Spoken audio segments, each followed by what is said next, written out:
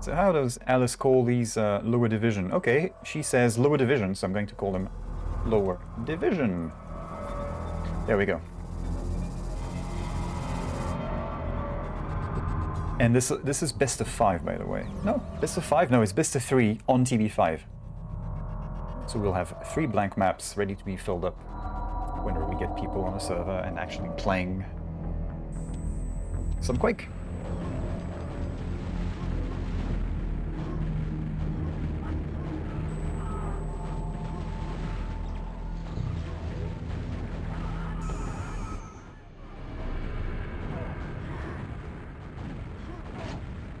Alright, this is not a server with the new anti-lag, which means Viag will be suffering with his 100 ping rockets and massive knockbacks, as he is used to, really.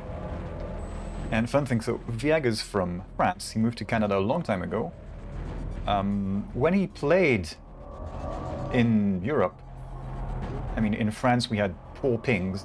It took a long time for DSL subscribers to get a fast path, which essentially means less error connection at on the side of your ISP and direct latency, essentially.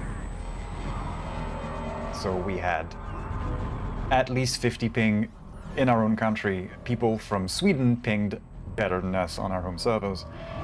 Some people had it really worse, and Viag always had sort of 70, 80, 90 ping, even in France, and then he moved to Canada, and playing in France he has the same ping than he did back then. But at least he's got decent ping in NA, so you can get some good games going on the US Discords, which are pretty active still. So kudos to them for that. He is still getting thrashed around, but Evil has pinged up, it seems. Evil from Russia. This is a Danish server. I think he's got a bit better than 70. That was a close rocket as well. So we did a bit of rocket fights on Kombat End last week or so. That was interesting to cast, having played a fair bit of End with Spectral recently. I was able to sort of put my experience in perspective, and especially his advice about how to play this map better. You can just play it and try to hit rockets, just use it as a warm-up, or you can try and think a bit more about how you're playing it to maximize your score.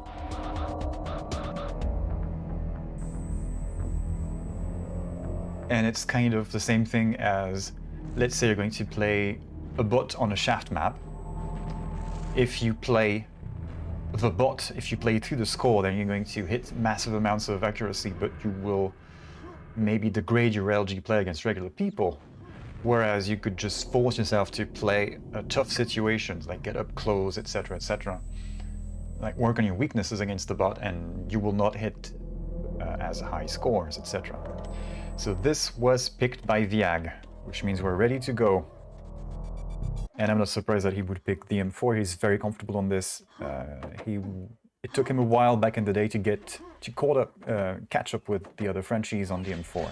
By the time he did catch up with them on the M4 and 2, I believe, they all say, okay, let's just move to Quake 3 now. He was never a big fan of Quake 3, so kind of screwed that. But at least the improvement carries over to this day. It's very comfy with the grenade bounces all over. When we play 2-on-2s between Frenchies, it's always a challenge playing against him, and I'm not even going to say anything about playing duel because he is too good for this, at this for me. Big play, yeah, yes. So we are getting better spawns at the beginning with the red, two reds in a row, yellow even. Sit atop of mid, preventing Evil from hopefully doing anything. And run out of rockets. So that grenade was put between him and Evil to make sure he got both armors, and it worked, but he's now screwed. No armors, no rockets, no cells. He's got the upper hand in stack, and those boxes sure help, but Evil potentially would have done something. Now, Evil is outclassed by Viag already, and I think probably during the whole series. Evil's improved a lot in the last year and a half that I've seen him play. but he still has ways to improve to be a proper challenge on to Viag on this map, even with those high pings.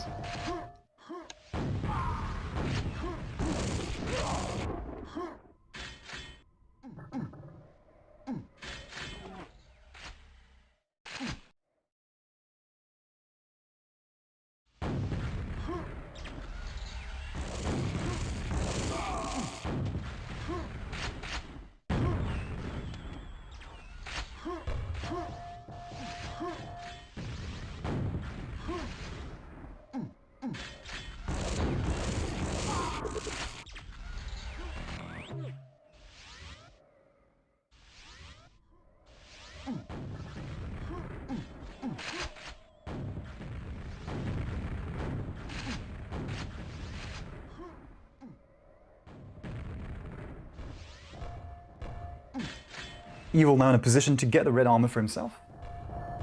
That's the second one he's gotten. And he actually did get a frag while I was taking a sip of water there. So he's back to 0. But Viag has a comfortable lead. It's the M4, it's not a huge lead as usual. But the skill difference, at least on this map between the two players, should mean Viag will keep this lead, or at least stay comfortably ahead. And he gets surprised from behind. Yeah, there we go. Well done, Evil. Put that red armor to great use. Got the frag. He's out of rockets, though. And he's kind of trapped. Only one way out as soon as he fell down, because he had no rockets to go back up. Greetings to new folks in the chat. Hi, Micah. Welcome. We're in for a bit of TB5.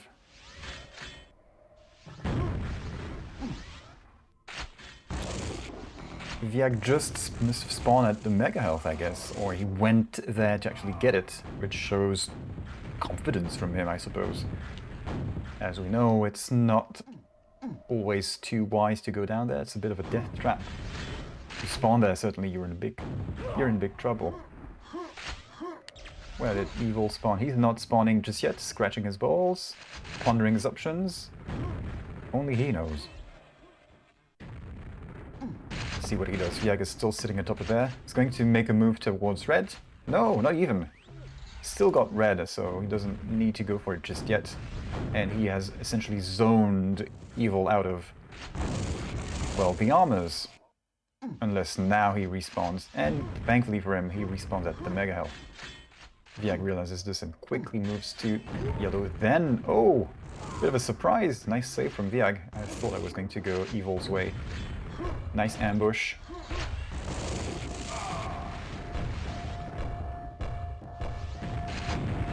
Viag from a week or so of holiday. Not much of a problem against Evil, but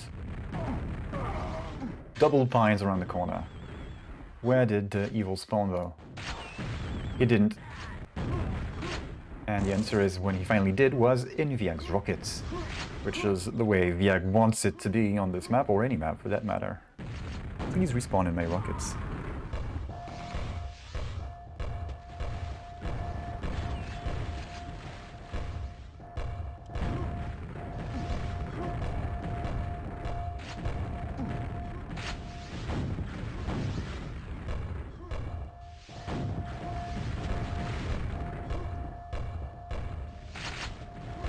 Bit of spam. Any of these grenades hitting the mark though? I'm not sure. Yeah, there we go. That's one. Was it the rocket? Explosive, surely. Oh! Did you see that? The pine bouncing down to the teleport exit. Lucky, lucky one. Viag spawns on the red. I'm gonna switch back to... Just as I switch back, it switches as I switch. Cancelling my click. Thank you to track, thank you. Appreciate what you're doing for me most of the time.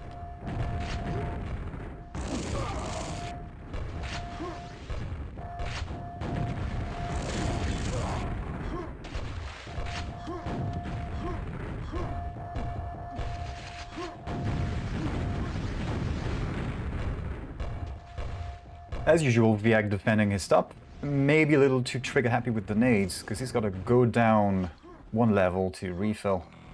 And Evil's doing a bit of a teleport dance. Yeah, won't be worried too much about these. He does have a red though. So which way is Evil going to come back out of? Top or bottom? Ambush!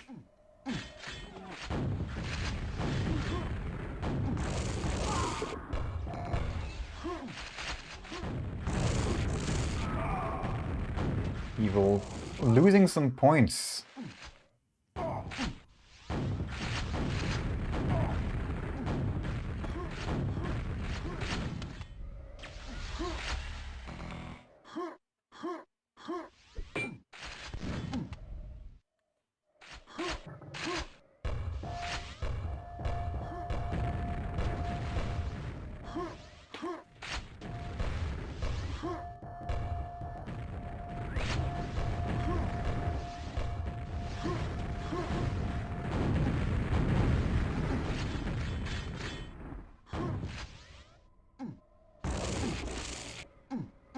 T plus frag lead for Viag. Not much of a problem for him. I might have to switch games. Let's say I want to see how the next map goes. Which way it goes, and if it's too one-sided, I'm going to see if I can switch to a potentially closer game. It's almost time, by the way. We started early, as we usually do in Kombat Duel, or Combat anything. Really. So, people still gathering.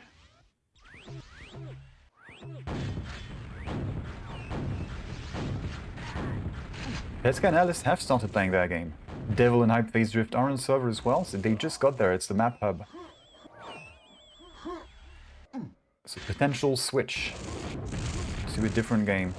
Soonish. Not sure exactly how soon, but it'll happen. Link and Mulky gathering as well. Sitting on the server. This is a blowout. Evil did get a fair few red armors, but I guess the lack of yellow armors as well up there shows that he maybe hasn't been able to stick around that armor room for too long to get both of the items. So I would say that maybe he's respawned on the red a couple of times too many.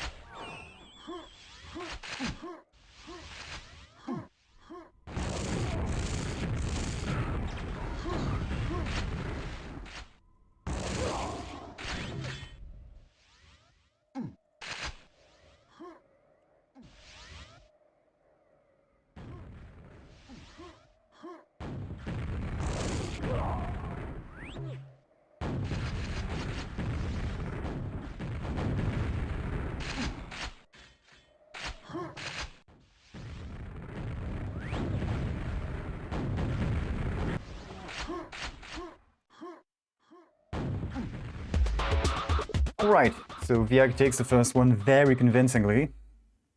I'm expecting the rest of the series to be kind of like this. Best of 3 or 5? Is this a fair question? It's best of 3. So Evil goes for DM6. Viag's favorite. Not quite Viag's favorite, but classic. He plays with classic. Ballsy pick from Evil. I guess he's comfortable on this. I'm not sure what he's comfortable on, so... Well, there we are. DM6. 3, 2, 1. Wait. Evil with the mega spawn. Viag with not the red spawn. So we are close to the worst case scenario where someone spawns in the red and the mega room and the other guy spawns. Close to that. Which makes him a potential victim to the guy who spawns mega, I guess, the rocket. Or telefrag to begin with. That's going to... I don't know if that brings confidence. It's entirely lucky you didn't plan on it. Well, you usually don't plan on a telefrag like this.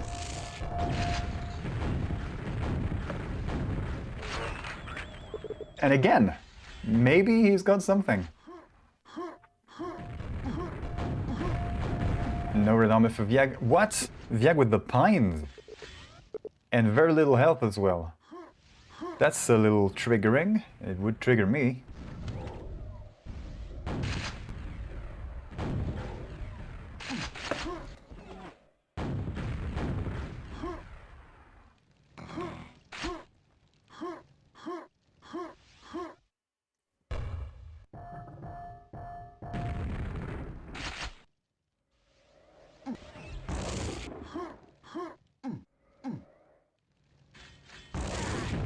Evil actually had mega health, and he's got red. Viag has red. A lot of cells to attack. Oh, Evil, what did you do? He got kind of pinned in place by that LG. Is that what? Yeah, that's probably what made him mess up that rocket. It's very frequent that you will think, yes, this rocket will land and it will save my ass. And then you get knocked back. And it doesn't do what you wanted at all. Especially with 70 plus ping, he's going to have quite a surprise when the splash damage comes in. This will be partly remediated with the new anti-lag features on the client and server. So it becomes much more tolerable to play higher pings with big quotes, as in above 50, as you get jolted around much less. Some old school guys might say, but this makes the game feel a bit more like Quake 3, and we never liked Quake 3. Yeah, well, feel the taste of modernity, I guess. That'll be an easy LG fight for Viag. How much is he hitting? Good amount. I mean, the hit scan is anti-lag, so it doesn't make everything. It means he is hitting solid amounts on the target that's too easy for him, let's say. Actually hitting a lot because the numbers are going up. So this is a bit of a rampage. Evil is getting the mega health. And he will be waiting maybe for the next one while Viag gets another free red armor. So it should take some time.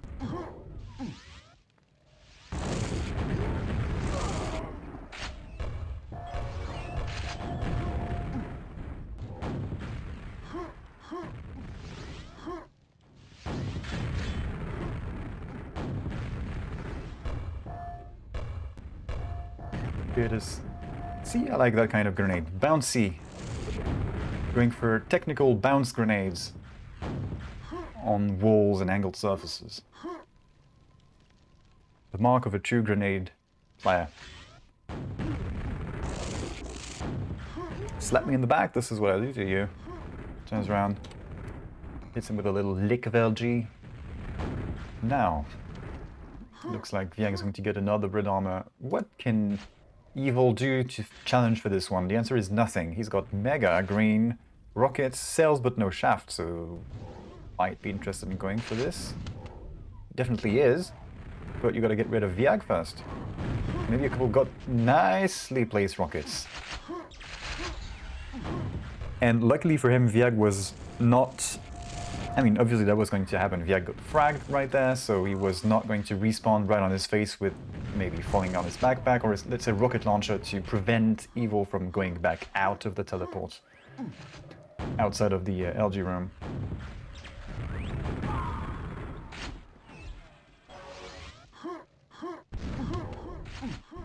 More mega health for Viag.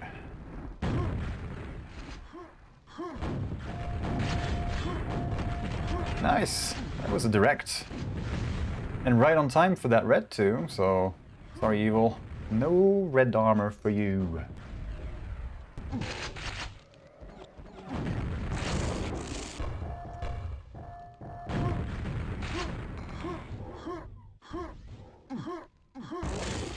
Evil missing out on the red armor.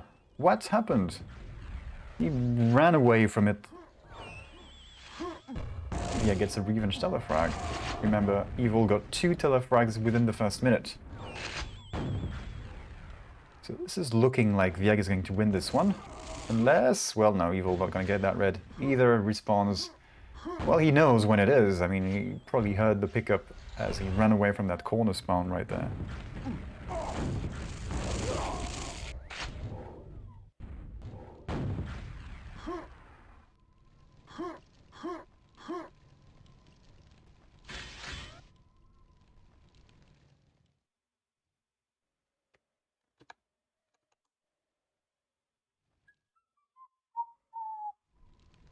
Where are you?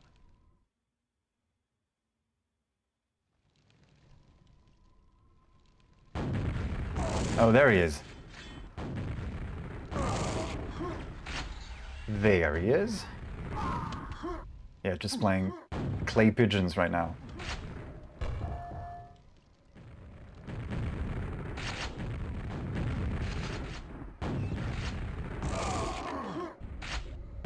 So it appears I'm gonna have to find another game. This is pretty much over, I guess.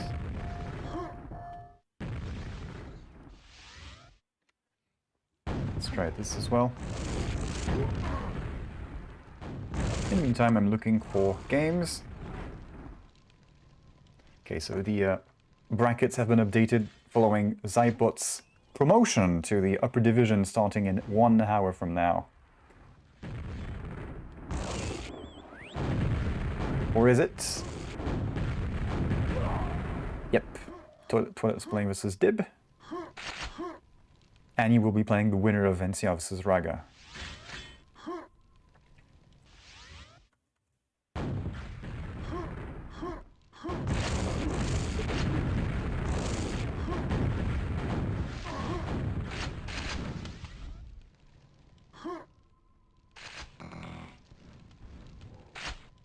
And I can hear some stuff I don't want to hear.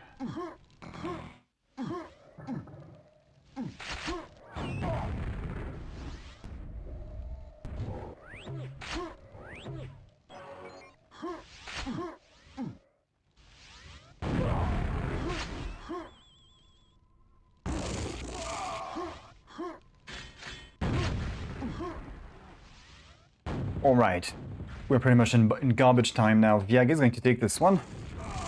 I'm going to see if there's anybody on the server that we can switch to. Petska is mopping the floor with Alice on aerowalk, unfortunately. Devil is doing the same to Hypeface Drift on DM6. NCR is doing the same to Raga. So NCR really doing some good shit these days. Good on him. Dago and Annie, well, so that's Annie getting some warm-up from Dago. Link and Mokipoki have found a server, they haven't started playing. Valde and Zombie have found a server as well, not quite started just yet. So all of the games are either in progress and blowouts or not started. Which means I'm going to wait a little more.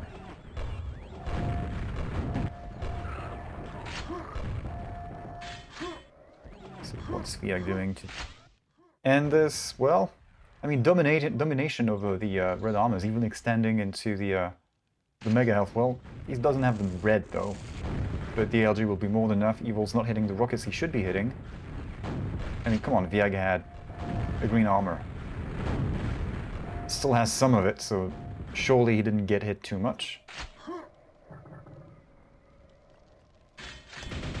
And Evil has run out of stuff. Yeah, defend with LG. 14% shaft to Viag's 30 plus.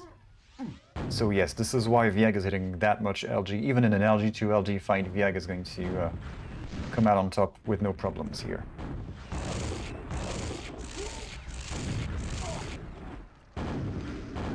Hey, Splash, welcome. So Viag takes this one 2-0. No big surprise. But this means I'll be switching to another game. And I'm not sure which, but I will be momentarily. Who are we switching to now? NCR vs Raga. I'm not sure how far that's gone. As usual, when you're juggling games going at the same time, this is what happens. It's normal.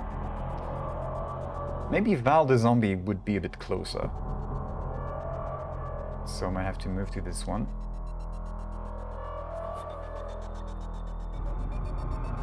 NCR is almost done with Raga. I don't know if Raga enjoys DM4 at all. Right now he probably isn't enjoying that game. Let's see what Devil and Hypeface Drift are doing. So they just started airwalk and Hypeface Drift got trounced 26-0 on DM6. That's a good score on DM6. Hypeface Drift currently in the lead on airwalk. A couple of minutes in, so not much to say about this one at this point. NCR versus Raga. That's their first map. It's almost done. 40 frag difference. Kind of rough for Raga. I don't know who picked this. I'm going to go with Valde versus Zombie. There we go.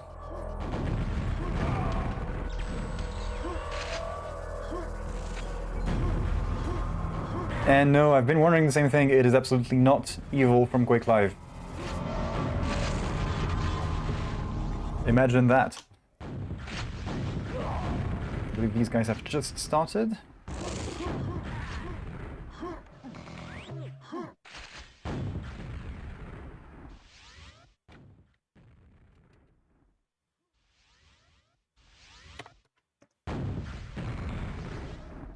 Valde's in control. He's waiting with that red armor in hand. Well, in hand.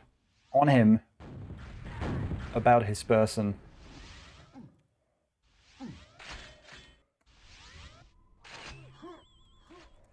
Now, Zombie has been struggling with internet problems for a long time, apparently, when I started doing games in Hammer Time in the fall of 2019.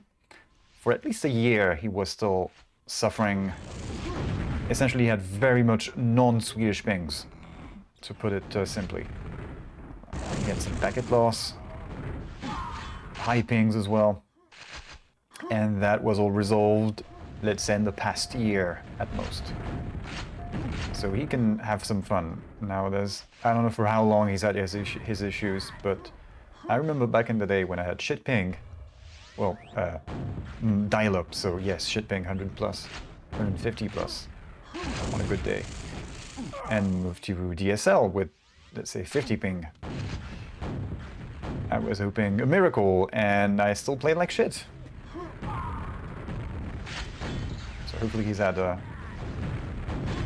some good experience on better connections and on LAN to sort of have been frustrated that he knows he can do better, but he's limited by the network. A lot of spam coming out of Valde. He's running out of stuff, and he's in not the best position to run out of rockets. But he's going to get the Mega. That's a ballsy play, I guess. Considering the death trap that this area is. He's going to make it out. Plenty of cells if he can connect. Zombie will not hit anything.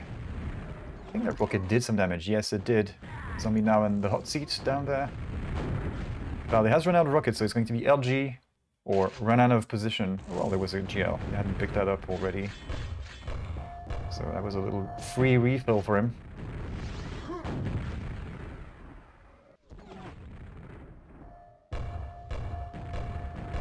Bouncy, bouncy, is he down there? Yes, he is.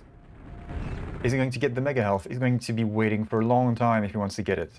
Valde, I think, has figured that out. Yes, that's where he's looking. And now, where are those boxes? There they are. Zombie is going to have to wait for a long time still. And that's going to be too far away, so Valde gets the free kill pretty much. Took its time. And I guess attacked at the right moment, because only 10 seconds later was the Mega Health going to come up. Now, neither of these guys have it, so whoever respawns next respawns on Mega, you think? Valde's surprise here. Looking the wrong way. He expected Zombie to go through the teleport straight away. So he was looking back from here. The teleport exit. Wrestling, auto track, and free float. These things do not mix, let me tell you.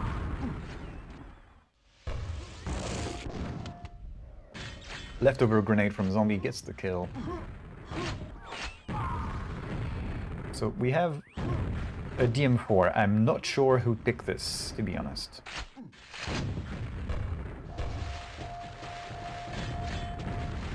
So we will be able to infer that on the next pick in about 3 minutes.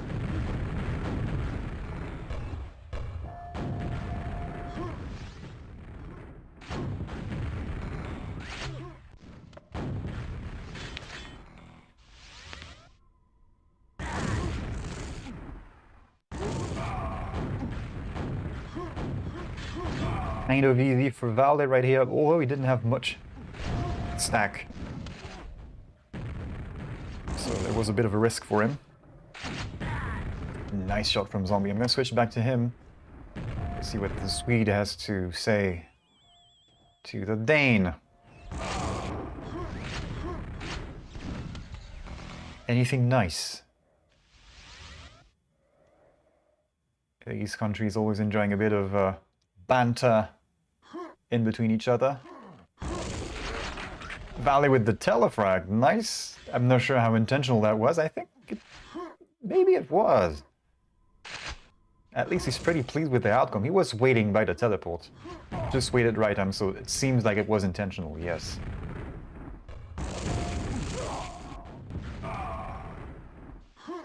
You have a point, Splash. So Splash said, it's refreshing watching lower division players and seeing that essentially they don't get completely obliterated if they make a mistake by someone against someone who is the shaft. And at higher divisions, when, or at least when people aim better, maybe not always correlated with division, highly does, but not always, you get punished because the shaft is brutal in the game.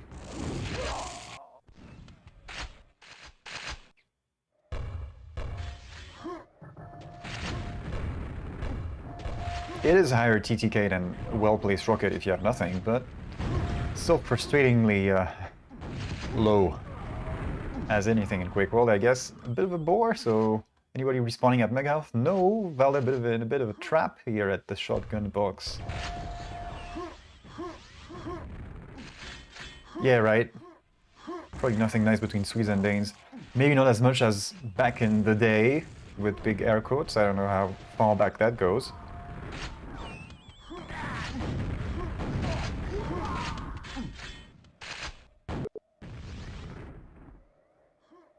So, close game. Valde wins the M4. Going to go out on a limb and say that he called for this map.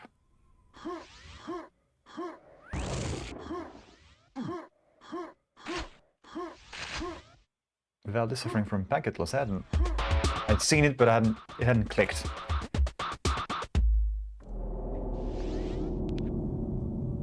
So, we get a win for the Dane. And it was Valde's pick indeed. So we go to aerowalk, picked by the Swede. Right now.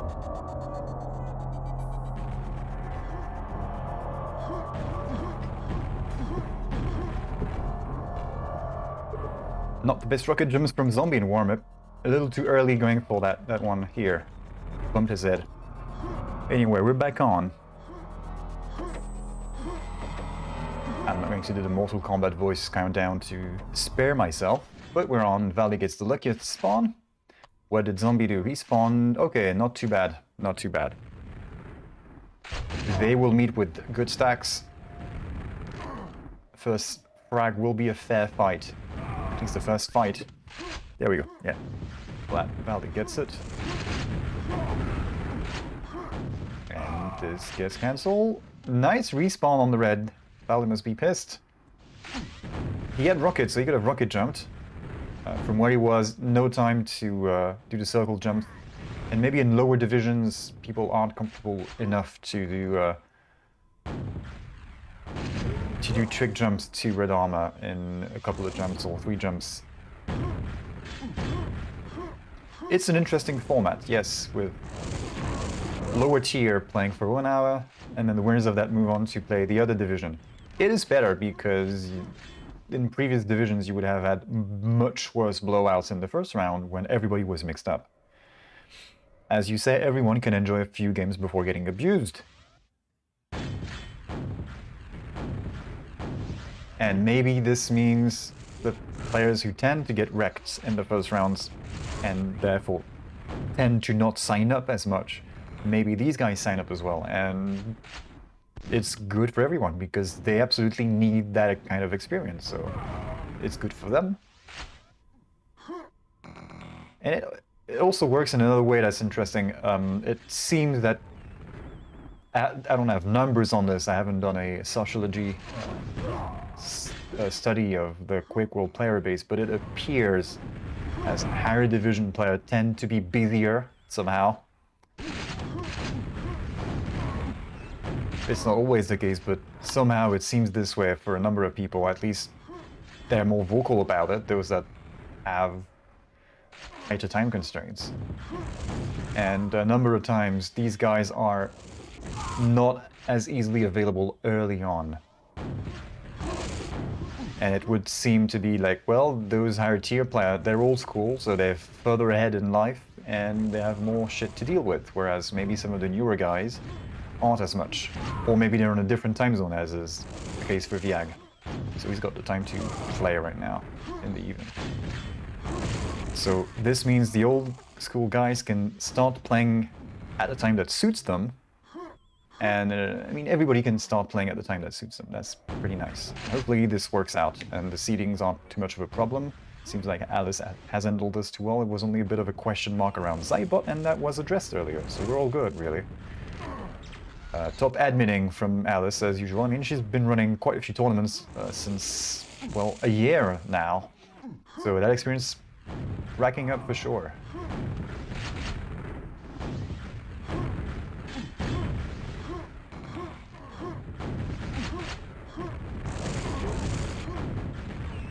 Indeed, if we look at the game at hand, Zombie is playing well here, so that might lead us to a third map, which they will be tossing for, and I'm not sure who gets the randoms, etc. So I'm going to refer to the rules, which say random first pick, then player 2 picks. Yeah, okay, it's the other player's pick. So first pick tosses, then second pick tosses. This is the way it'll go. As for our results, Devil has moved on to play versus Petska in the semi-final of that low division bracket. That first low division bracket, so we have two brackets essentially. And he's still waiting for NCR versus Raga. Shouldn't be long for NCR to reach him. Viag playing versus Toilette, so that should go for Viag, I think. Dib has taken too long to show up, so Toilette got a walkover in his first game. Now, if you look at this game, Valde has a fair amount of red armors. Nice air shot. So what is he doing wrong? That means that he is not there in terms of frags. Let's see, let's think.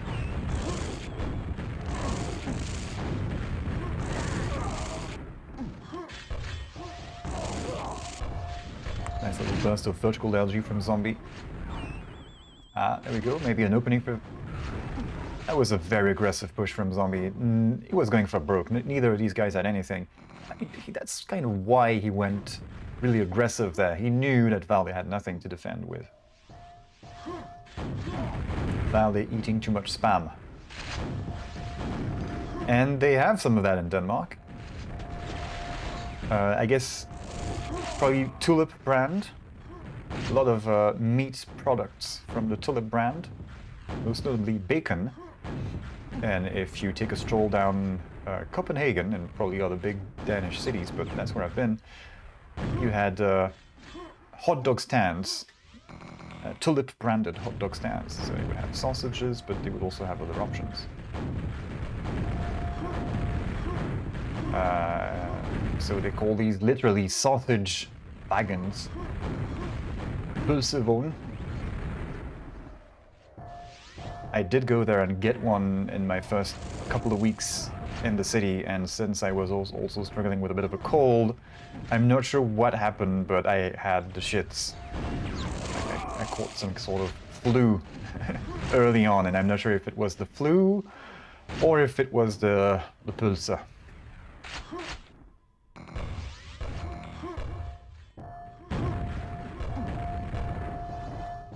Pulsar meaning sausage in Danish. Nice shot from Valde. That is the classic spam shot from when you're at mega health. The red armor drop shot. Still got a lot of stacks on him, so he's been whittling at zombies, which means the frag is looming, hopefully. Yellow armor refill, and he's going to wait and actually shoot back at that drop. So the timing was wrong on his shots. Valde did get the red and run away. Oh yeah, always have the best stories. I guess it was a bad little accident.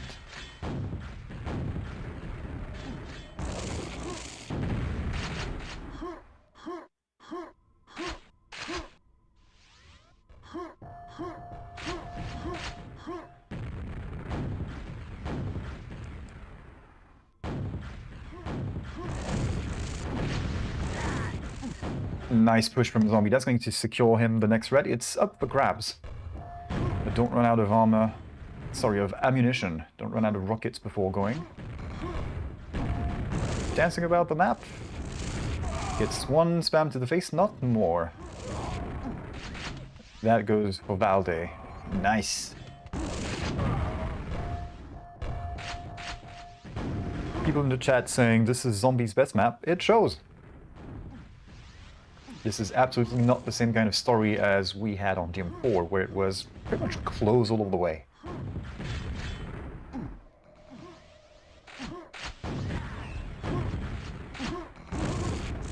And luckily, I mean, it could have gone much worse on DM4. It didn't seem like there were too many shitty spawns at Mega Health for either of these guys. The story was absolutely, it was a sausage fest. Nah, so I didn't touch any of the sausages after this. I just went for the bacon. The proper stripy stuff, like in the UK and the US, I think. In France, the bacon is nothing like this.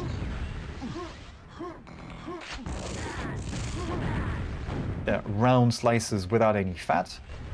You can't really fry them at all. And it tastes different too. It's pseudo bacon.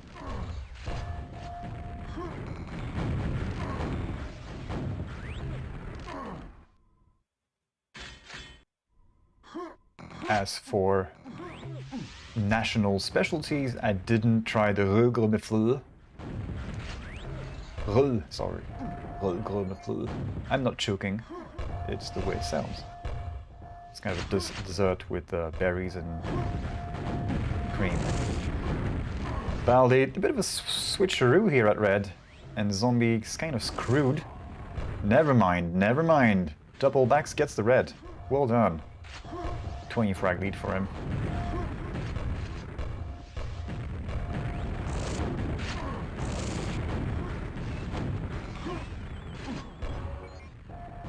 So I guess Sverige äga, Denmark suga.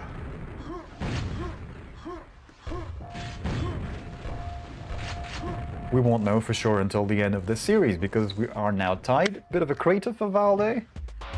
Kind of rub it in. I did do Smurble. Actually, the past week I thought to myself, you know what, I'm tired of the tasty sandwiches I'm doing for myself. I'm going to have some Smurble. So I went to get some bread, some fried onion to drop on stuff, and everything, all the good things. So that was all good. Lacking in herbs, but my Smurble game is still pretty decent. For the couple of variants that I tried at least to reproduce myself. Now, Zombie won his map pick. We have the pick ban thing.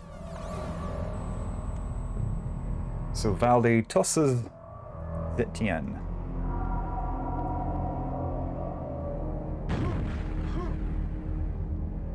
And Zombie tosses DM6.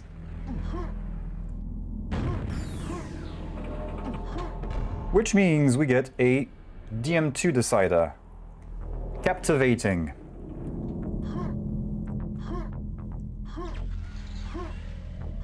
And we're on.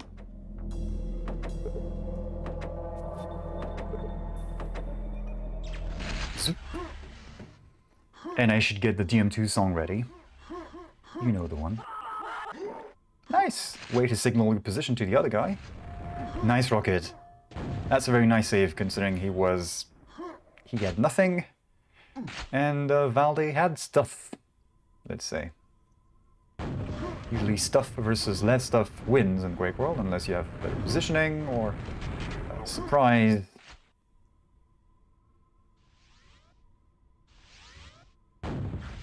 Going to wait there, and yes, I'm going to have to get the TM2 song. It just has to come out. I'm talking about the TM2 song. Nothing else. So there it is, I'm ready to play it. Bit of a fight at big though, nice rocket on Valde's head, sends him down. Not powerfully enough that he would crater, he had too much stack for this with a bit of the yellow on him. Zombie is sort of sneaking around, yes, not about, around. That's kind of nice for Zombie, he's got a lot of rockets. A lot of rockets. 40 plus rockets. He doesn't even have to farm rockets from Valde.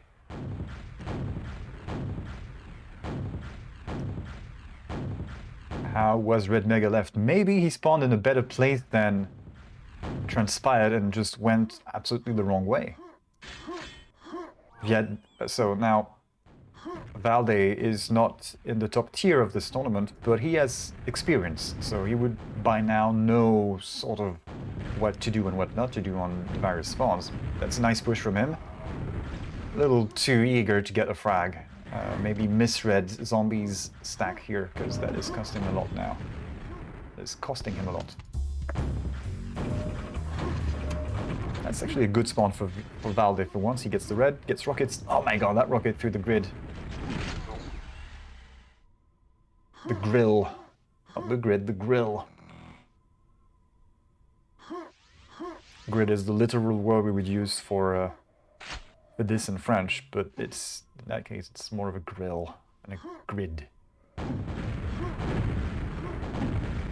He spawned tele maybe. I don't know if he missed out on what he had to do when spawning there. I didn't have multi-view. Missed out on the spawn frag. I like the rocket jump. Valde coming in all guns blazing. Zombie has so many grenades he can defend for a long time. Yes, clan Moo, best clan. Never forget this. Also Div 3 or Div 4, depending on the season, always best division as well. That was at least true in Hammer Time, where they were the most disciplined. Fair play, cautious, everything. Little hot bath. Valde's not too bothered, still a lot of that mega health. Let's see what he does. Why not take the pack here?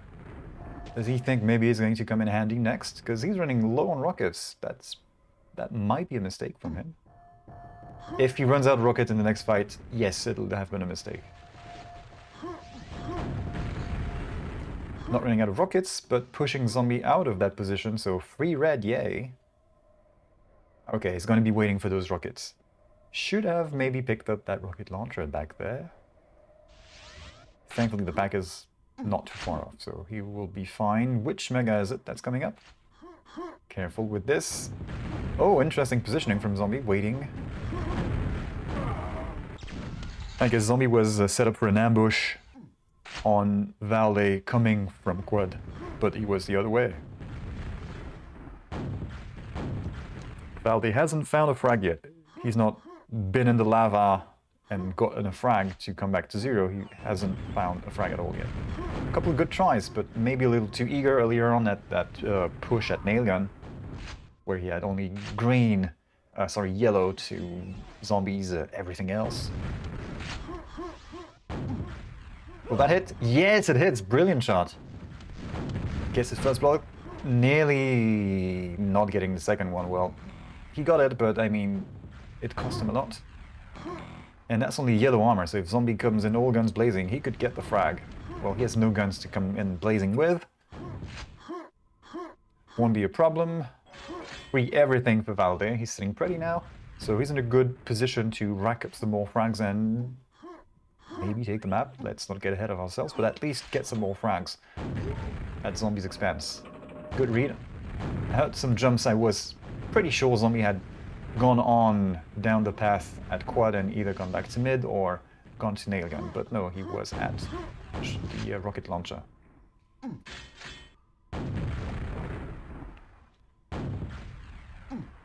Bit of spam, he can afford it, especially now. A lot of rockets. A lot of rockets. That's right.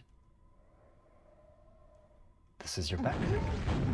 You can do whatever you like it. Nice! I think, yeah, that was a direct shot. Not enough, because they were both stacked. Too stacked to get in an air shot out of this. Wait for the storm to run away.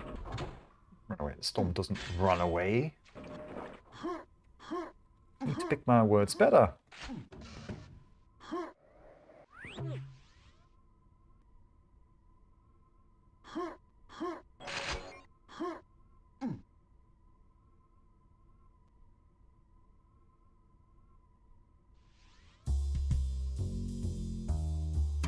Zombie going for the same ambush as he did earlier.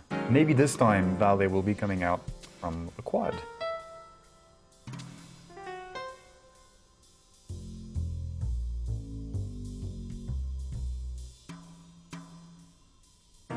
And this is when I need to look at the other guy. Okay, and same thing as before, Valde comes out the wrong way, at least for zombies' point of view.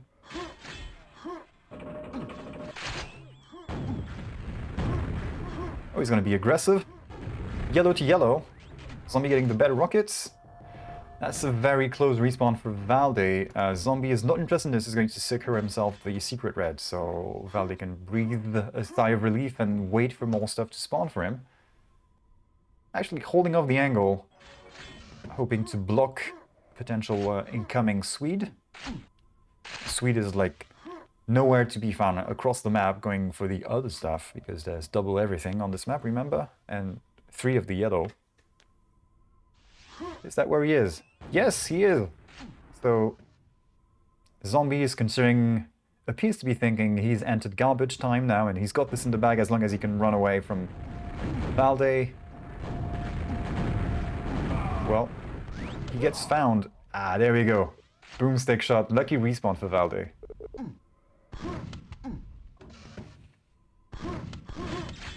Two minutes to go, 9 frags difference. Valde needs to go on a serious rampage to take this one. This is DM2. Zombie just picked up a red armor. So he's just going to be holding off angles and either hide or make himself unchaseable safely. As in, like, wait by the teleport. Guy pushes you. Is he going to push through the teleport? I mean, he's desperate for a frag, so he might. But you get the advantage of, well, seeing him come out. There we go, Valde does do the push. Splash. Valde hears the splash, gets the frag. Loses all of his red though. 1 minute to go, 7 frags. That's 2 frags in 20 seconds for Valde. At the space, can he catch up? He needs to meet with Zombie right now. Zombie has... Ah, yeah, that's over. Interesting flick shot from Valde. Pretty close, but no cigar. I guess no snus. Although you can't buy snus in Denmark, you have to have it imported from the neighboring countries. I forget if you get some in Norway, but certainly the Swedes. Yeah, Norway too. Norway does snus too. I did try snus. I guess I was drunk enough that it felt kind of okay. So I ordered a roll online the next year, and you can only buy them by a roll. So essentially that's a package of, I don't know, 6, 8, 10 boxes. That's a lot of snus. That's a big commitment when you're not even sure if you picked the one you tasted ages ago. It was the wrong pick. It was the wrong pick completely. It made me all boozy and so I had like 3 pouches in one box. That was a lot of waste, let me say. So nice game. Zombie takes this. This music is very un-Mortal Kombat-like. Zombie moves on to the next round. Do we have an update on the bracket? Maybe not just yet for this game, but we'll have an update for the rest of the bracket. So Viag waiting for NCR and Annie to finish. Devil, Pet Sky, we don't know about this, but NCR, Annie, I have to find the end of that one. If I could get a hold of these guys. Where are they? Cyber is warming up. Annie is playing versus... Okay. So let's go. Let's catch up with these guys. Annie in the lead. What do we have? So, first map. The end of the first map. That was probably Annie's pick. He likes this one a lot. Let me fix up this thing.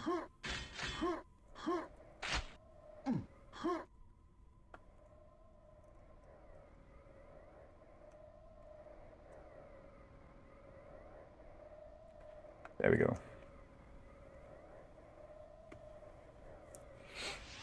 Well played, Zombie. Yeah, it was overall pretty close series. I guess this still kind of works as I expected, which is Valde versus Zombie may be the closest game of the first round. And we are 15 minutes away from the top guys moving in. And we won't be too far behind schedule. So that's worked out nicely. That was one of my fears with this dual timing, dual start time thing, is that we would be seeing a delayed second stage. But I guess with Alice's way of starting a bit before time, like notifying people that this is the bracket, this is the guys you have to play 20 minutes ahead of time, it gives them time to search for a game, those that are there early, etc., etc. So first round does get ahead without falling too far back in time. So it is a good call starting a bit early. A lot of time is, start time is 21, and then at 21, maybe you don't know the brackets or who you have to play, let's say. And then everything falls behind. Things always fall behind schedule a little bit, but this compensating for this early on is a good move. You either compensate early or pad the stuff. So that was Annie's map pick. He won. What did it look like? 19 reds. So close in resources, but a lot more mega healths for Annie. What's about the damage? Okay. Under 1,000. So yes, it was indeed Annie's map pick. NCR is going to go for DM4, and he had some success on that earlier. He had some success on that versus Raga. 44-6. If the wiki is to be trusted. So tell us, Raga, how did you enjoy that game versus NCR? What do you have to... you have anything to say about NCR's performance? Like his playstyle? Anything you can think of? If you're still around. Not to boss you around, mate. Just since you played him.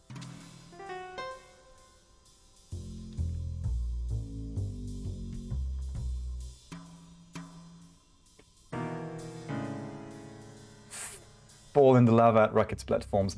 We could call them that. So the joke here with Arcade's platforms is that Arcade was in an official game versus I forget whom in a recent tournament, and it turns out that you can desynchronize the platforms at lava in warm-up, and when the game begins,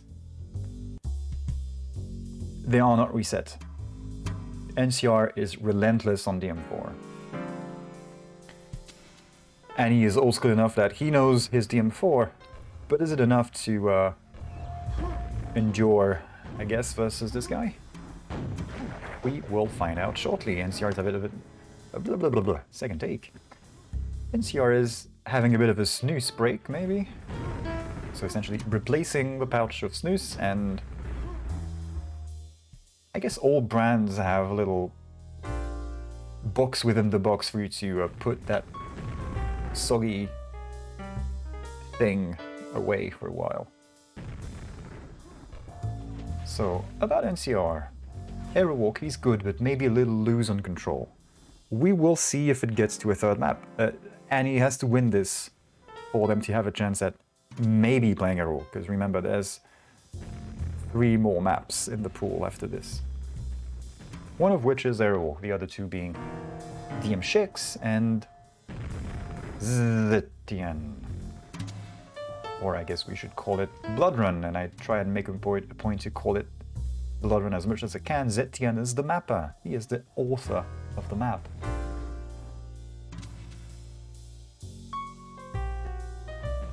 It's like calling a tissue a Kleenex. In France, that is what we do. Can you hand me a Kleenex? I had a bit of a spill.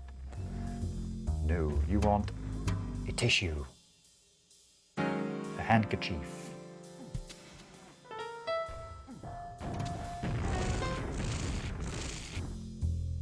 Or like calling your browser internet. Horror tales from the support. Oh my god. I'm not gonna go on about this, it's a bit of a sore point. It was a while ago, but people. Okay, countdown. 3, 2, 1. And that's a good spawn for NCR. Shitty spawn for Annie. He gets the mega. Did he actually pick it up? Well, he does now.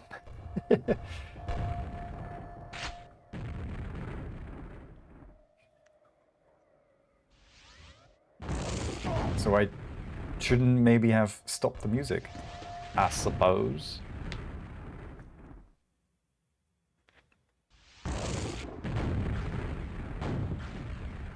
I mean, what is Annie going to do? Try to pull the switcheroo at the Mega Room, bait NCR into charging, and hopefully get the right placement on that rocket that makes them swap positions and Annie can escape scot-free. That happens, I'm not even going to bother try it, because that would mean bothering to duel on DM4, or duel at all, for that matter. So I won't be trying it out for science. Almost prevented Annie from touching the floor with that algae. Just missed a couple of cells. 1 cell, I guess.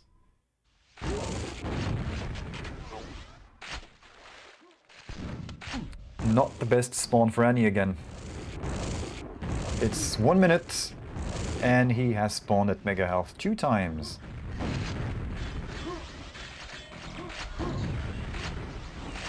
That can get to you.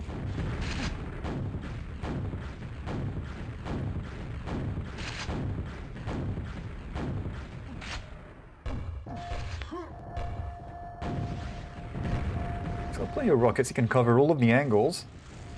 What?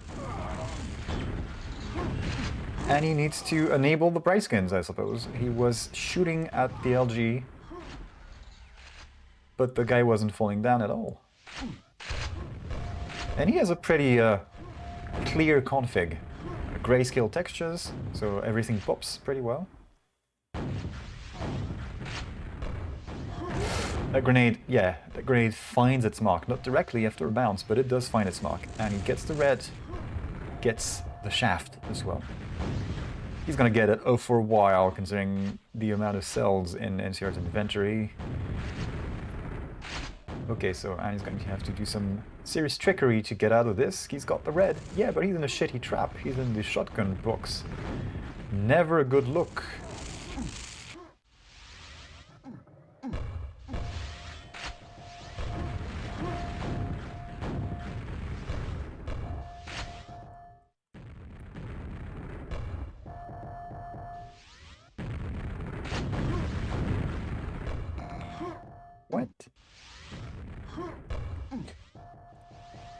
sure.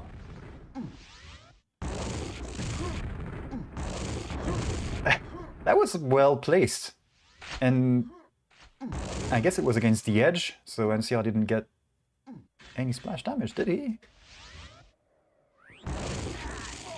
Decent shaft. Out of rocket, so he's gonna have to refill, put himself out of position to refill, or shaft, and he's going to be able to do both. That was so close. Was any even able to fire that LG? He picked it up. He dropped an LG back. We saw the blue backpack there. Spawns that Mega again. You can tell that NCR has not spawned there a single time, and he has not bothered to go in. He doesn't have a single Mega to his name.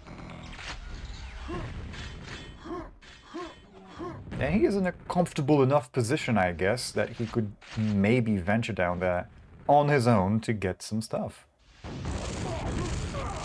Of course, that would be a very situational move, sorry. Because Annie could...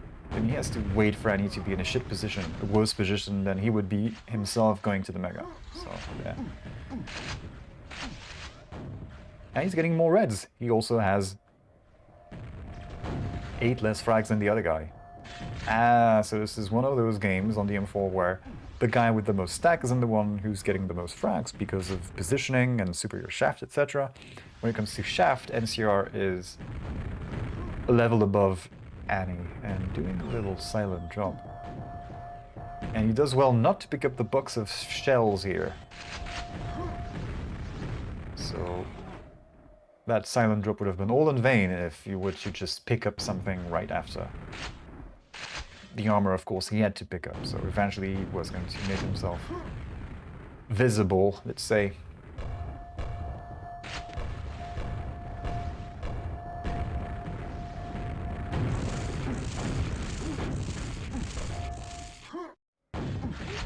What the hell was the save? He screwed up his rockets completely in this fight. Managed to escape with 1 health. He fucked up his rockets, but Annie's LG was not up to snuff. That was a great opening for Annie, and he wasn't able to capitalize on it. That's a bit better now. Can't prevent NCR from getting that red. Gonna have to switch and see what the LG is. Yeah, 20%. That is not enough. NCR not hitting that much more, but I guess in that fight it was enough. Vertical LG is always a bit tricky, but it wasn't that vertical. I mean, it's just up that flight of stairs. Ah, but I see what it was. The footwork in the stairway. That's always a problem in any Quake. 1 more red for the Swede. 6 frags difference, so definitely a closer game than what I expected, which is good. I always like a closer game. Right, so I haven't... For the bracket page, you need to scroll down a bit because there are essentially 3 brackets. So I do not have... I didn't know which one to pick for the hyperlink.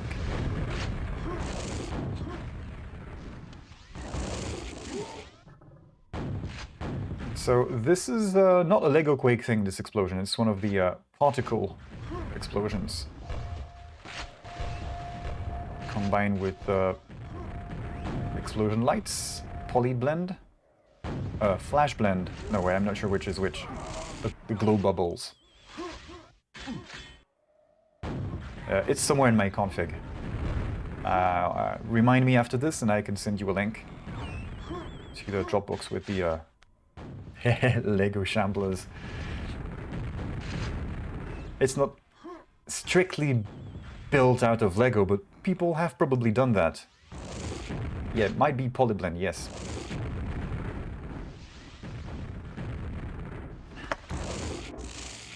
It is flash blend. I don't use polyblend. Polyblend is the thing that colors the whole screen when you take damage, when you enter a glow bubble, when you have quad, etc, etc. Yeah, flash blend and a GL-RL globe, that kind of stuff. So NCR is having a good time again. Oh yeah, very good time. Ah, it's cool. I always get these confused. And small blood, I mean I use small when I play, I use small particles, small shotgun, like that one. But it's a little too much noise on stream. The only concession I'm making on the old school particles is for the blood, where I actually have a patch to EasyQuake to allow the old school sprinkly blood instead of the fuzzy, transparent thing that I don't like. But you'll notice I don't have any of the... Okay, the boomstick, because it's better than the alternative, I guess, to me. So, shaft hits, that kind of stuff. I like those little confetti. Nice, that was a facial. And again, as Shriti respawn, we need... Okay, I should have kept a tally. I used to keep a tally of how many times did X player die in the lava on this map, or on TM2, for example. But I should really be taking a tally of who is spawning on the mega health, how many times you get the mega spawn. Again! Or did he just not come out? That's not much better than the mega spawn. Ah, there you go. Maybe no, not an opening for Annie. I'm sorry, it's 16 frags to catch up with in 50 seconds, with NCR having red armor. Not gonna happen. Even gets the spam shot blind. Well, not the spam shot, but an ending shot. The finisher, let's say. So NCR wins. This means we move on to a third map.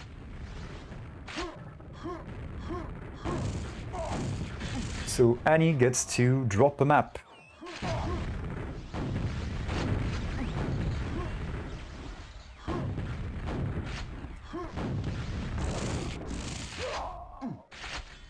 And time.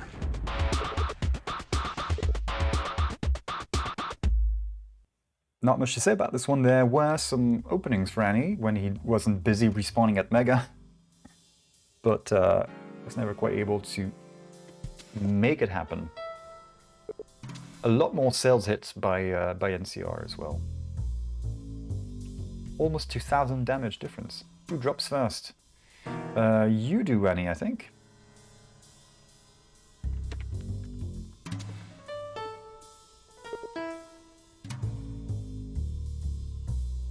Again, I need to look at the rules.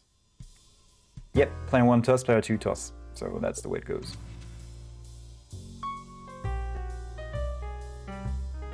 Devil and Petska are tied. Zombie and Link is happening now. That should be closer as well.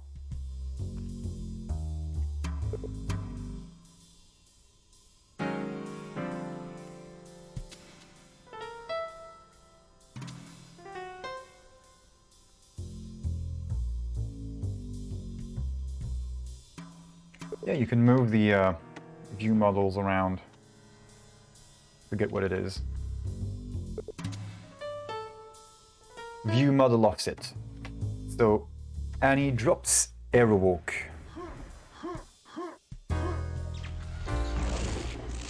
What does NCR drop? It's not picked by anybody, that's going to be picked by default. So NCR removes ZTN. Which means we go to a DM6 finisher, and this also means that my choice of soundtrack is maybe very apt. There might be something in V. Some people play with weapon, the weapon view model. There we go, that's the worst case scenario. NCR spawning at mega health and Annie spawning at green, teleporting into his face. I used to play with the view model. It helped me feel the directionality of the shots with rockets, so to speak. And that works in Quake 3, well in Quake Live especially, when you can have a transparent view model and offset it so you see it, and it also helps me be sure of what weapon I have out. But after Spectral's tips, I have removed it from my playing configuration right now, and it did help my rockets after all. Also, you can play without the view model and still have the same shaft beam on screen, whereas in Quake 3, if you didn't have the view model on, the shaft beam would take the whole screen. It was horrible to play with. So as a shaft whore, that just wasn't going to fly. Now, NCR's in the lead. He's got 2 reds, 2 megas in a row, which means if he got 2 mega healths, it means that Annie was actively shooting at him, which is what you want to do in a duel. It's, you know, the Doom Guide's best tip. Shoot at it until it dies. I believe that was the tip for the Cyber Demon. How do you defeat the Cyber Demon? Well, you shoot at it until it dies.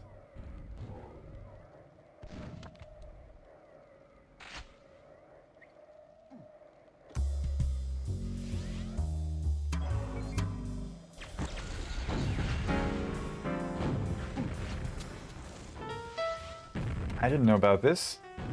View model disappeared if you raised FOV above 90. Was this in more QuakeWorld Clans? Because I don't remember at all what happened with my first few weeks of playing Quake on the internet, where I played NetQuake and QuakeWorld. It was 20 years ago, so I don't remember at all. But I remember that when I tried to play some QuakeWorld again in 2001-2, I was using more QuakeWorld Clans, so I don't remember how that behaved.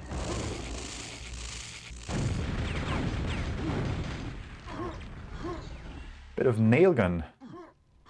Nail gun. Worst weapon. At least in a duel, for sure, worst weapon. It has its uses in team play, on some maps it's very situational.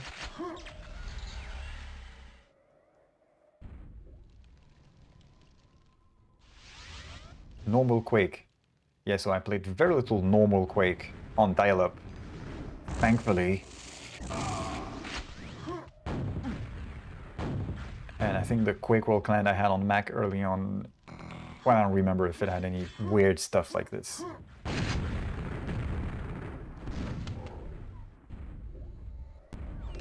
But it ran well. Little grape-colored iMac. 333 MHz processor. ATI Rage Pro graphics, horrible, but good enough for QuakeWorld, I guess, at 60 FPS. And then 40 FPS in Quake 2, and then 15 FPS in Quake 3. Yay.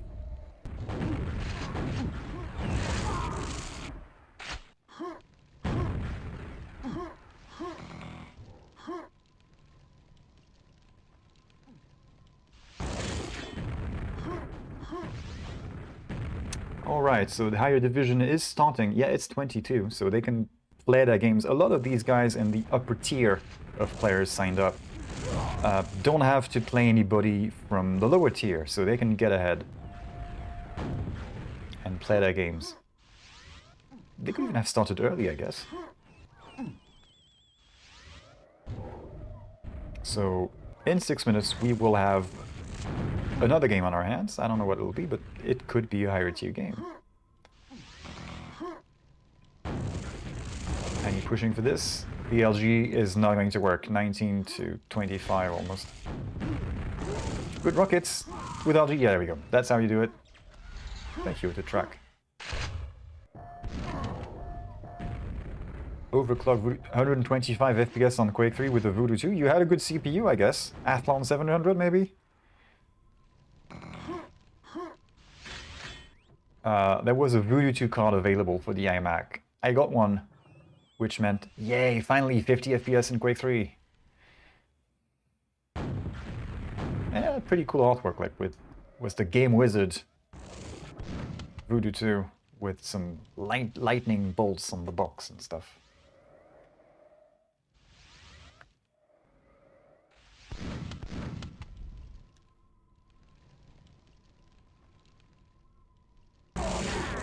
That shaft. Good burst. And good pullback from NCR. Didn't overstay his welcome. And good thing that he did, because look at Annie's resources. Red armor, still a lot of cells. Is he gonna give chase? There's a risk. NCR has been seen to hang by the teleport, or was it Annie? I don't remember. Either of these guys has camped the teleport earlier on this map, so careful about that. I don't have the box for that Voodoo 2 anymore. I don't even have that Mac anymore.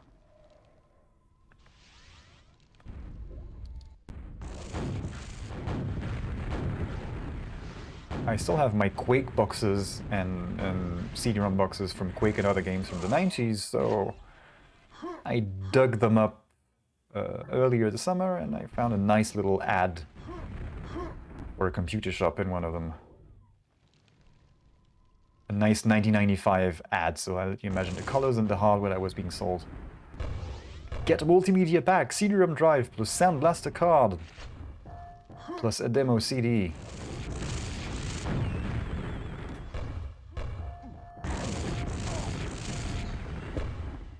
Funny thing is that was in a box for a Mac copy of a game. So if you saw this ad, you would be laughing in Macintosh. I have a sound card, a VGA display, and a CD-ROM drive for 3 years already. What the fuck you're on?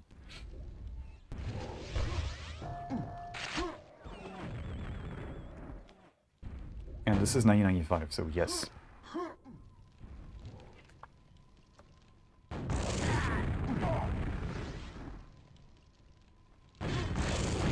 Nice push from good try, and then not a good ending to that try. Holy shit.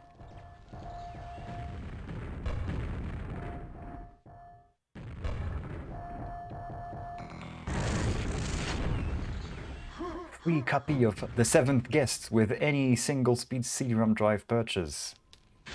Might have been a thing in '94.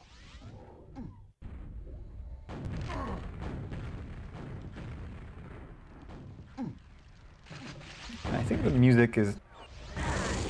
And again, okay, so they're just shitty spawn for any, so they are trading spots at, well, that's essentially, how do you call this? They have shared custody of the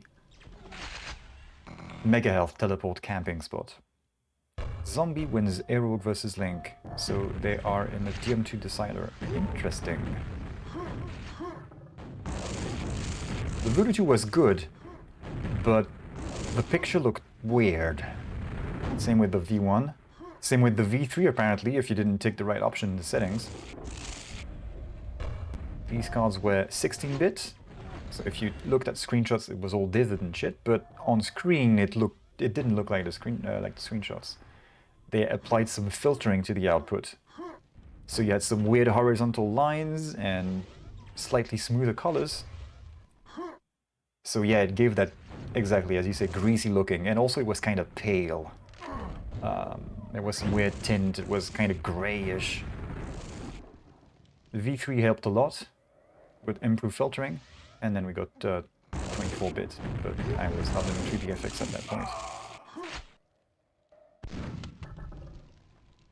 Even with this weird look, oh god, the Unreal intro, etc, etc.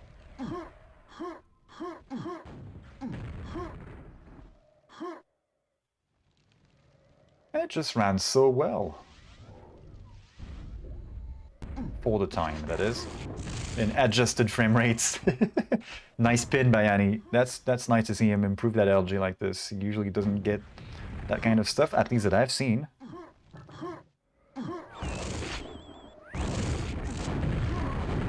Inside the stats. What? No! Trade. Thankfully, well, thankfully for one of them, one of them respawns in that mega room. It's spawning now! Get back in there! NCR is going to take this one. What's Annie doing? Getting the red? No, getting the frags is what Annie is doing. This means NCR wins the series. Hello? NCR wins. Second tier starts that game. So we have Lord Lim Lugia, Glad Gonyets, ER Zybot, Dago Kip. Kip going to show us how you play DM2 and stuff.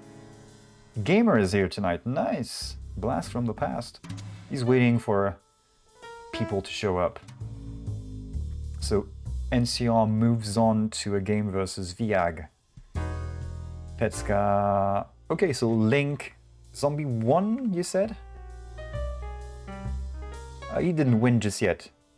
DM2 decider on Zombie versus Link. Let's take a look at that real quick. If I can find them. Zombie is leading on DM2, 7 minutes to go, so it's going to be a while.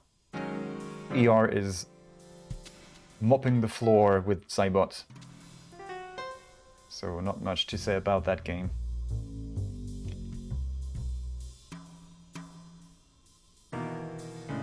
Dago and Kip are playing, and it is going in favor of nobody. I'm going to switch to this.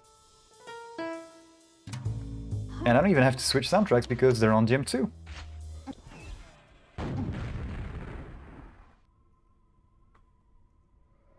And I don't know who picked this, but I would guess Kip.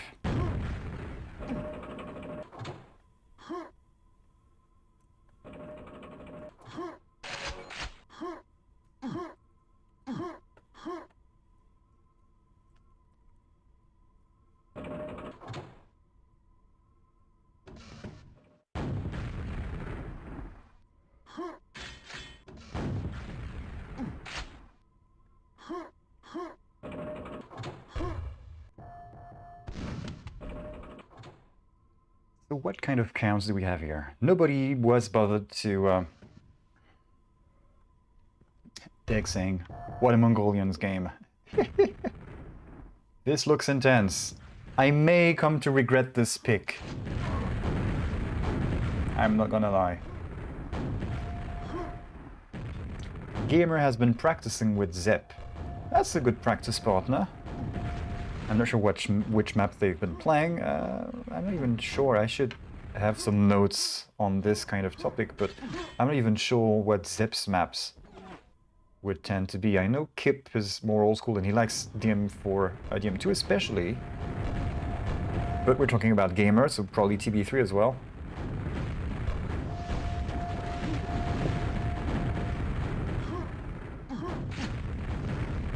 Come on, Kip, show us how it's done. No lucky respawn frag down there. Maybe another time. And, as you know, for a relaxing time, make it Centauri time. Interesting, Dago has the upper hand and stack that full-on rocket from Kip through the grates. That was a great shot. Ah. Two different spellings, same pronunciation pretty much. How do you handle that? So let's see what's on.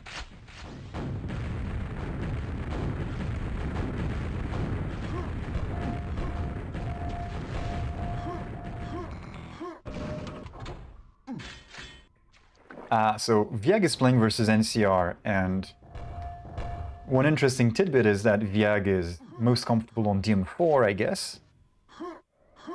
At least very comfortable on it. It's one of his best map. It's not, if not his best map, but it is also NCR's best map. So are they going to exclude it, or are they going to play it? If they play it, it's going to be a tough game.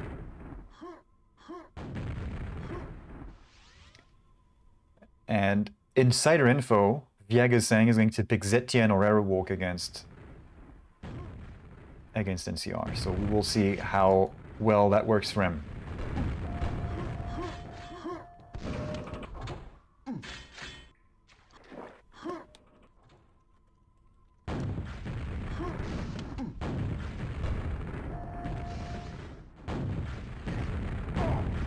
Keep pushing.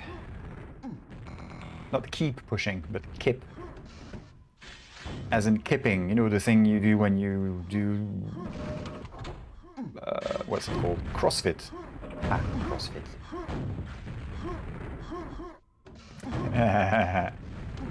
NCR isn't here. Don't worry about it.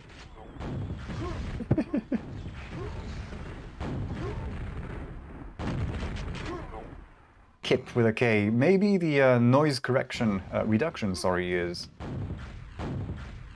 chewing on my consonants a little bit, because there is a bit of, I mean, there's some air conditioning, well, not air conditioning, but there's the fan nearby.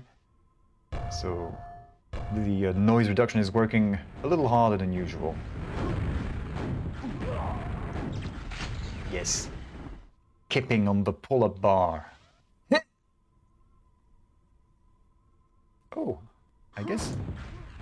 Oh, so they were turning... Okay, Kip was turning his back to him. What? it seems like Dago thought he was going to be getting this red armor for free, and that was very much not the case at all.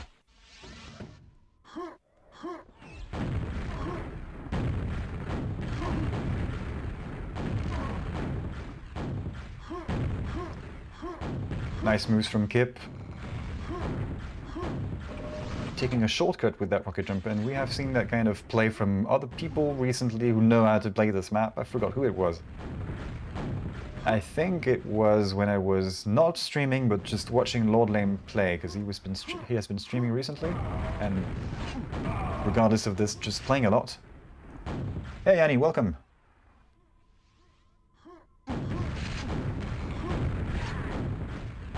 That was a tough opponent for you, right? You just watched that game. NCR seems to be a worthy adversary, I guess.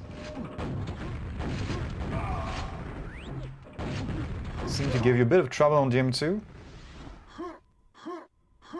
Not too much, but some.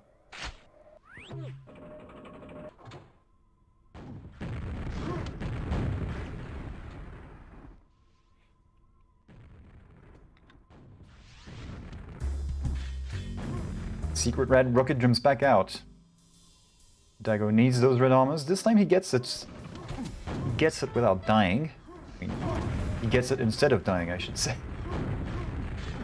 Ah! Wrong timing with the platforms. Nice! Nice kill from Dago. It cost him, but he did get it. And that's all good. Which red is it that's going to spawn right now? Is it this one? Yes, it is.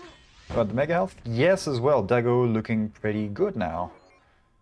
Many rockets on him as well, so that third may be a little too much. Thankfully, Kip...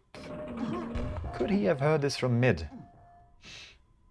Never quite sure how far the sounds reach, because I'm not bothered to check by myself in an actual game of Duel. I have much more fun talking about this than actually playing it. To each his own. Just like some people prefer to play GM2 and others prefer aerowalk or whatever else. It takes all kinds to make a QuakeWorld.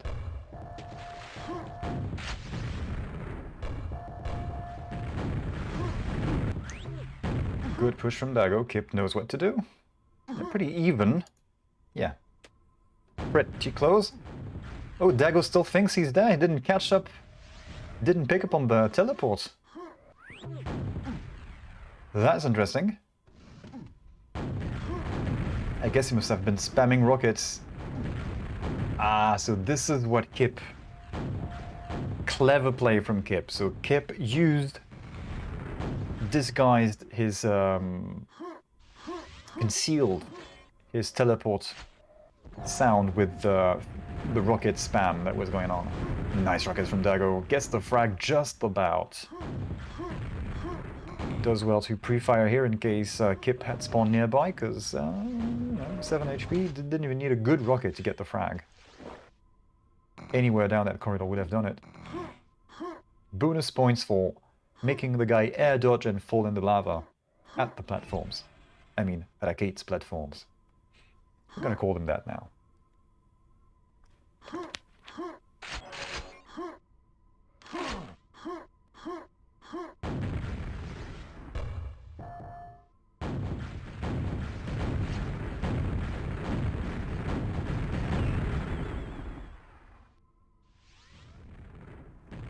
And this time, Kip was not able to conceal the teleport. Dago picked up on it, looking the right way. He's one frag behind 1 minute to go. Kip going to defend like a champ, hopefully for him. Closer than you thought it would be. I guess so. So I would think Kip picked this map, and Dago will pick GM6 next. But he would be, I guess, just as likely to pick GM4, I suppose. So I don't know who that player is, but yes. This echoes Splash's thoughts in the chat, which is Dago has done really well, considering Kip is a bit of an old school sensei on DM2.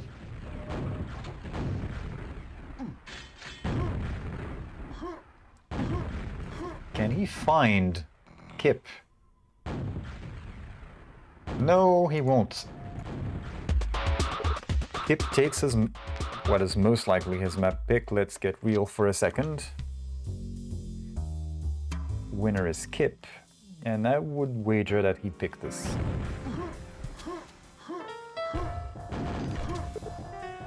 Just now, what did I miss? Oh, they played Zetienne. So Dago won the draw and must have picked Zetienne. Okay, so that was Zetienne picked by I don't know who, but won by Dago. Zetienne. So DM2 probably picked by Kip and won by Kip.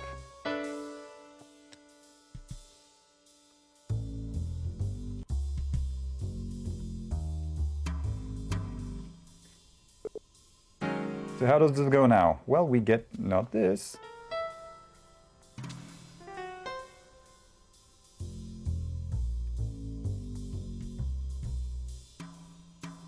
And I hope I have the names in the right order.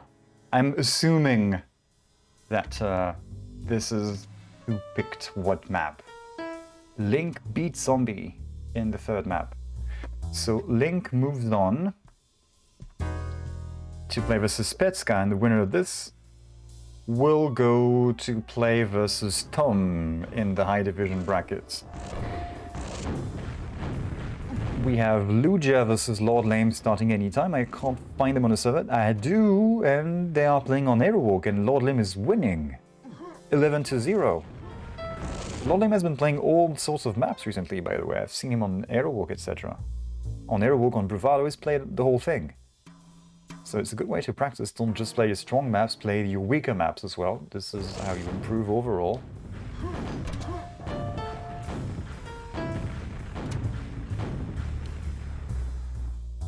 And I would expect Lugia to pick Zetienne, that's his go-to map. Dago removes DM4, so I had the order wrong. DM4 removed by Dago. And we go to aerowalk. This is a bit of a mess when people kind of skip things.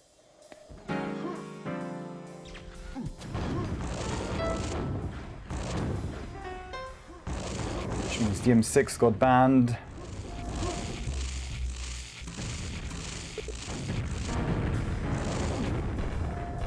And I'm going to guess who picked what. Let's leave it at this.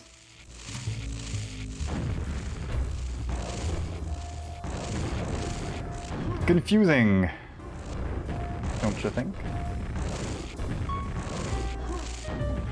I hope you both lose.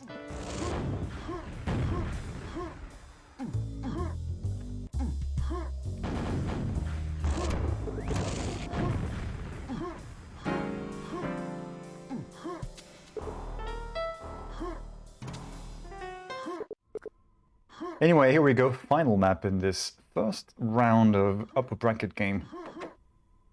Dago did super well on aerowalk, on DM2, I'm sorry. Here we go, final map on this one. Kip gets low spawn, not interested in that yellow just yet. Oh wow, he was not in position to go for the red. He must have spawned at the lifts. The vent near shaft. So apparently Kip gave away 3 frags and I didn't pick up on that, which is part of the course. You know, this is Tesco value commentary here. We are mostly here for dick jokes and Bob Ross voices.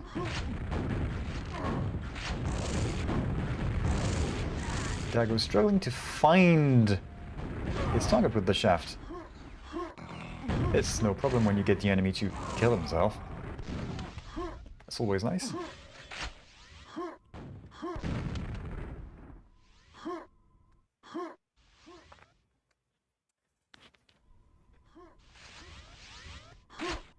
A bit of an early lead for the German. That's not gonna last long.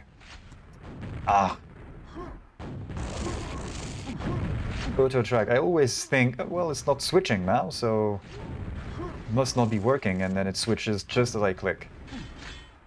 I've been tricked a couple of times already tonight.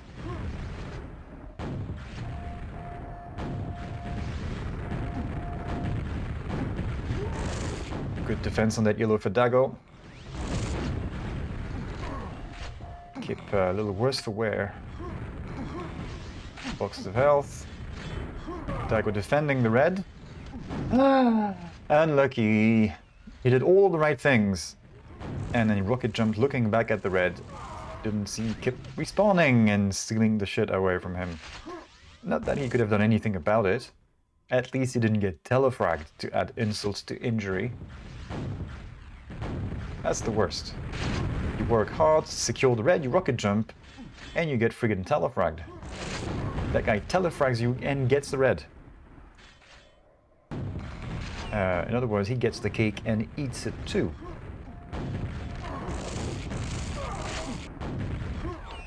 One of the few cases where the cake is actually not a lie.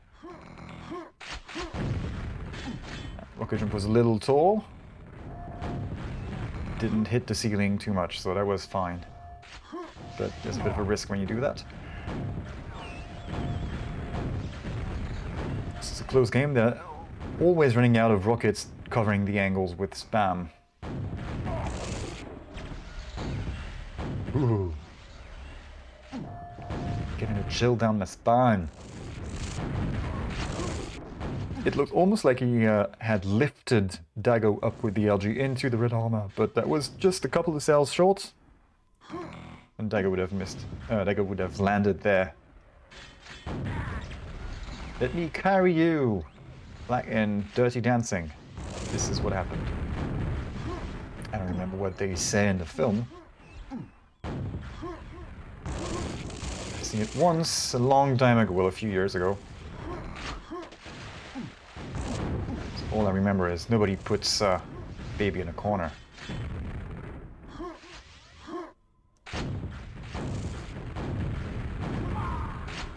Nice, covering the angle. Won't prevent Dago from spawning on the red, but again, what do you do against that? Except not kill the other guy. Not too many choices there.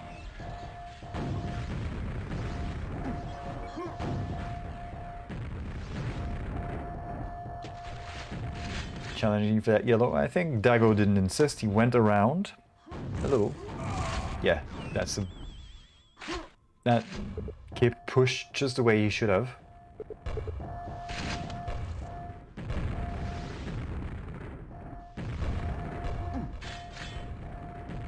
Good read from him. Did what he had to do, and it was just the right thing. And he's now defending with the red in his possession, so... maybe he can hang on to that lead and, better yet, improve upon it. Well, that's one more armor for Dago. Kip has run out of the good stuff. Only got some health. Yellow coming up now. And Dago puts himself between Kip and the armor. So no yellow just yet for Kip. So Dago going to insist. So he's zoning him out of a yellow pickup, essentially. And he sees that it's there. Kip knows when it is. He should have heard the pickup sound. Unless he shot the rocket at the same time, but he probably has a good idea of when it is. And Kip would be expecting the mega health to respawn at around 30 seconds. A little before that.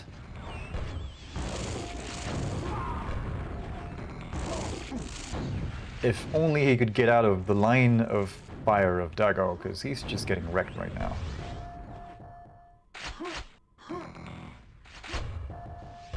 Yellow is up in 10. Free red for Dago, not quite free. There was a bit of that red armor drop spam shot from Kip, and it hit its mark somehow. Somewhat. Did take a bit of Dago's stack, so good shot here. There we go. And Dago has actually closed that gap. And he even was in the lead because Kip has gotten a frag right now and he's tied again.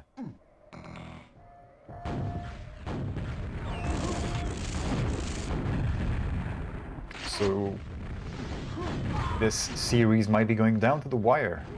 Right now, this is what it looks like.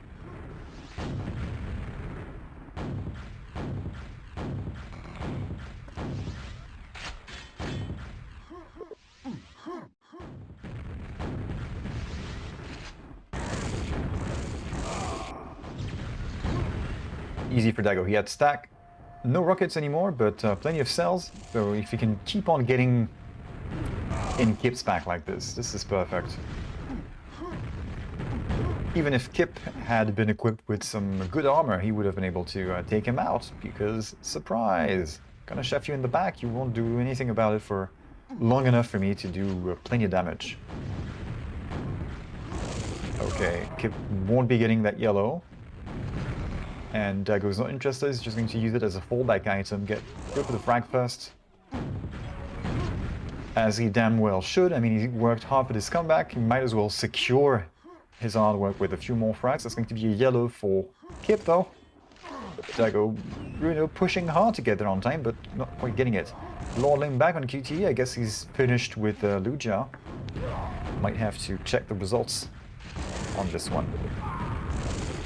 Lord Lim has defeated Lugia 2-0, 16-0 on aerowalk, and 26-9 on DM4, so Lugia did not go for Zetian.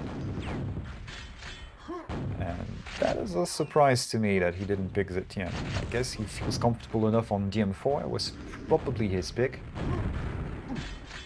It's a map where he would be able to play to his strengths as a shaft turret. Or he does more than just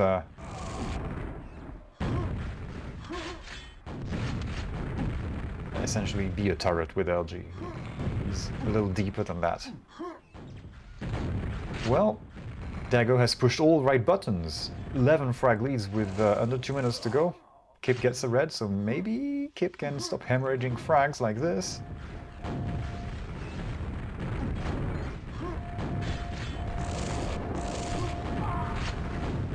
Yeah, that's looking good. Finds himself too far away from Dago to get more frags quickly. Which he absolutely needs to do right now if he wants to move on to the rest of the tournament. Remember, this is single elimination, so no second chances for Kip.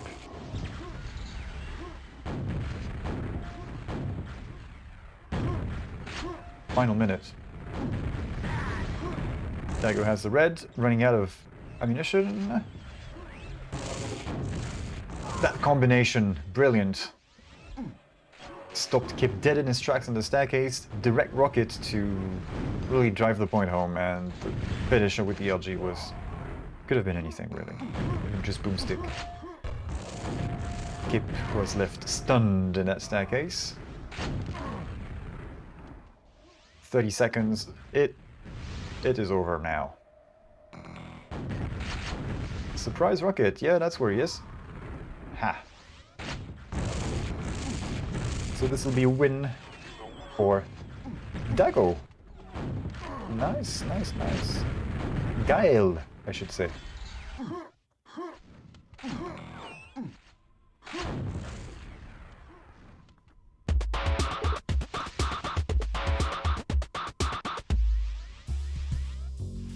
Good games, which means Dago moves on. Not sure what's happening to him just now, but something will be happening to him. Viag is still playing versus NCR. He is leading, but I don't know what the series looks like. Take a look at this thing.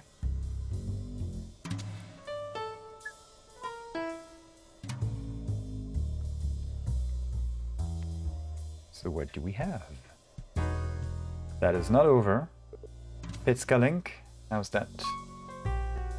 Pitska Link, they're still playing.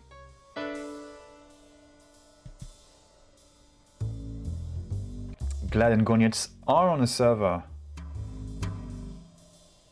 ER will be playing versus Dago now.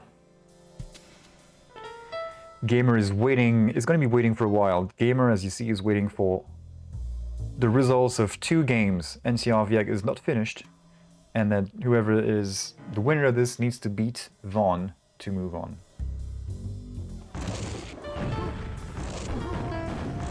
This is where the tournament starts to fall behind schedule a bit in some areas, and I mean, you're only as good as your weakest point, I suppose, and when it comes to this, so it's going to slow down everything. Unless some games become very one-sided on one side, and some games become very not one-sided on the other. Like we get straight T0s pretty quickly here, and then this drags on for a while, and seeing as there's... I don't know.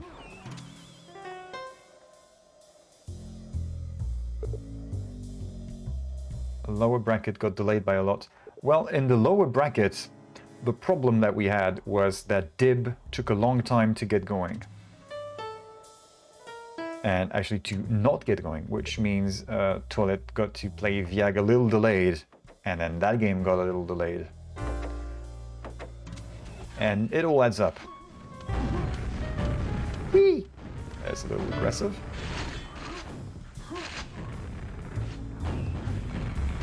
So now I need to find something to switch to. So hang on for a bit with this QuakeWorld hot tub while I locate the next game to look at. And I suppose it'll be Gonyet versus Glad in the upper bracket. A lot of 2-1 games, yeah, there's that. So this is kind of what the thing I was hoping for the main brackets, so to speak, to get even with the first rounds. And that is 2 1s on one side, and yeah, I have to record a different loop in the lava on end. Anyway, we're back on with Gonyets versus Glad. Gonyets in the lead. I believe they have just started playing. Yes, Glad has been thoroughly warmed up by Glad. By Billy the Kid, I'm sorry. I'm getting confused. So we have a Glad. This is Gonyets. And I have no idea who picked this.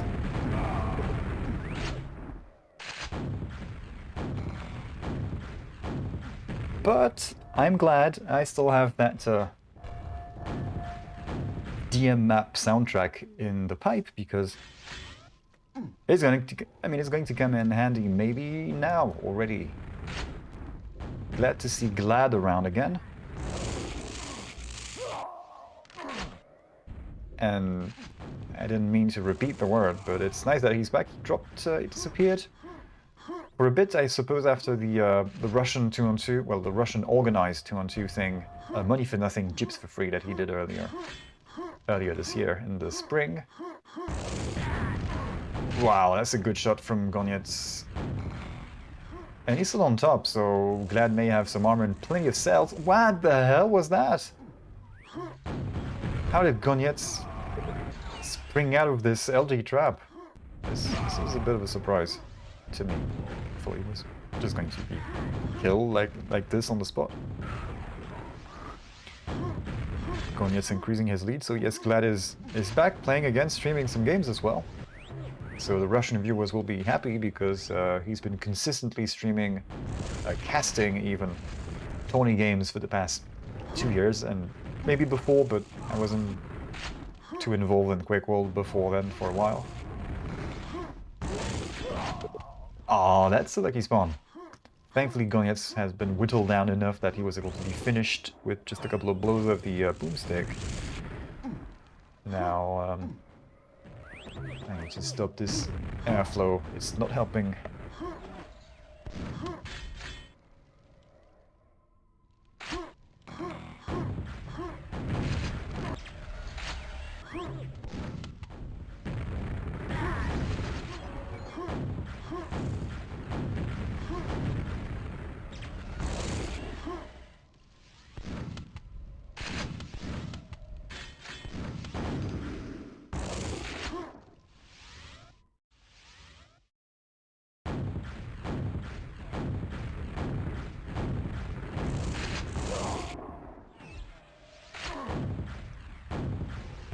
And I should have taken the remote for the fan with me instead of having to get up and clip the microphone and all that jazz. Gonyet's still on top of the red armor. And the leaderboard for that matter. The timing on this shot. Narrowly missing out on the telefrag. Yes, you can stand on that ledge. I keep forgetting, but yes, you absolutely can. Very much a one and done type of thing, though. Unless the other guy doesn't see you, so he's going for the aliens versus predator alien headshot play, which means we need to have him like this. Because in Alien vs Predator, when you played the alien, you had super high FOV.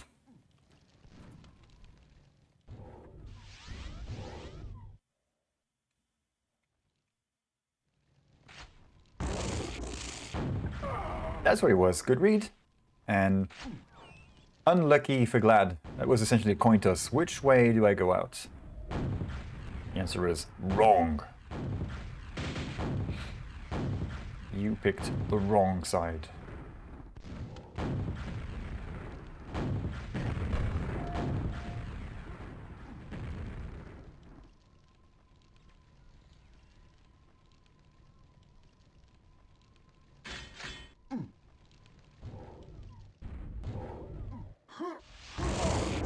Nice push. And he's gonna get a free mega. Well, not quite free. And he could be bothered by Glad. Will those... Okay, so that's a nice placement of those nades under the teleport. It must be good if he's doing it, because he seems to have lined up that shot. It looks like he's practiced it, so... That's a hit. Run away, though. And he's going to stop in his tracks instead of keeping up with essentially Glad, who was going straight for the red. Shit, it's going to take my red. Essentially the train of thought in the Russian's mind right now. Well, right then. Nice hit. Glad gonna have to stick around for a bit longer right there to get that mega. While Gonyet gets there for a free red. That was good shaft from Glad, considering the stack difference. Gonyet survived thanks to his red armor, and thankfully he had 200 of it. Or pretty close to that, at least. Less red and he would have died. That was sick, LG.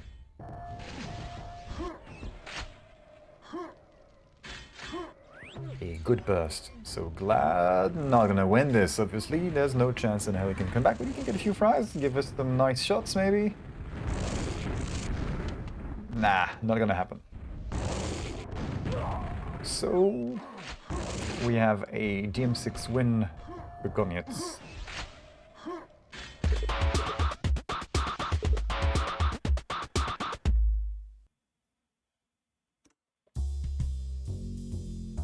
And this was Glad's map pick. We move on to Airwalk. Gonyet's map pick. That soundtrack might be outdated right now. For a little while at least. It's going to be played again. Great spawn for Gonyet. And Glad gets a decent spawn as well. Close enough to get the yellow and mega health without being bothered.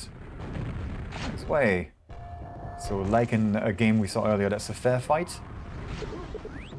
And it's a trade. Can't get it any more fair than this.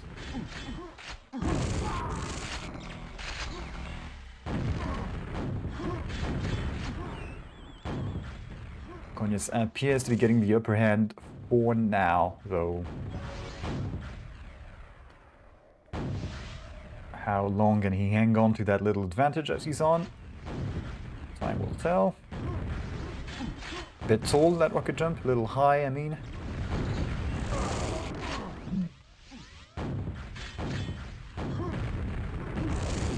Herbal tea gets cold a little too fast.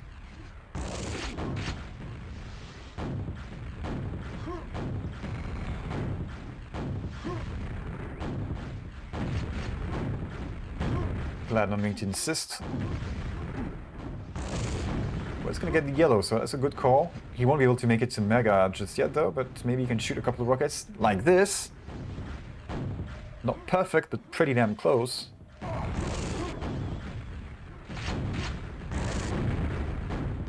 Glad was temporarily saved by that pillar getting in the way of Gonyet's shots. Temporarily, only. He's struggling to find Glad with the LG. Thankfully, Glad conveniently makes himself available. How nice of him. Spasibo. Spasibo. Spasibo, Porsche.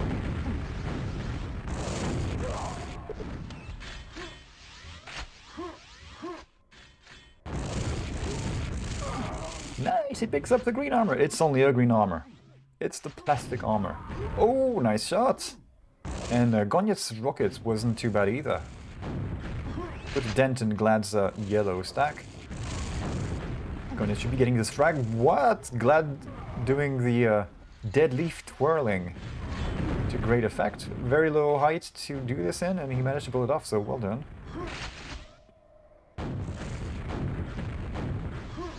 The red armor for Glad, but can maybe Gonyet get a couple of shots in to whittle that down somewhat?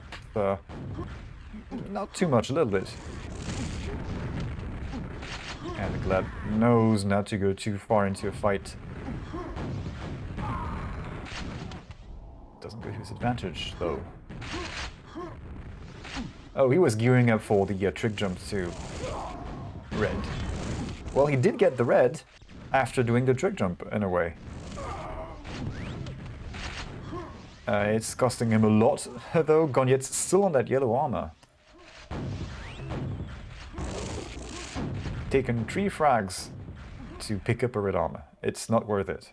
Fisher Price armor is a good way to put it.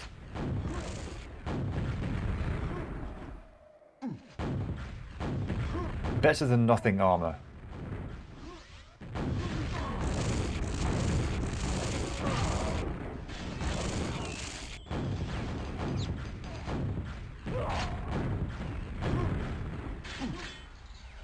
And pop quiz, what are the protection percentages of the 3 tiers of armor?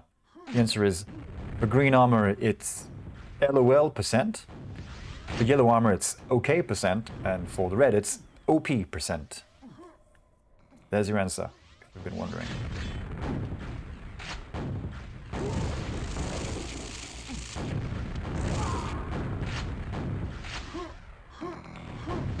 Gonyet's playing well. Pinned in a corner. Convenient spawns. Any more of these? You all got any more of these convenient spawn frags?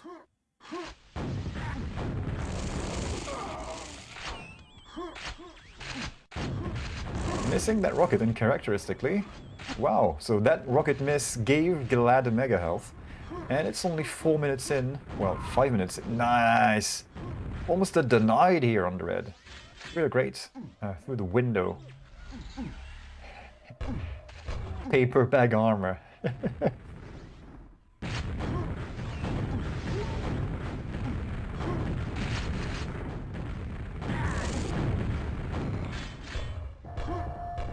And my goldfish memory screwing me over again. Yes, it was looking good for Glad, and maybe he can go on a bit of a roll to close that gap. We're only halfway through. That's possible. Get the other guy to crater, always nice.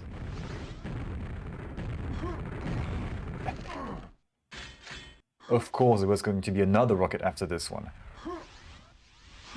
Now, if Glad dies, he will be handing over a nice juicy backpack to Gonyet, who desperately needs it. 0 rockets, not too many cells. He's got stack, but there we go. He's fucked. He's got a go around, make his position known by picking up that cell box. Those cell boxes. What's he doing? Is he pissed off? Is his mouse button fucked up? Running out of nails to not have auto switch trick him, maybe? What? Looks like he almost helped Glad get to the red armor there.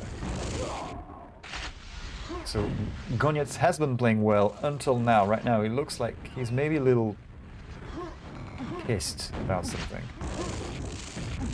That isn't characteristic from him.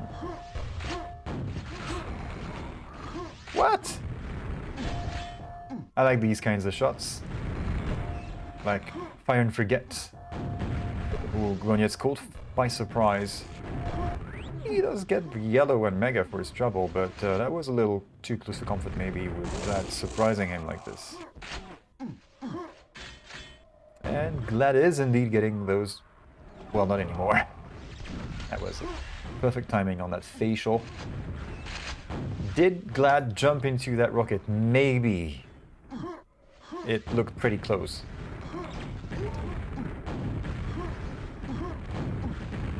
Okay, so Gonyets has had a bit of a lapse in the past couple of minutes, but where he most definitely didn't need... That actually maybe what gave Glad a bit of a breakthrough. But he seems to be doing better now. Oh my god, come on. These spawns, this is just bullshit. That's just BS. Can we acknowledge the fact that this is just BS?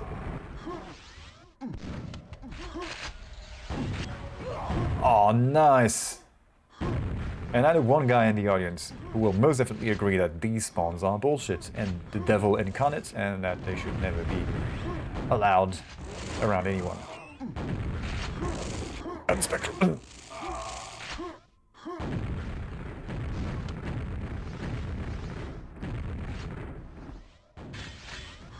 So, yeah, it's starting to look like a comfortable lead for Gonyets.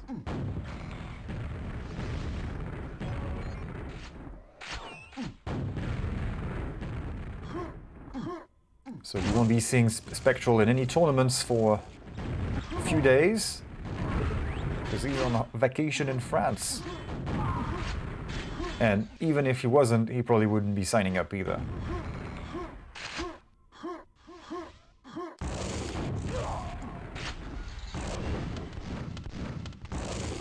You know, one of the positives of living abroad, like being an expat, is that you can take a holiday back to France and see how good you have not living there. Win-win.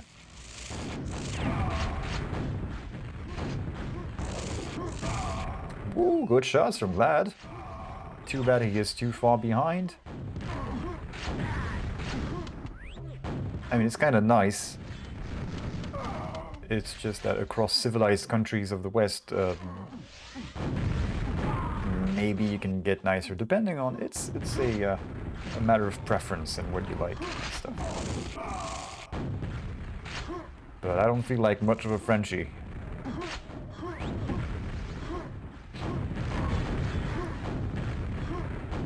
Some good shots coming in from Glad, but still struggling to close that gap. So he won't be taking a win just yet. This was picked by Gonyets and won. Wait, what? Oh, that's a 2-0. Gonyets going for a clean sweep here.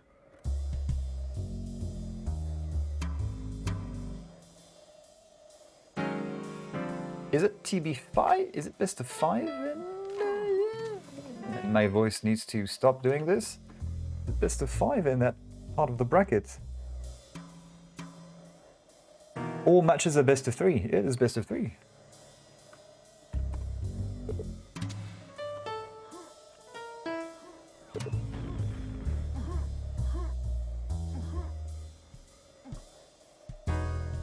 Maybe there is something I missed out on the on Discord, where I just said, okay, we need to do best of 5 in the second part of the bracket. All matches best of 3. No, no, no, it's been repeated a few times.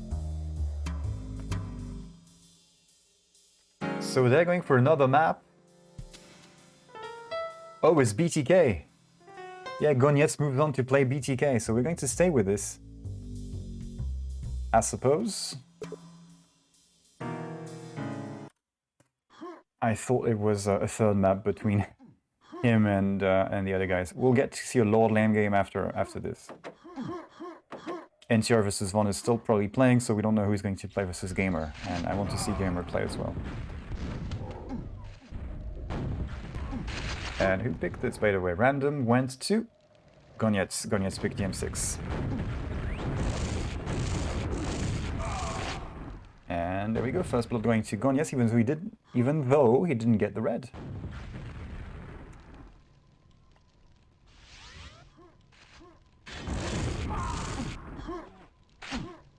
And we don't have a winner on this just yet, and we don't have a second map. Won by no one, thank you very much. Gonyets versus the whole of Russia, yeah.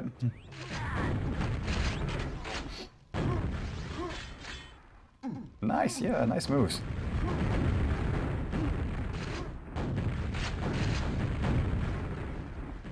Seeing I like his moves from a Half-Life Deathmatch player is a pretty good compliment. I would take it.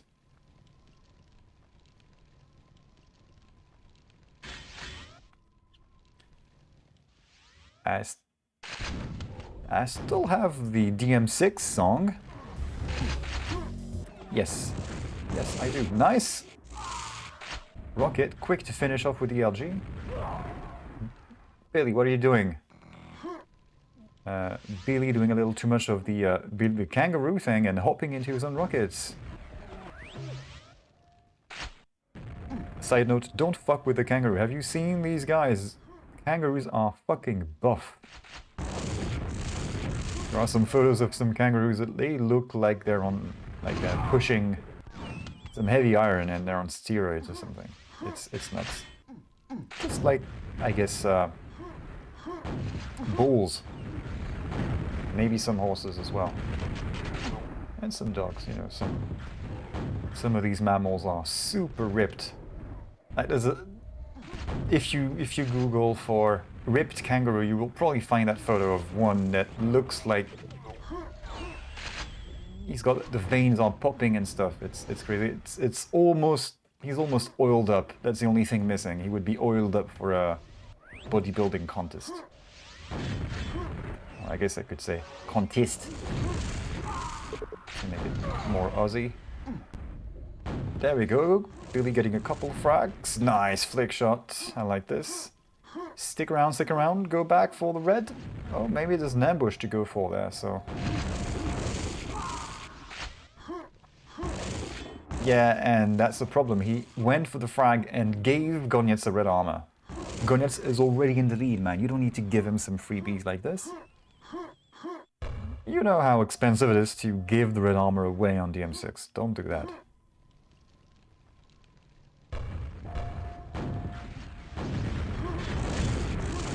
Good shots. But DLG will be enough to send Gonyets away in packing. Packing with an A, not picking with an E.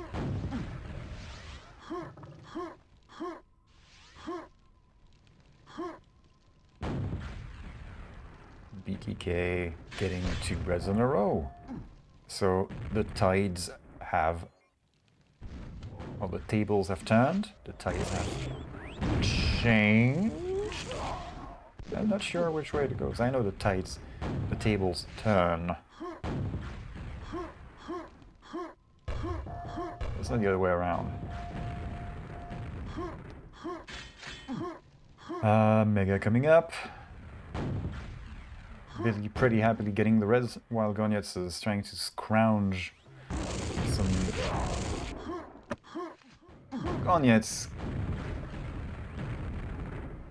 Quarter of a match. What was this?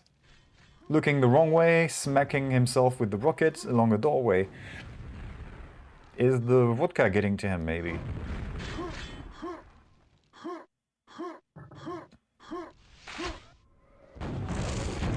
You can imagine this as a drinking game, as in the beginning of Raiders of the Lost Ark,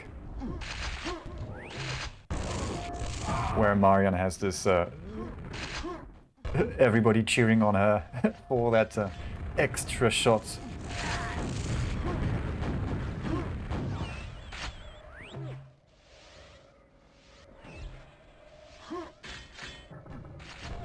Yeah, BTK is getting ever so close. Gonyet's still on the back foot, getting those megas and grains and stuff, and looking to get maybe an LG to push for that red, with. Is he getting any of that? Well, he does have the shaft. And he's going to give away some 30 plus cells to Billy the Kid, who is now just one frag behind.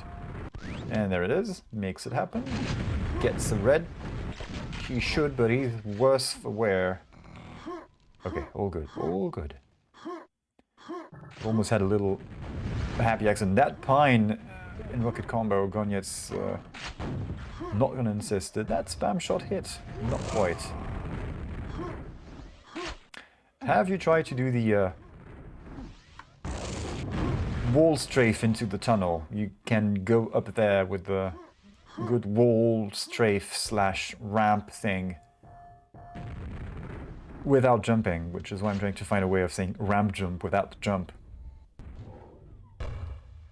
It is difficult. You need to do a pretty good circle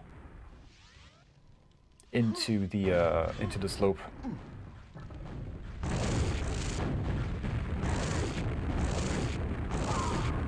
Nice rockets from Gonyet though.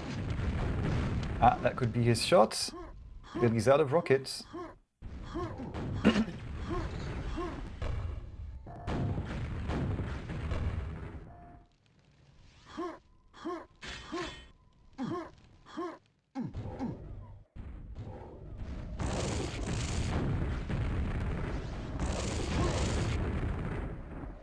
Good LG, keeping Gonyet at bay. By the way, Billy Kid is in the lead. He's got the red control. And it seems like he's looking to extend into Mega. Mega and red about 10 seconds apart. So that's plenty of time for either player to get to the other item. I don't know if it's enough to get to the chopper. And depending on where they're playing, maybe get to the foppa.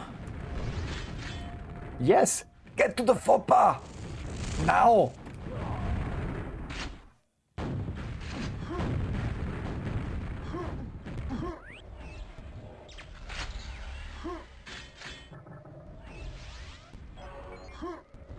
It was looking pretty good for Gonyet earlier, and what happened? I've seen it happen, I've called it as it happened, but again, goldfish memory. What was it? Huh. I could tell you again about my Voodoo 2 from 20 years ago, but what just happened in a game? Nah. It's amazing the way memory works. Of course, there's different types of very short-term, long-term, etc., etc. Working memory, what have you, but mine's all goofed up. Where it matters. In the grand scheme of things, memories of Quake things does not. These things do not matter. Right now I'm doing Quake things, so memories about the things I'm doing right now would be good to have. But anyway, BTK has got this one in the bag. I don't see Gonyet whipping up in an 11 frag comeback in a minute of remaining time. It's not gonna happen.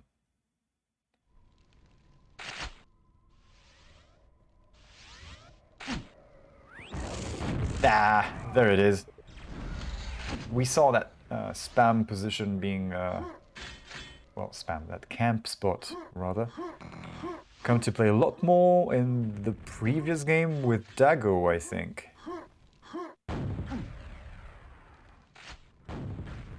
Which comes as no surprise, because Dago is known to be more of a,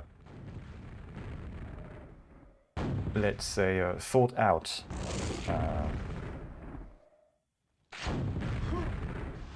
passive player. Nice. Good timing from Gonyets. That's not gonna do it. But well done, I guess. These are Quake 3 commands.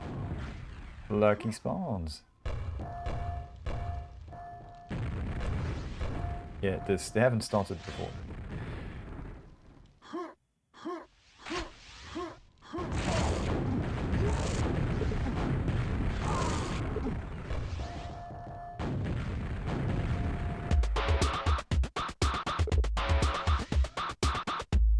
Ah yes, there's this Lucky Star song you can replace the lyrics with.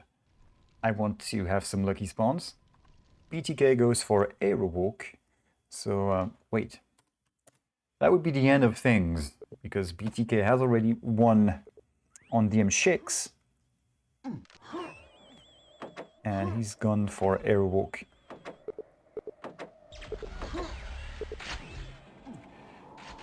And that's a good start for BTK, and not a great start for...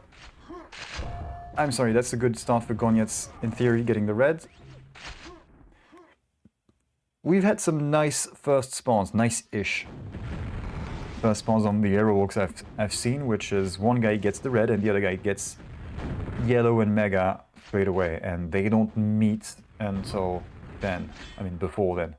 So, fair first fight. In the previous game it actually was a trade. They died at the same time. In this case, well, whatever happened, BTK is in the lead now. Well, he is ahead. It's not really a lead just yet. It needs to solidify a little further. Right now it's a little early to call. Nice! Nice! As Palpatine would say. Good, good.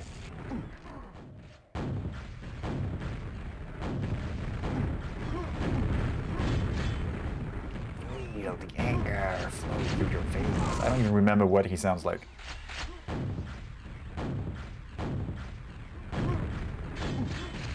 I haven't watched the original trilogy in a long time.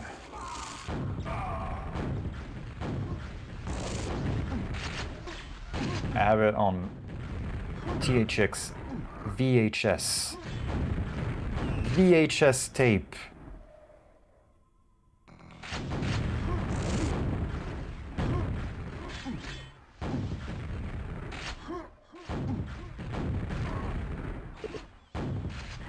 Nice shots. Good reads from Gonyets. He is in the lead again, so BTK took the lead and now Gonyets has swung things back in his favor. Swing back in his favor.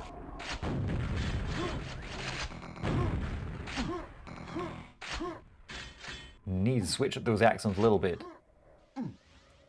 Partner. Generic Southern US accent. Very generic. Nice LG. I was going for the finisher in the ceiling, but was sort of thrown off course a little bit. Oh yeah, he's BTK is on the upswing. Nice, very much so. Was ready to pounce on the red armor spawn. Thankfully for him, nobody was there. Good shots coming in from Gonyets though. Very good, wow. Looked like BTK was confused. The hell? The hell was this? He was looking good, like solid in control, and then confused. Anyway, he's back in control. Back on top of things, hopefully. I don't know that he's actually in control in terms of resources, but he's on top of things. He's got the frags, and is in a position to assert dominance over the items. Going to leave a red armor to BTK. Not getting the spam right. And that's fine. Always hit everything. That's what I should be telling myself when things aren't going my way in QuakeWorld. Or, to put it simply, that's what I should be telling myself when I play QuakeWorld. See the difference? Things never going my way. Fucking spawns. Man, those weapons. Starting to sound like Spectral now. But I wanted to play, man. Okay, Gones could get a... No, he won't. Could get a yellow and maybe a mega. No, that's hopeful thinking. Nothing of the sort. BTK pushing, cornering him. Nice. That was a mid-air from Gonyets, putting BTK back on the ledge. Very nice of him. You fell. I'm gonna help you back up. Very nice. Fair play. It wasn't intended, but I'm going to pretend it is. It's more fun. It's like anthropomorphizing things you handle on a day-to-day basis. It's a bit more fun. Like you talk to your spoon or whatever. Hello, Mr. Spoon. How are you doing today? I would like to go in my mouth. That came out wrong. And don't worry, I'm not slowly going crazy. Probably already was before.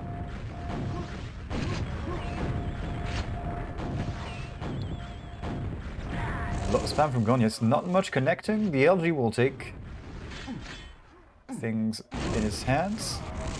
He's got lots of ammunition, so he can spam all of the angles. He doesn't even need to pick up the packs, really. He can just farm ammunition of the other guy. He get one frag ahead. That is a very close call on that rocket jump. Health, quick. Get out of dodge. Well done. Nothing to say. Well done. He was in a dire situation and managed to refill after picking up that red. Just about picking up the red. Refill. Wrap around Gonyets, taking by surprise, get the frag. That's very nice. There have been some TNs, but I have missed out on all of them. And there haven't been many. That is one thing for sure. If we check out the bracket, there haven't been many TNs. Alice has played Etienne versus Petska.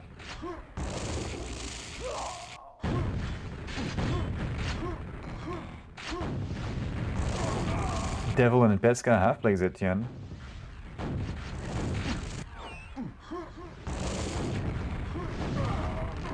Not too many.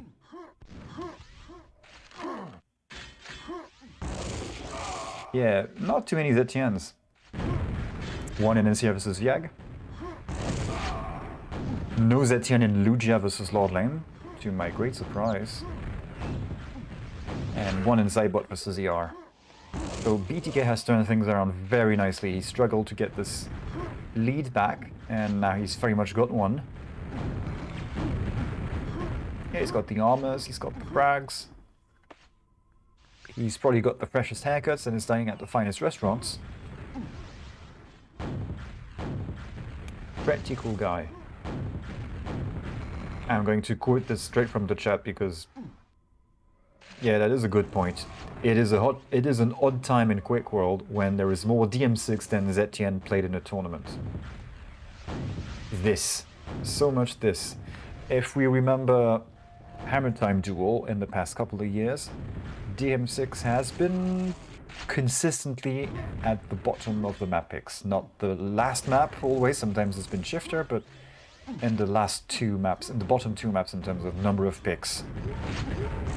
And that's in a game, that's in a division, sorry, in a league where you have 8 matches per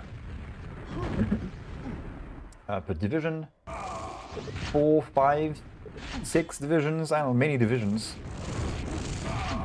and 6 maps per match. So a lot of opportunities to pick anything you want, and DM6 was consistently picked less. Well, overall, some people were faithful to TB3, but overall it was kind of abandoned.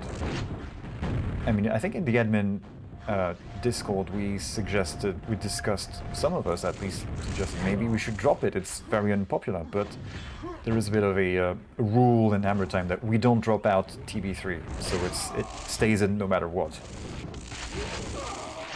If it wasn't for that provision, DM6 would have probably been dropped in one season of Hammer Time. Consider this. And as Splash says, we are seeing a lot of DM6 tonight. And we also have seen a lot of frags from Gonyets. He's got 1 minute to take us to overtime. And he damn well should if he wants to keep on playing in the tournament, because he is one map down already. Isn't he?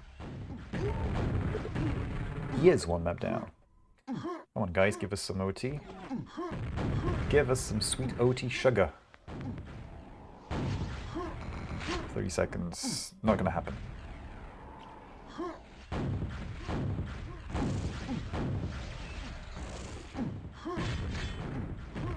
He is going to take the series 2-0, but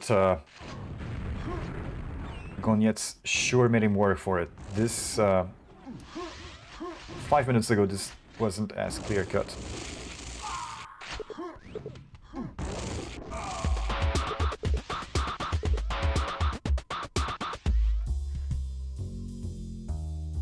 So, we have a win for BTK. Which means he has a bit of a wait ahead of him. Because now he is a little early. And Tom and Link are playing, so Billy the Kid is waiting to play versus the winner of Lord Lane versus Tom and Link. ER is waiting for Gamer or NCR or Von, we're not quite sure.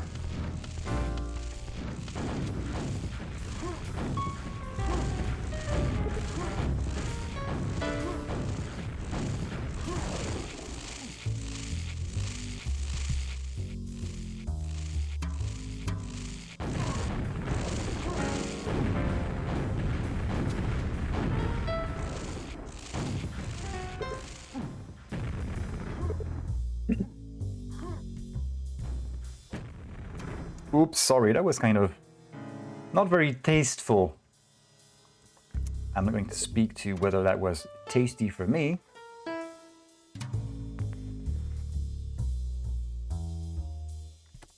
So we have brackets. Link is on fire. Okay, what's that mean? So let me browse for games, see what we have. Tom and Link are playing. So that isn't decided just yet.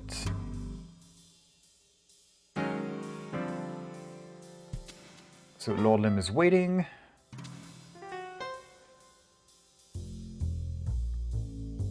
NCR and Von, they are playing, and Von is in the lead, so I'm going to quickly inspect last scores on this. And it's almost over. And it could be a best of, it could be 3 maps. NCR has won on DM4, kind of unsurprisingly, I suppose. And he is trailing on aerowalk right now by a few frags. So this will go to one more map, so Gamer will probably have fallen asleep by the time he gets to play his game of the quarterfinal.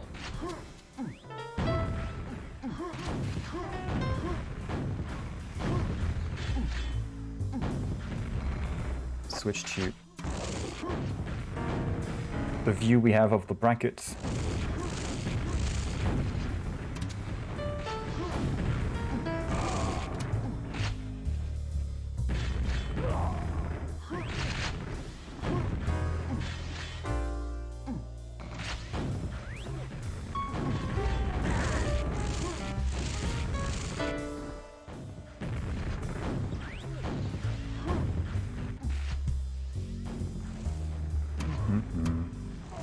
That thing with the pool. Oh, that's the interlude. Spelled L-E-W-D. It's, you know, a QuakeWorld hot tub stream.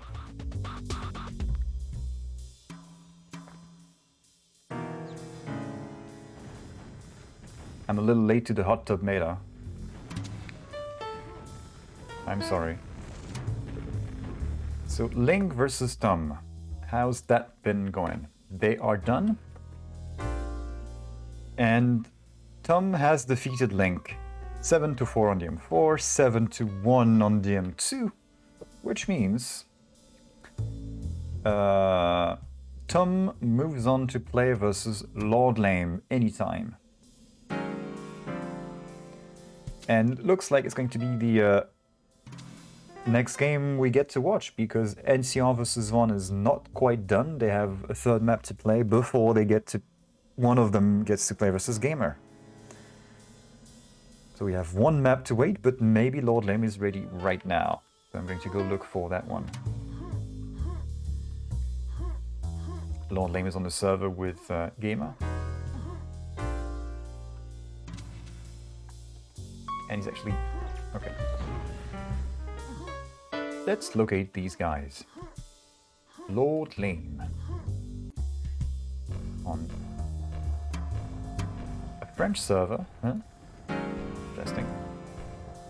Tom is on Bad Place NL with Gonyets, because that's what the Poles do. They congregate and say hashtag just kurwa things. That's not quite true, but you know, they use kurwa as a form of punctuation.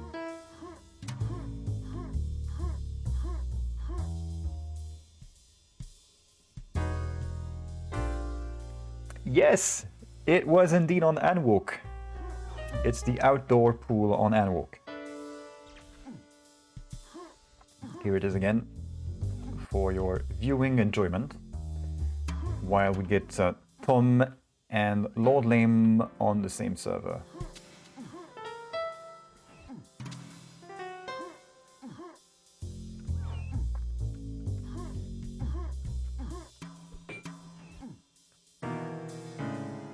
And that doesn't loop well because it was just a quick test, but I'll make a better video for this.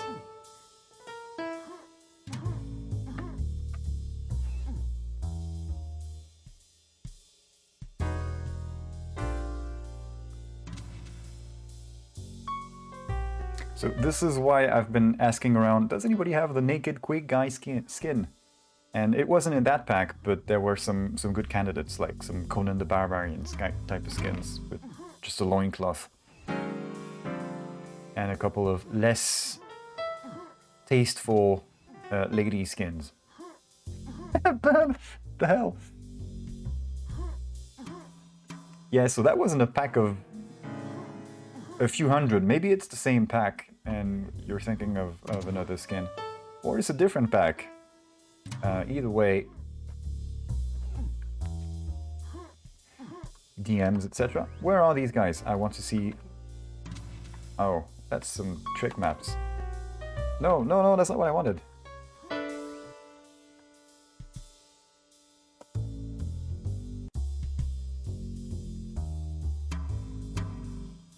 Lord Lame is on the French ready. I'm going to go here. /QTV.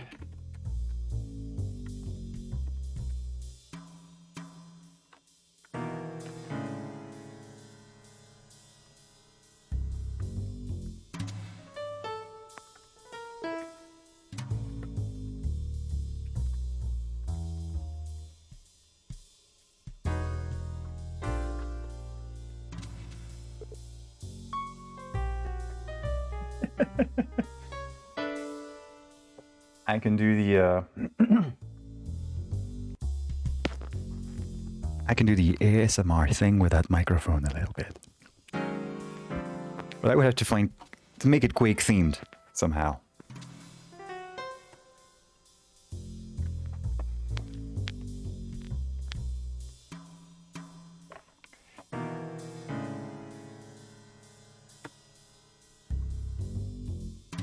Okay, where are these guys?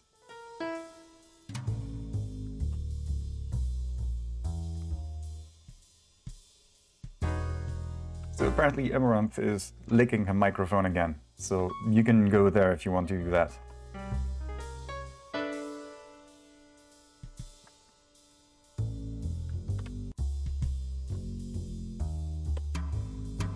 What else is going on that we could be switching to? Because right now we're sort of in the middle of dead air. NCR vs. Von is not over. Von NCR playing on their third map. Von is 11 frags ahead. It's 11-0 for him on the M6.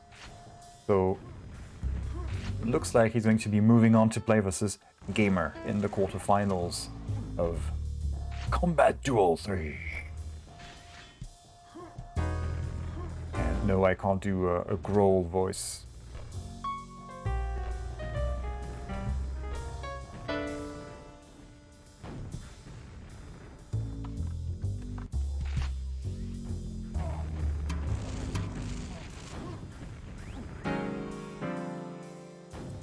Alright, Tom and Lord Lame have begun coordinating for their next game, so we are definitely going to be watching this up next. Up next, Tom versus Lord Lame. Whenever these guys get on the server. The final map in that NCR versus Vaughn game is on DM6. I'm not sure they even played Zetian. You see, here it is, DM6, and they didn't touch Zetian.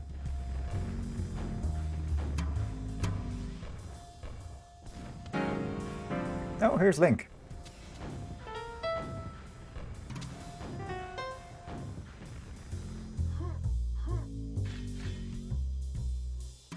I didn't see you comment with the blue name on the black background in the dark theme. I couldn't quite see with the contrast.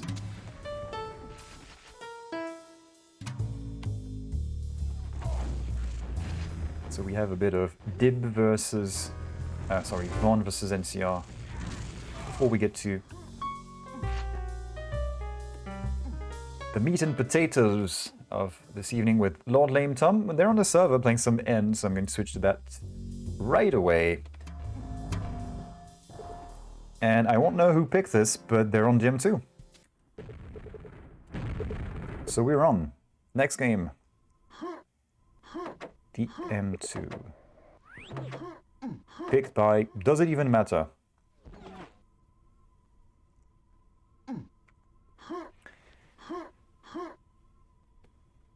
Tom picked it 100%. Could be.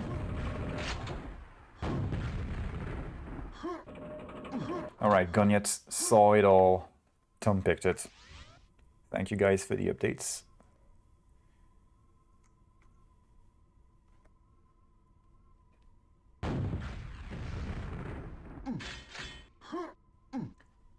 It's like they're playing on different servers. We haven't seen the other guys, or even heard them.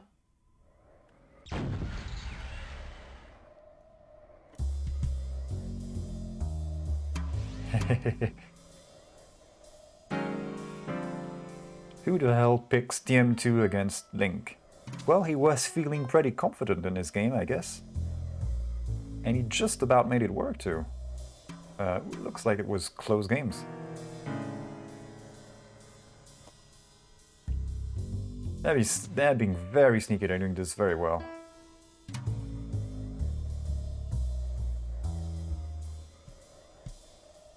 Okay, I'll stop. Well, the music is used to fill dead air, of which we're getting a lot when this happens, whereas on aerowalk there is not much time for this. Some people can slow it down, but not to that extent.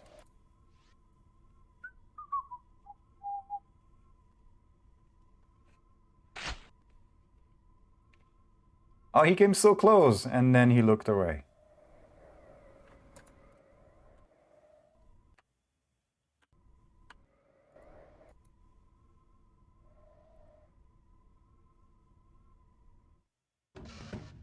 We don't need no Lord Lane versus Greco. We have Lord Lane versus Tom. That's pretty good as well. I think Lord Lane Greco was the 2-on-2 game that went to overtime with like 1 frags all. How many overtimes did they get?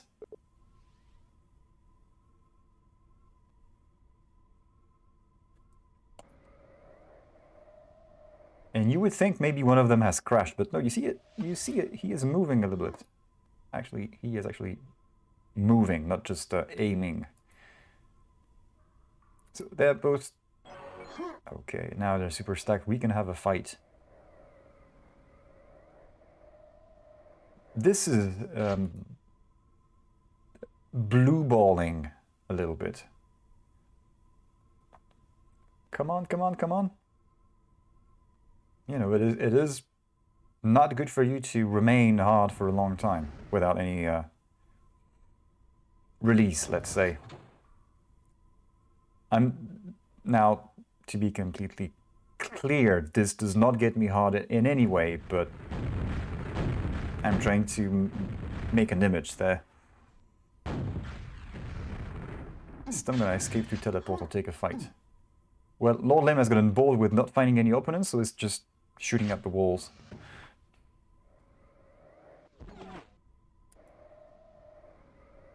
Actually, maybe just faking some sounds to maybe get Tom to move out of whatever he's doing, but Tom is too far from here, I think, to hear what Lord Lim was doing at nail gun.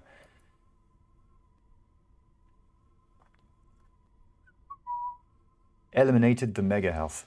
Thank you.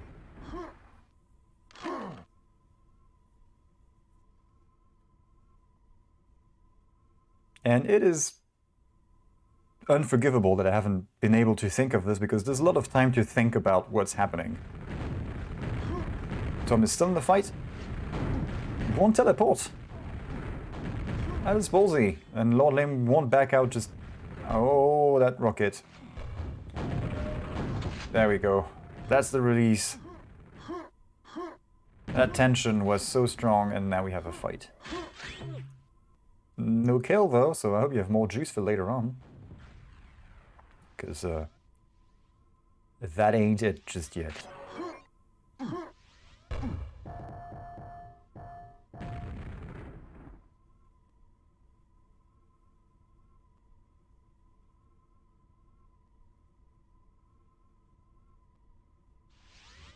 And this is where I should have the South Park chef's love-making song. The one where he says, and you wait, and you wait, and you wait, and you wait. And you wait, and you wait, and you wait. For a while. While the lady is in the bathroom.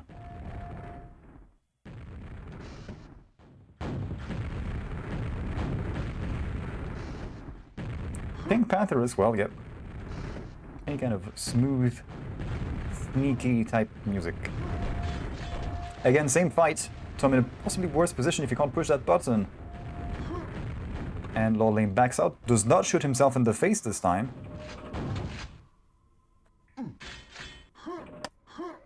Ah, Tom has moved out. Aha! This might be the first time Tom visits this area of the map, these areas even, in this match. Okay, he's full, just needs a red now. I'm not going to stick on Jesus camping spot, as we saw someone do earlier, and always get caught in from the wrong direction.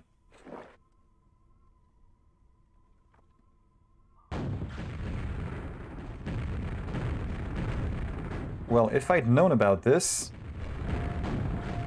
I would have put up some affiliate links to sell you some lube. Link. Slow down there.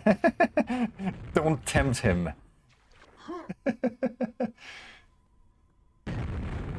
Either of these guys still yet to find a frag. And I bet whoever gets the frag will have a lucky respawn by his side. Maybe that is what they're banking on, to some extent.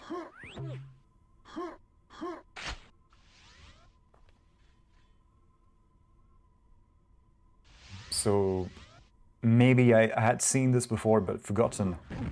But Tom's certainly able to play Lord Lim's style to a good, to a good enough standard that he is sort of neutralized it. They're sort of cancelling each other out. He's not... I mean, Lord Lim pushed him at the backroom red and mega a couple of times, and always backed out, even though Tom was under a lot of pressure in these two fights, and he didn't cave in. So kudos to Tom for being able to play, like this. if it's not your main style, you would get psyched, or either maybe get bored out of your mind and just want to go for it for a frag. Just make something happen, and then this is when you lose. He's actually... Oh, the tables have turned. It's now Lord Lame in there. Nice shots. Gonna help him around.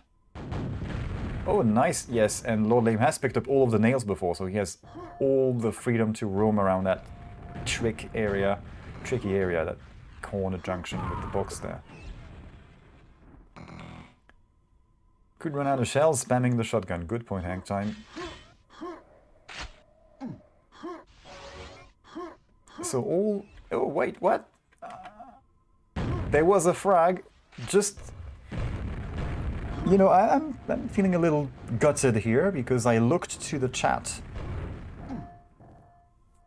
The one frag of this game, I look away when it happens.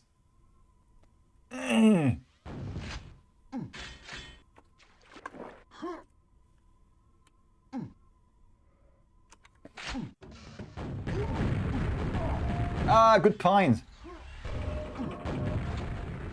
Lord Lame coming for him. Not too much, though. Maybe a little too safe for him. How hurt is he? We could afford to go into this in terms of stack. Position would have been unfavorable, I think, so he did well to not be over-aggressive there. Because Tom was pretty stripped down for a brief moment. Nice! So Tom is going to do to Lord Lame what Lord Lame has done to him. Yes, he certainly studied the playbook of Link. And really anybody who knows how to win the map, secure the map when they're ahead. You have a couple of really safe spots, you would be foolish not to use them. Especially when it's that close. There's a bit of a gamble, but if you place yourself right, it can be a get-out-of-jail-free card. And that's what he just used, so well done, Tom. Out Lord Laming Lord Lame at Lord Lame. Not an easy task. This was indeed Tom's map pick. He somehow won.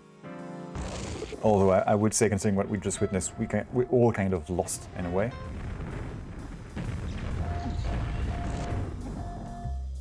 And it's easy to say, these are 10 minutes of my life I won't ever get back, but you never do get these back.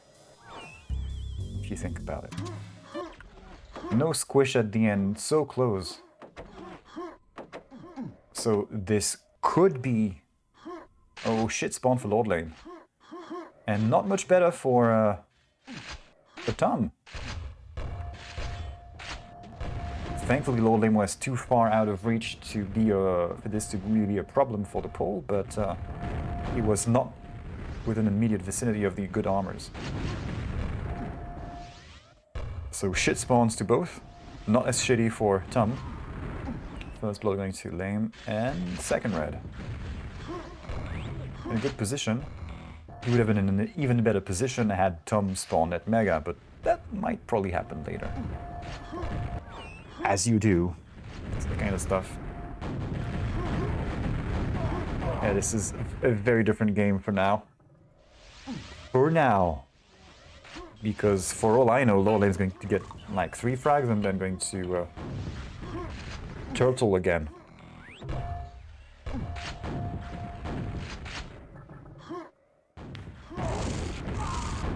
Nice. No way to go for Tom. Good shaft. The LG is one of Lord Lame's strong suits when it comes to combat skills.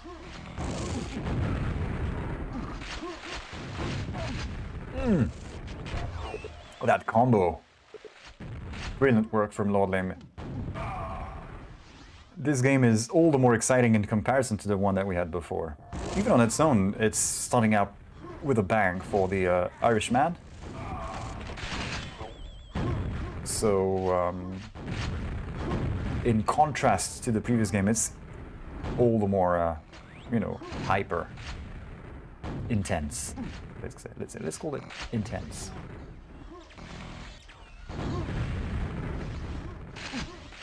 I mean, he caught Tom in not so great positions for the victim, so Tom.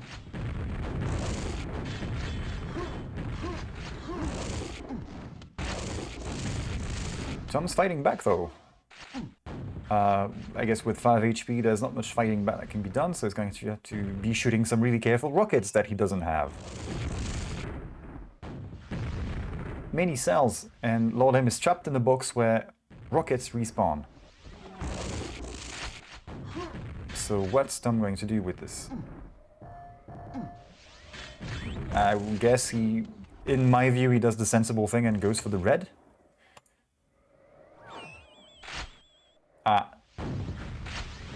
Flanging shaft box pickups.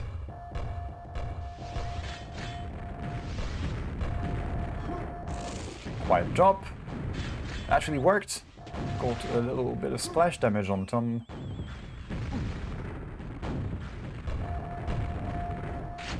Well, Burn is starting to like DM2. Stockholm Syndrome finally doing its nasty job. Not quite there yet with DM2 and 6, but it's on the way. Nice. Rocket spinning Tom down there at mid. Still going to be able to escape to relative safety. He's still got a good amount of stack.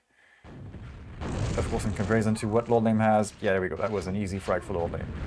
Yes, you have a bit of red, but you have 2 rockets and that's it. Lord Lame has red, mega, rockets and cells. What are you going to do? In a close quarter fight, you're essentially stuck in a kill box in there. There is no position advantage to be getting. You need to go in there with and land a facial on him as you strafe into the room. And even then, I don't think you can make it.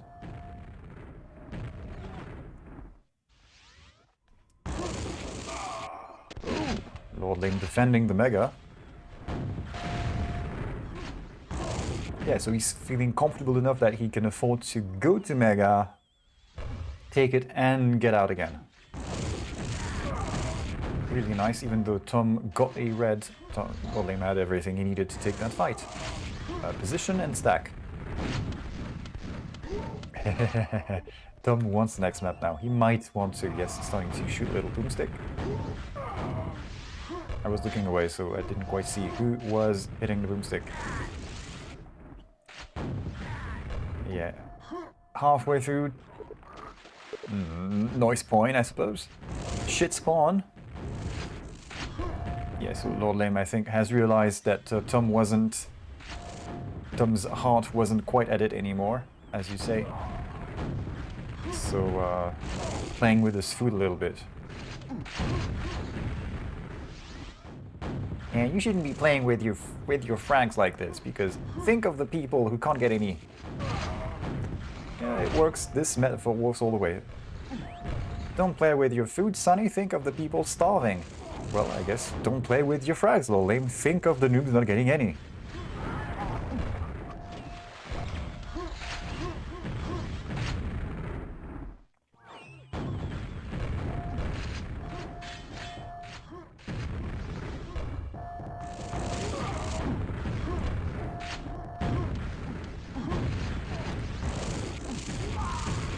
Lord Lame's accuracy was raising for a bit, gone down, but I mean, Tom isn't exactly the best of position right now. But he's still going. I would agree with Link. It's time to type /break. Could alias this to /GG.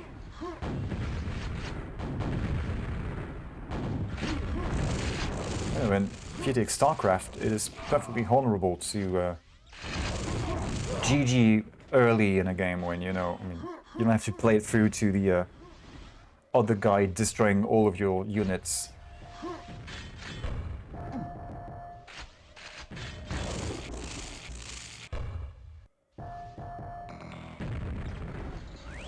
And hopefully this thing gets some traction in QuakeWorld.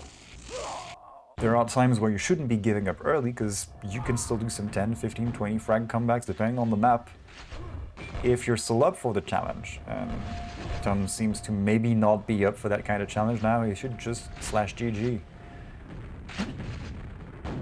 Too many people still think this is bad manners. Oh, too many. Some people still. Again, I don't have numbers for this.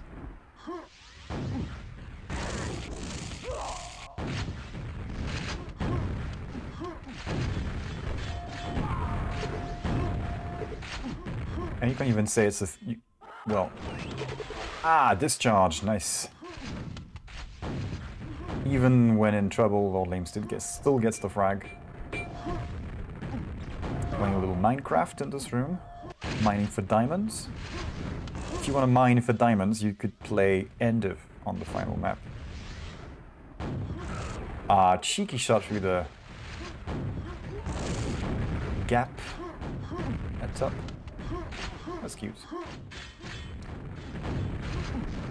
So, yes, this game has been in garbage time for a few minutes already.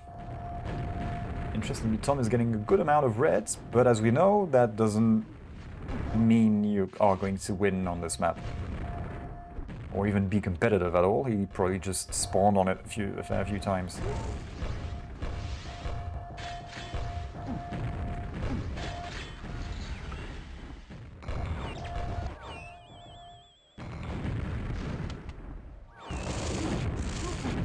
It is simply scientifically impossible for you to enjoy a game of DM4.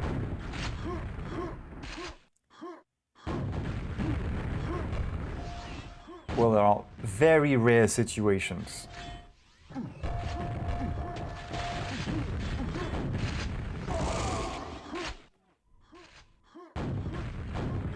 But one thing I'll say is, for sure, it's easier for me to have opportunities to enjoy games on DM2, 4, and 6 when watching the action. When playing, it's much harder.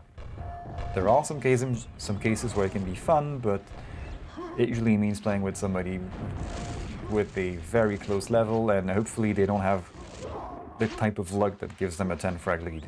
Because even when you are very evenly matched, the RNG in this game is just too damn high.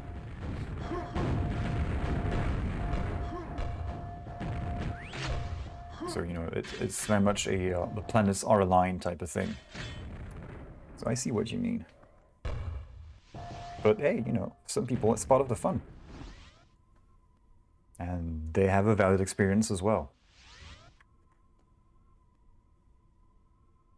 3, 2, 1, so there we go. Third map, Tom convincingly, well, Lord Lame convincingly wins this. I was going to say, Tom convincingly loses this, and I guess he was sort of convinced that he was going to be losing. I suppose that works in a way. So what are they going to pick and ban, and are they going to jump straight to the chase? What? You toss now? No, no, you don't. He doesn't. Or does he? I'm not sure. Okay, so Lord Lame tosses. You can't do this.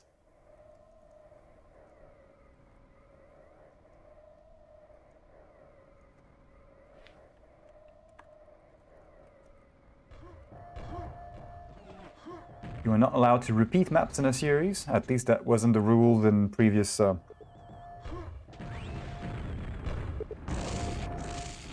Okay, so no DM6. And that's coming from Lord Lame, who has won the DM6 tournament last year by defeating BPS 3-2. It needs to be...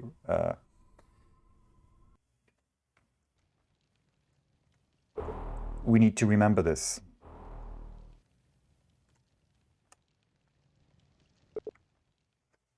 So, final map, Zetian Decider.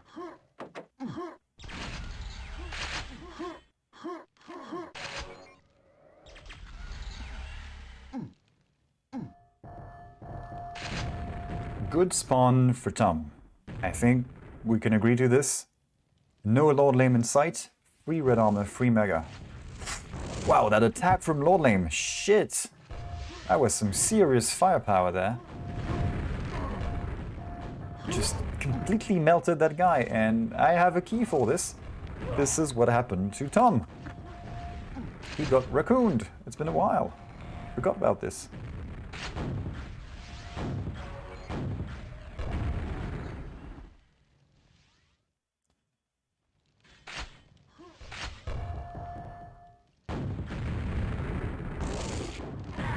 Tom's getting some stuff now. Not finding any frags. Well, yeah, he's on the wrong end of the fragging. And Lord Lame seems to have practiced his jump across to red. There's a long-running in-joke about this.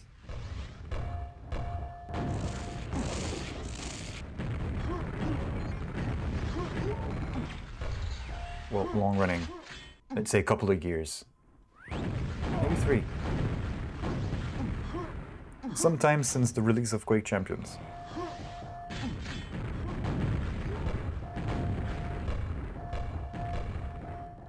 Bit of spam. He can afford it. Lots of rockets on him. Yeah, that was maybe a little too much spam to get to the the grenade launcher quietly without Tom shooting at him the way he did. See what Tom's doing. Tom is doing fine. Quick, get to the quad. Oh wait, no, this isn't 2-on-2.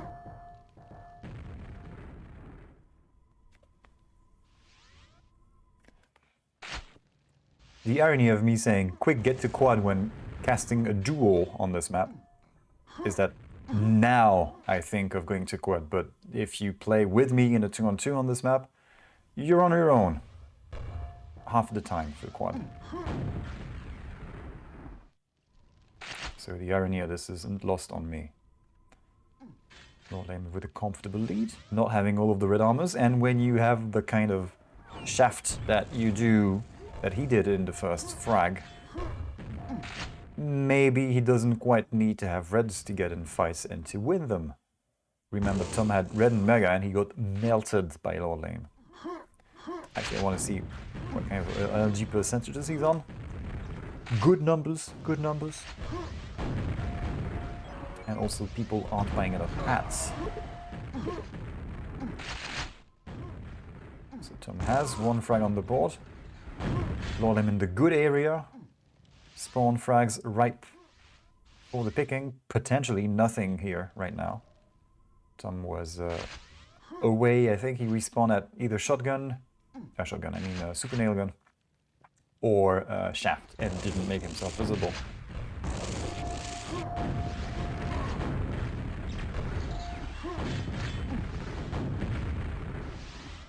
Okay, so it's going to be more shooting at doorways without seeing the other guy. Lord Lame still hasn't picked up all of the shells on the map, so he can't go through every doorway without making a sound. Good shots. How's Tom doing? Only green. Something's going to backfire. Yeah, this is. There we go. Lord Lame in the happy place moves out.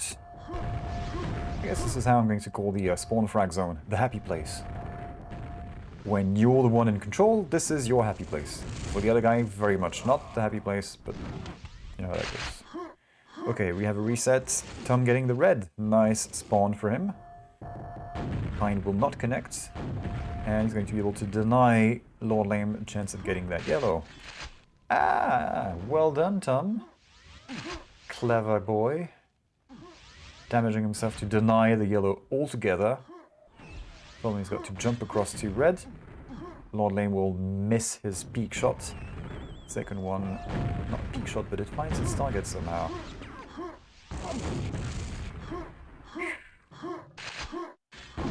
I think if you look at the rockets, he helped Lord Lame back up. Usually around that area you get stuck in the corner by the lamps and you get screwed royally. But here it was very much the opposite. Okay, I'm going to shoot you out of Well, shoot you out of the range, effectively. Denied, by the way. No, yellow for Lord Lame, so... Tom finally getting some frags. And he needs to get a lot more. Now remember, this is at Etienne, that could happen. So he didn't make a sound, and Lord Lame still had the rocket right there for him. Good read.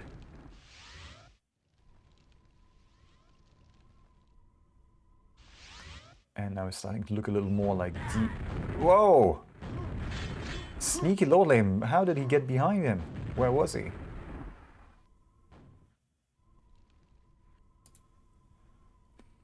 So yes, this is looking a lot more like the game we had on DM2 between these two guys. Guys. I should say. Can go in quietly. Almost. Still made a pickup sound. The red armor went to Tom. Tom is dominating the red control, and that is doing nothing for his frags. Because Lord Lame is seemingly consistently able to sneak up behind him, get some pot shots, lucky escapes, etc. Positional advantage, giving him the frags without the stack. So, proper play from the Irishman. Tom's trying hard.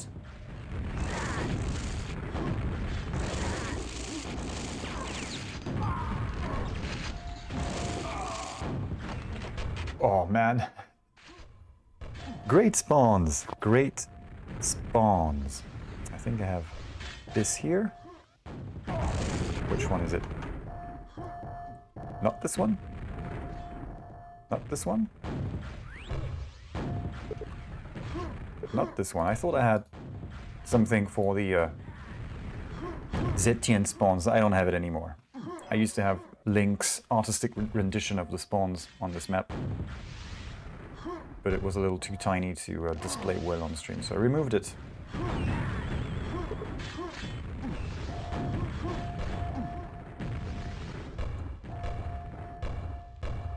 Again, Tom hanging on to his red armor control. Fiercely, I suppose.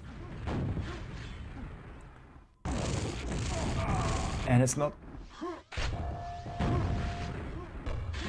helping him in firefights. Lord Lame with the red, though, that's going to be a problem. Unless he can pin him into the wall like this. Yeah, okay, well done, Tom. Davai, go on, go on. So yes, I wasn't quite sure, but you do cheer on a Pole by saying Davai like you would a Russian.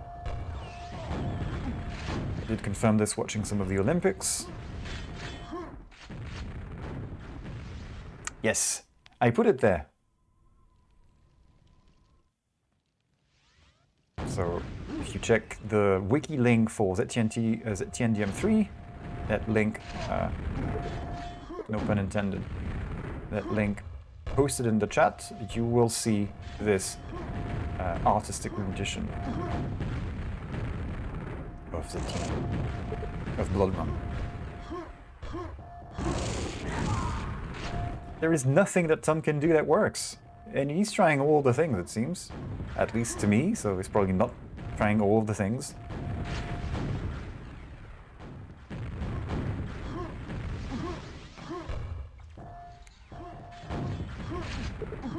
"11 reds ahead. 15 frags behind. What can Tom do?" Winner is Lord Lame. Do we have an update on the bracket? Or rest of what's happening? So Lord Lame moves on to play versus Billy the Kid now. We have ER versus Gamer. So Gamer has dispatched on 2 maps. Somewhat comfortably, it seems.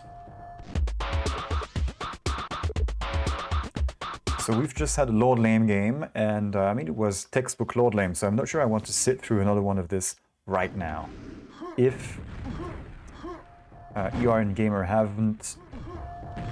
Well, I switched to this. Let's see. So ER Gamer. What do we have? First map, beginning.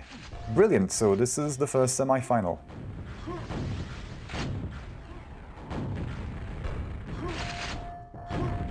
I would somehow bet that Gamer picked this.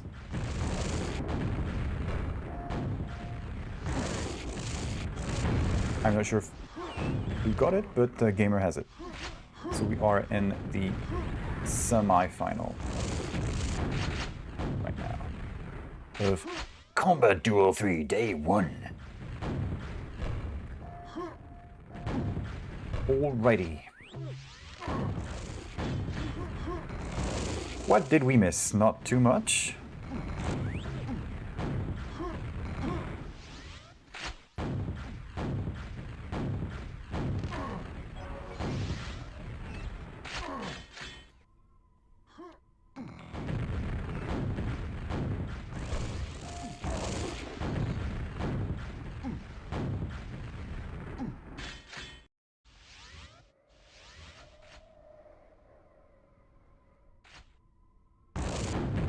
PR is damn good on aerowalk, you say. So far, so good for him.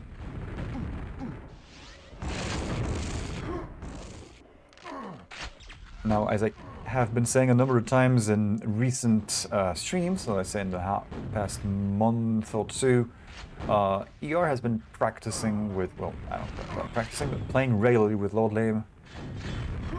But I'm not sure I remember seeing them play on this. They probably have, it's just I haven't been around when they did.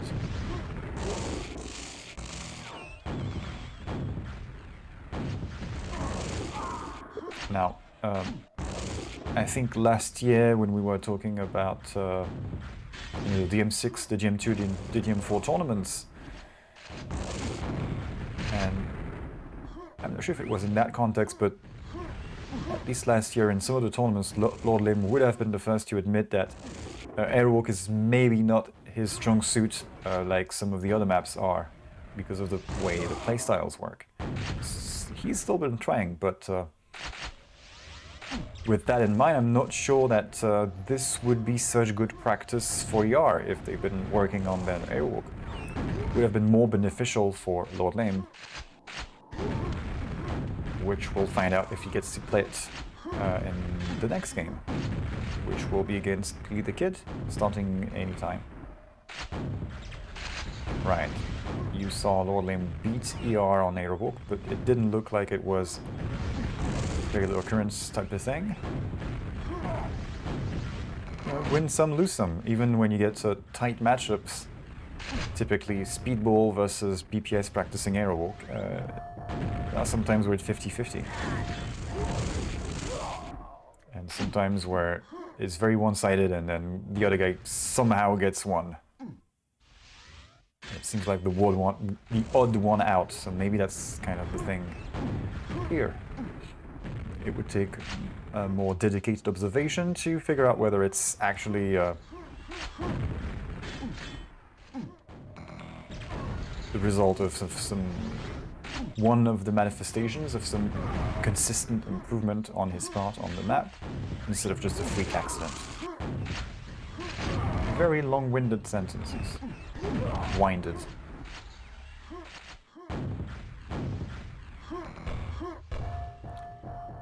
Gamer only a few frags behind. Control is very tight. Item control is very even, let's say. Okay, Gamer going for the self-damage denial of everything. Let's see how that works for him. Could work, yeah, good push. Wow, ER keeping him at bay with the LG. Lucky Gamer was able to back out of this fight on the final cell. No free red armor for him. So ER getting a little more wind in his sail right now.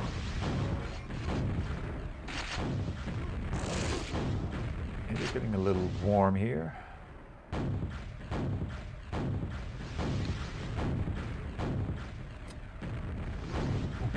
Oh, nice defense from Gamer with that shot. Where is he? He's gotta be up there somewhere. Well, that's where he was. Gamer waited for just the one shot and it did good damage. Those defense shots from Gamer, just closest range, but takes a very short peek. He's got a very short window of time to do these shots, and you see him backing out, backing away really quickly. Peeks in, shoots, hits as he leaves. Very precise.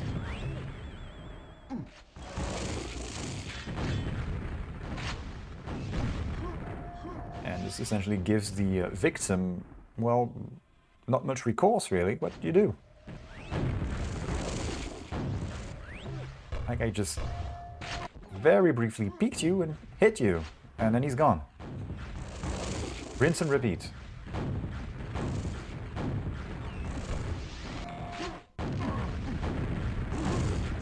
Surprised! What the hell happened to ER? He got blindsided by Gamer here.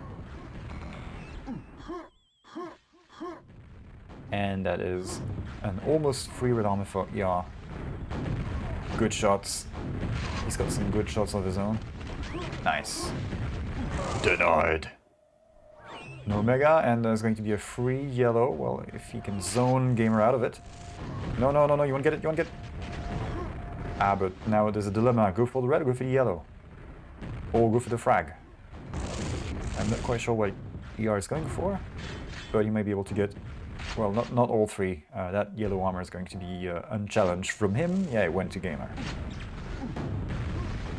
So Gamer is in a position to retaliate somehow, somewhat. Yeah, he was quite down on health. HP. Again, Gamer getting nearly blindsided. Not that it matters, I mean, it's 20 seconds to go now, and he's a fair few frags behind. It's too many frags behind for him to have a chance for a comeback in this map. So this goes to ER convincingly. It's not a huge stomp, but convincing. Gamer had his moments, you know, he kept ER on his toes for sure. Just not enough. ER too comfortable on this. And we can switch out of the DM2 song, I think. Go back to the usual. So ER goes for ZTN. Picked by ER. Wait, aerowalk was picked by Gamer then? What the hell? I'm going to scroll back through 10 minutes of console history. So I'm going to have to assume that this is what happened. Great spawn for y'all. Really good, really good. Got Mega as well on top. And enough rockets. Oh, the spam from Gamer. One of them was spot on, and the others didn't quite hit the mark, but they sort of guided ER down the path that he was going, like kept him on a rail essentially. So more suppressive fire type of thing. Yep. Nope. So ER briefly considering going through the Z corridor, and then no, not gonna happen. Out of rockets, so you gotta hit that shaft now. And then some. Decent shaft. Okay, so that was a spawn. Where was it? I think upper shotgun. Or was it grenade? It was, yeah, it was shotgun at yellow armor yellow armor rocket. Anyway, ER's in a good lead right now. More armor, nothing left for Gamer to pick up. Well, he could challenge for the next round. Denied. 3 seconds early for this. That was a close call. 15 HP. Close.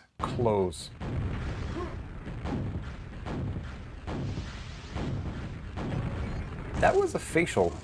ER peeked around the corridor and the corner and was greeted with a rocket to the face.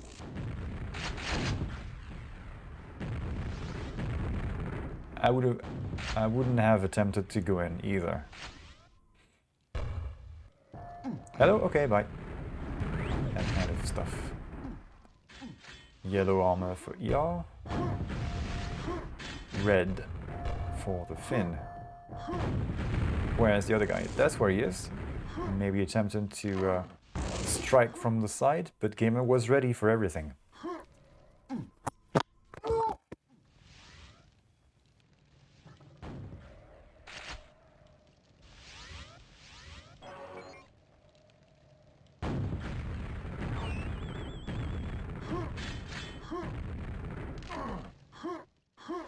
My microphone cable was stuck and it unclipped. That was the...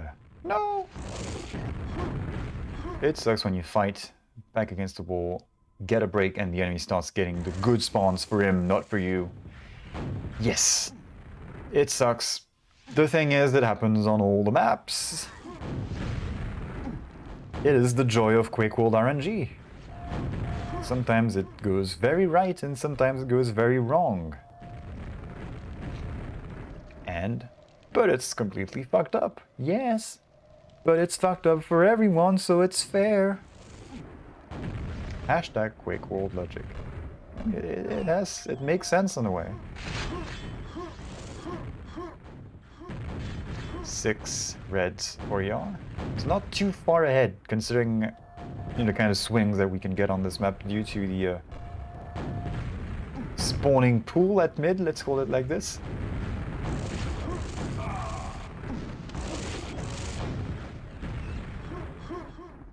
Actually, I could update this to link to the final bracket if I can get a link to this in the table of contents. Try now. Seems to work. Refresh the page. No, it doesn't work because the title for the section is too long. I tried, but I don't have it for you guys. You have to scroll, I'm sorry.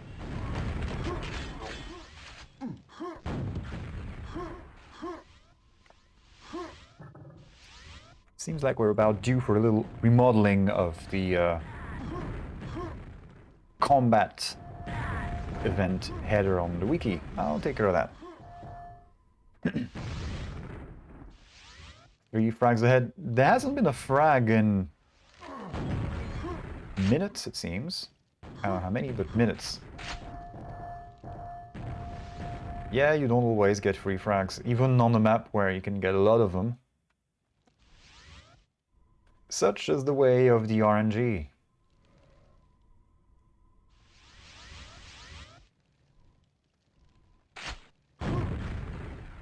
To improve my tolerance to RNG bullshit and making lemons out of lemonade out of lemons, I play some Tetris.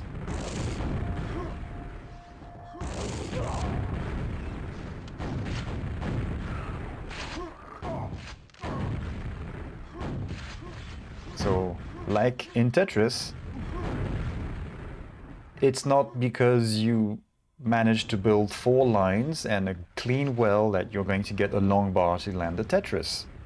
Same thing in QuakeWorld. You're in control, you get a frag, well, it doesn't mean the other guy's going to spawn that for you. He might. He might telefrag you in some shit cases and screw you over completely. This in Tetris I would liken to the... well, the long bar wasn't coming when you needed it, so you, for some reason, closed your well, and now that it's closed and you can't get a Tetris, the long bar comes in. And ER's just 1 frag ahead. Gamer's done a bit of a comeback. I'm tracking him right now. Mega up now. Sitting pretty. Red armor up next. Tons. ER's ready. Nice. Again, Gamer with the clean peek shots. I like this. And he... I'm sorry, I need to do this with the correct voice. For once this evening.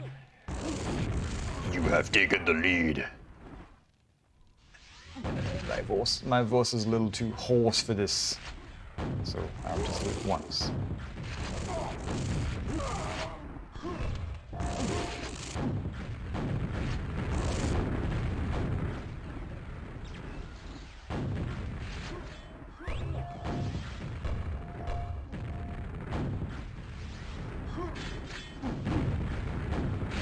Well, Gamer worked himself back into the lead, but ER is in control of everything. Gamer only...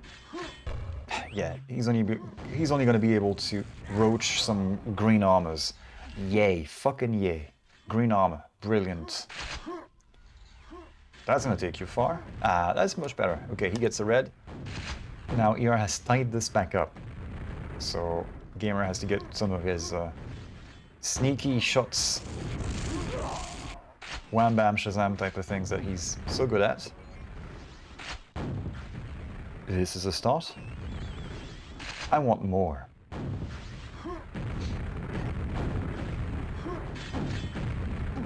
The shots coming from ER. It's a good thing for Gamer he's walking into red armors when that's happening, because... Alright, you can have this red, but you're not gonna get it for free. Good timing, again! Gamer escaping by the skin of his teeth. Torille! Well, that will be when he wins the entire series. Just 2 maps in. 2 maps in and we have a tie, so he's gotta go. This will go to a 3rd map. Possibly. Possibly. It's not over. 1 minute to go, 1 frag behind. So this is a 1 frag game that I wouldn't be angry at all if it went to overtime. DM2 we got earlier. If it had gone to overtime, I would have been pissed. We are making it work. Clutches a frag, gets a free frag. Can he get any more to secure his teeny lead that he's got right now? This is the money time now for ER. Well, there's no prize money, but you get the idea. This is make or break. Just going to sneak around. Again, Gamer with the peak shots, that was nearly on. That's the one peak shot that he needed to land and could not. And it would have been hard to land correctly considering ER was peeking into him as well. So, well done, ER. That was a heck of a finish. Cool shit.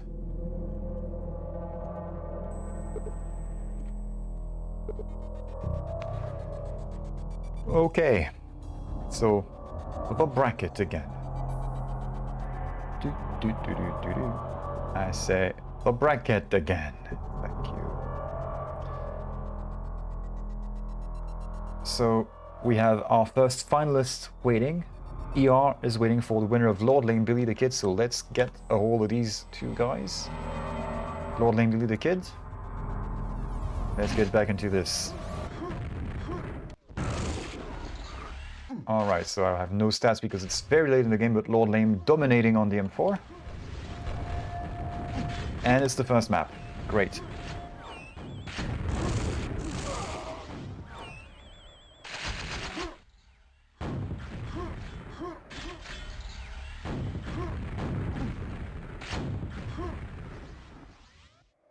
So this is going to be a win for Lord Lame. I think it's pretty fair to call.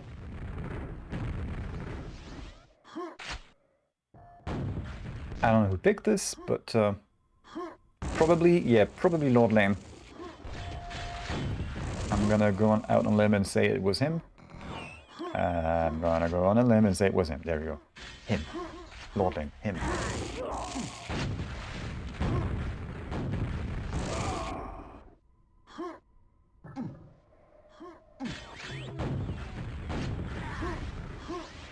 And I would think, well, even though Billy the Kid is quite a bit newer to the scene compared to Lord Lame's old schoolness, I think he at least knows better than to go against Lord Lame on TB3. So I have to agree with Link in the chat saying that Billy will pick Zetienne. Question for him is, let's say we go to Zetienne, he wins.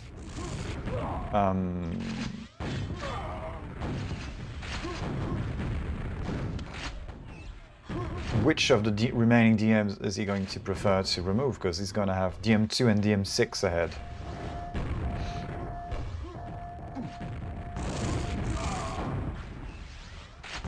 I feel Lord Lame is probably comfortable enough, feeling confident enough on it with his TB3 game to say, well, I can pick whatever against Billy the Kid. And whatever I pick now is going to be one of the two remaining ones left. And that could be a problem. However, a bit of intel that I didn't have, thanks Link for this.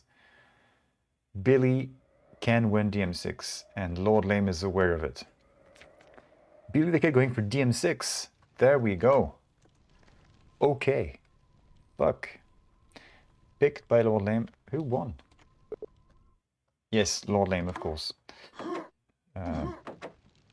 So DM6 picked by Billy the Kid.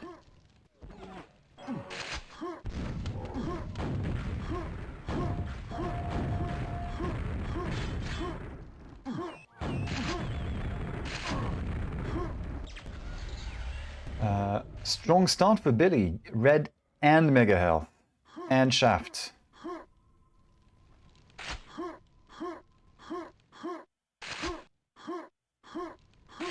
So the question of who wins Etienne will have to be answered later, maybe not even today. So I was thinking, well, with that strong start that Billy has had items-wise, let's see how much of an advantage that will be for him moving forward in this game. And the answer is, well, not much. Lord Lame went in, shafted the hell out of him, and he's now in control of the items. It's going to be a mega for Billy. That was a bit of the axe here.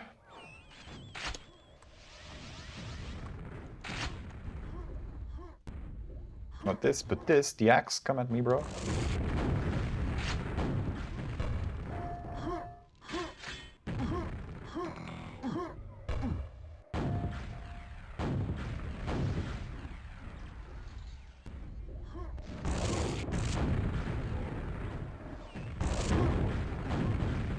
Lord Lame has got the trick jumps on lock on this map.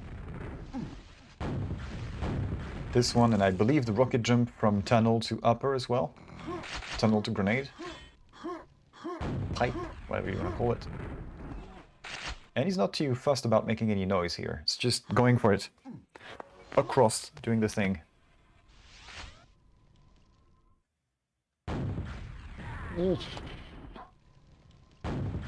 Seemed like a worse shot than what it really was. I mean,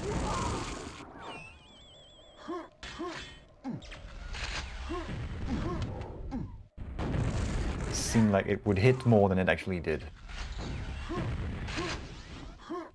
That was really not the best way to say this, was it? Tesco value commentary. Okay, Lord Lame getting more frags and red. Billy's in the mega side. Sneaky, sneaky. Dodge the boxes. Be quiet. Yes.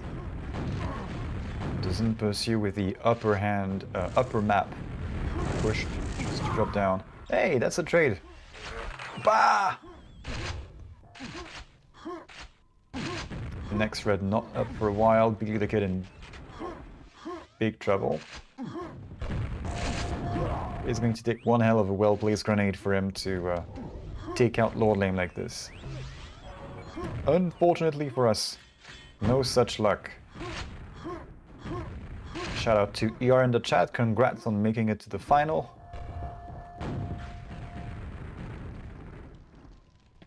Are we going to see another ER Lord Lame game, but in an official tournament now?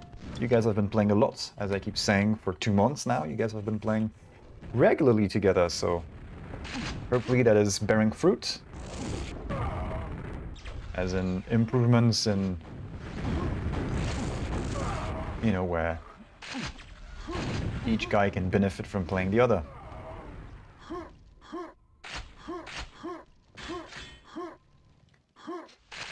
And that is a comfortable game for Lord Lame right now. I mean, look, it's comfortable enough that he can just fly around the map. Sorry, that was Billy the Kid. Billy the Kid needs to run around and do shit. He's behind, 6 minutes to go. Still a frag. Great reflexes. I think that was an intentional telefrag. I think it was. Yes! Perforated. I'm sorry, how do you make this more Mortal Kombat-ish? Slipgated.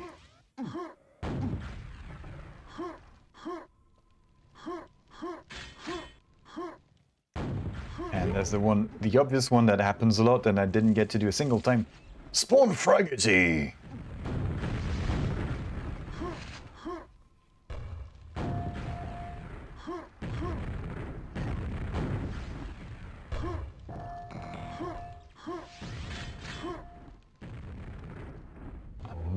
I just might have to find some way to improve that display of scores and who is playing right now, who's tracked. Because I keep getting tripped up by the combination of the HUD and auto track pulling the rug from under my feet. I'm gonna say, well, look at this guy, he's doing great. Oh wait, that's the other guy, sorry.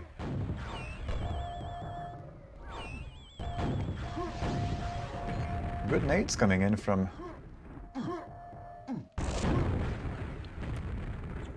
I like that they bounced all around the tunnel, going upwards and into the room.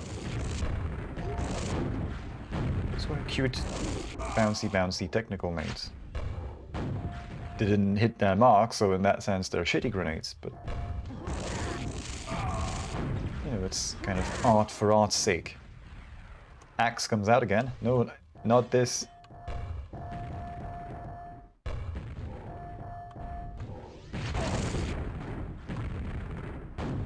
Ah, yes, that triggers the radar as well.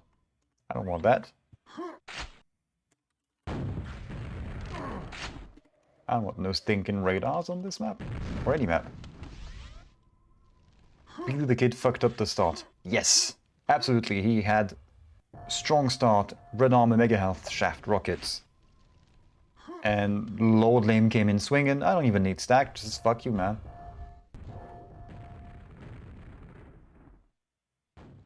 And we have seen this before in Lord Lame's games this evening. Faking the drop.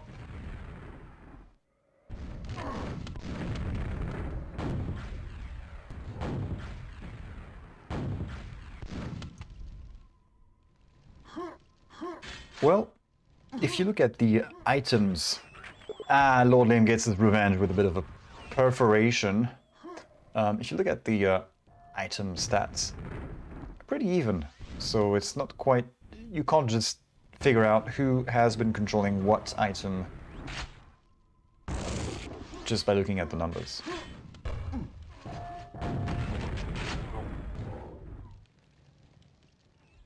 Some of the time it's pretty clear-cut that the guy out of control has got the megas and the greens, and the guy in control has got the reds.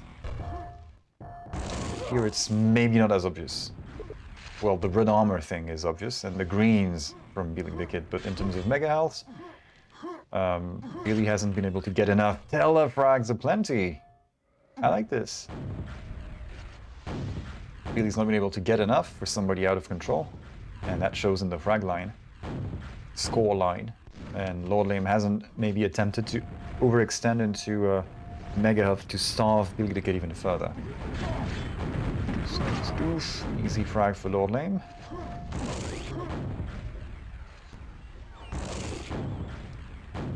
Two minutes to... what? That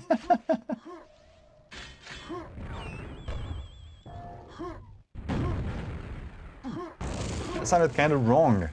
The jib sound came from the other side of the teleport, but the rocket didn't go through the teleport. This isn't Quake 4.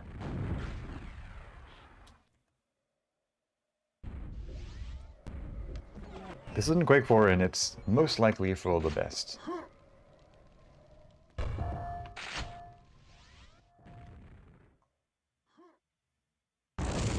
Peek!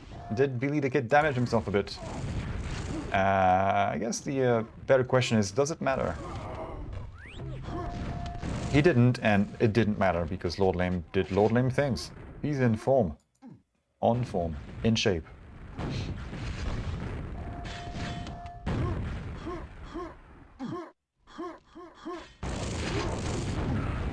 Very aggressive play from LL. He can afford to go balls out at this point. It's over. And the red armor thing I was talking about just now, essentially, it's much more obvious. Blue Ticket hasn't touched the red pretty much in the last 2 minutes at least. Also few.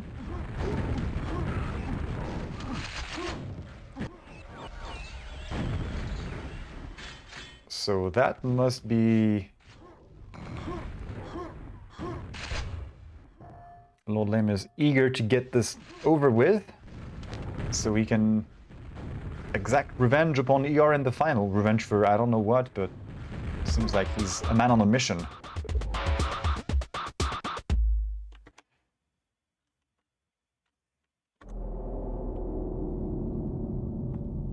This means we get to a grand final. Right now. Of Lord Lame versus ER.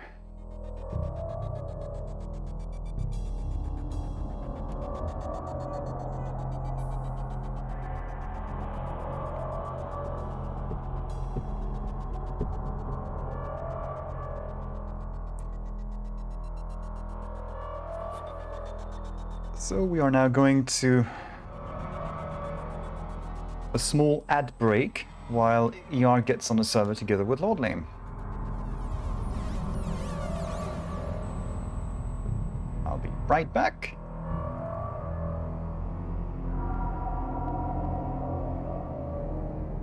With this. Another day at the office, ER versus Lord Lame final.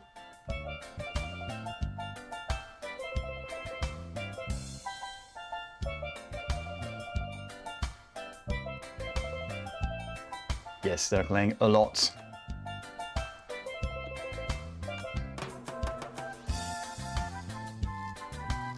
Lord Lame has left the server. So grand final coming right up. I need to locate Lord Lame and ER and we could get going. That's 2 ERs.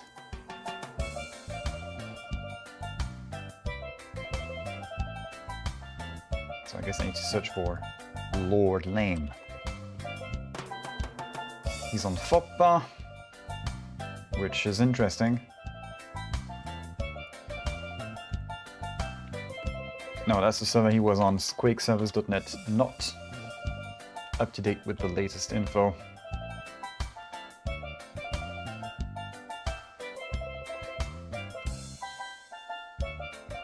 This is too cheerful. Okay, I think we may have found them. I hope we have. ER is on the server.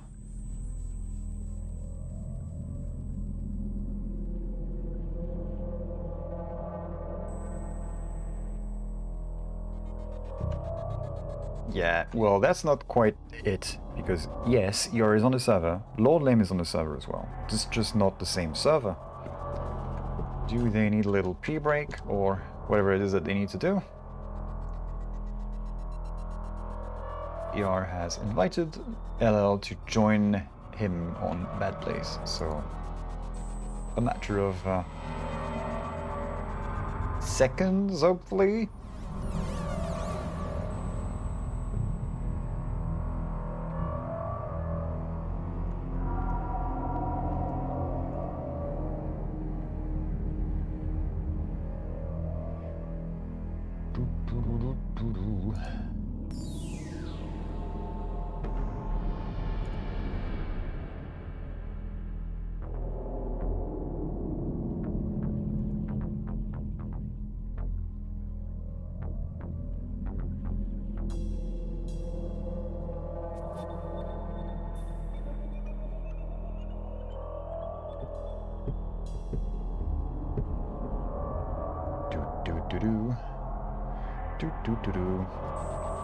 Do I have to go back to the intermission screen.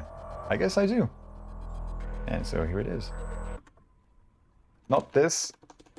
This song. Something suitable. Okay, Lord Lame has disappeared. No, ER hasn't disappeared. He's still on the server with Hammer.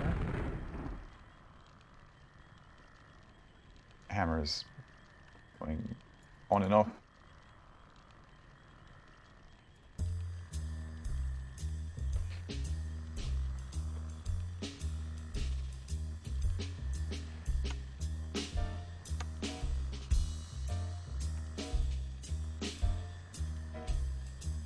These guys still struggling to find a common server somehow.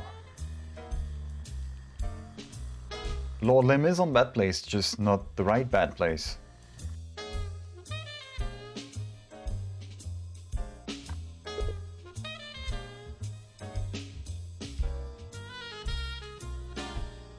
Ah, there we go. I think Lord Lim has figured out where ER was.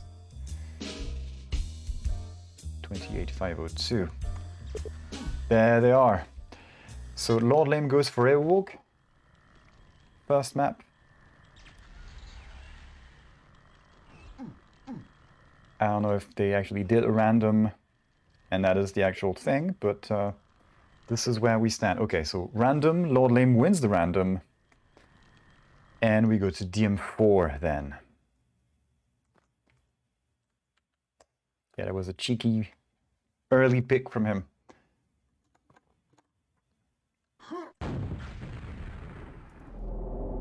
Okay, grand final getting ready to get going. Hope you get shotgun spawn and 3 mega spawns in a row. I'm surprised they're not playing on an Irish server. They would have the best pings there, unless ER is not in Ireland right now, which I'm not sure he is. Here we go. 3, 2, 1, wait. That growing is getting to me. Good spawn for LL. LL Cool J.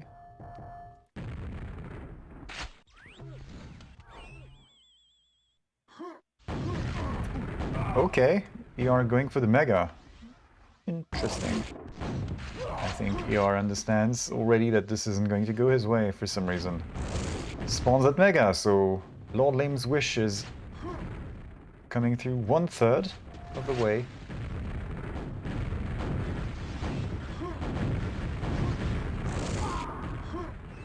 ER not respawning at mega, so that's not going to come true. What? 50 seconds and already 4 frags ahead. Yeah, that's pretty good. That was a respawn at red, it seems. Yes, that's where he is. Let's see what he does with this spawn.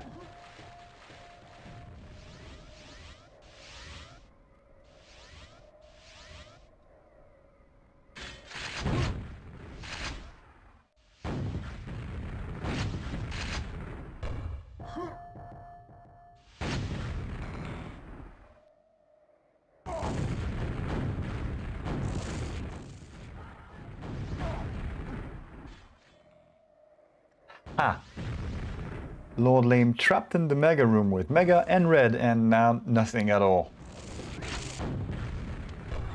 Nice save. I have to give it to him. Nice save. He was the push in the lava from by ER. Still managed to make it out. Good reflexes. Again, going for mega.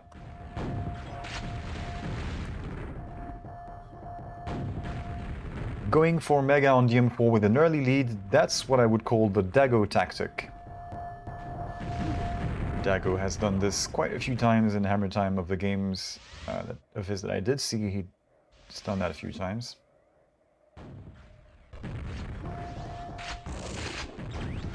I think that tilted one of the guys that he played against.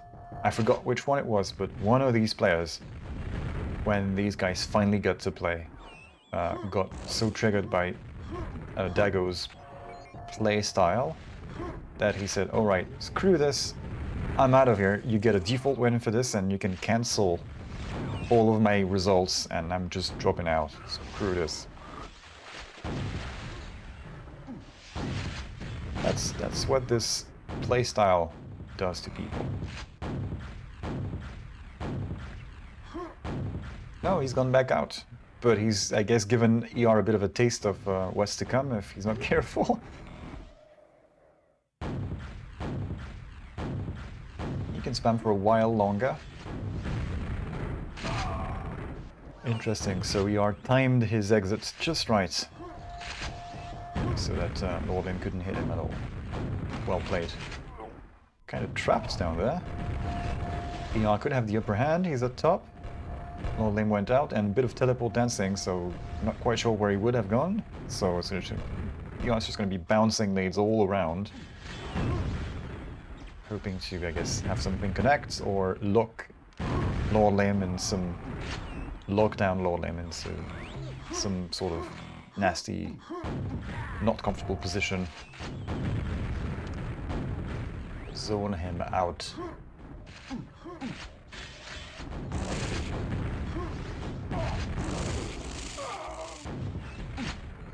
Didn't quite work out. Yes, ER had the red, but it's all gone. Lord Lim back to his usual shenanigans. Nice super shotgun finish. And then the Polish-Irish player to smithereens.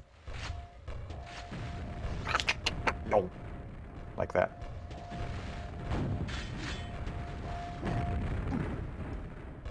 I suppose I could do that sound in ASMR style, but I won't. Sitting atop of the world.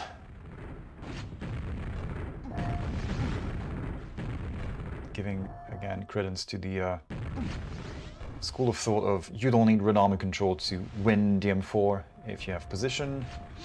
Well, he's doing that, and he is not, well, essentially putting himself out there too much. So he is forcing ER to go chase after him. Now, considering how frequently these guys play together, I'm sure ER is well aware of this being a thing. You don't even have to play versus Lord Lim to know about it. But when they play really, I would think maybe ER has developed some, if not strategy, to adapt to it, at least some sort of coping mechanism. Might be able to counter that style somewhat. I suppose, from a novice's point of view, that the best way to not feed into that playstyle is to not give in.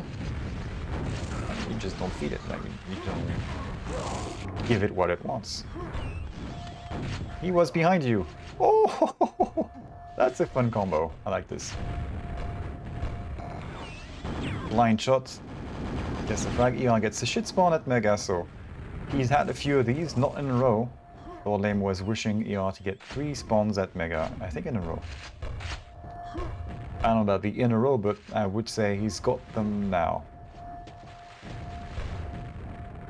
Kind of unlucky. And we can't quite only count on the Mega Health pickup counts to gauge how many times someone spawned down there, because we have seen Lord Lim actively go there to do whatever he wanted. And all the times I did see him do that, I don't think he went for Mega. No, he did. He eventually settled into the Mega room with the 5 frag lead early on.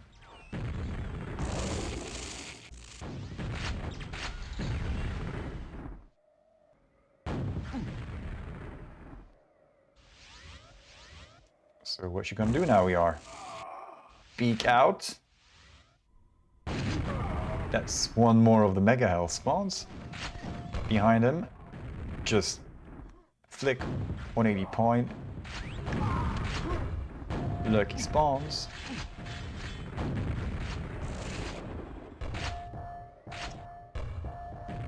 And he was placed just right to exploit these lucky spawns.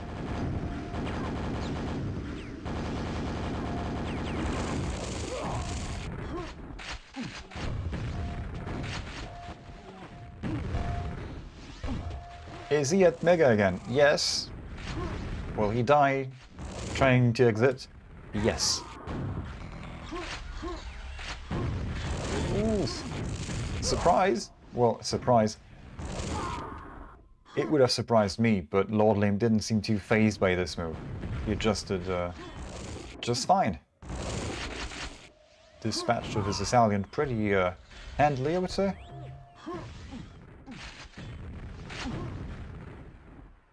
Pretty handily. I have to try and sound a little more like Peter Cushing. You may fire when ready.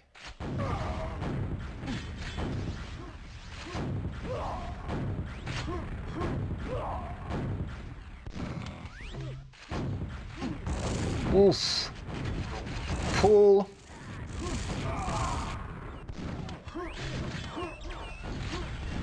ER catching some air time from Lord Lame's rockets. Yeah, but retaliation. That's not going to do him any good, really. Lord Lame is too far ahead for this to matter in any significant way. Yes, ER is sitting on mid. And then, so what? 1 minute to go, 24 frags. You're screwed. Lord Lame could turtle in the mega room and you wouldn't be able to get anything, so... That is a win for LL right now. On his map pick. No, won by Lord Lame, thank you. This means we are potentially on game point. ER has to win 2 if he wants to take the title. For the evening. For the evening.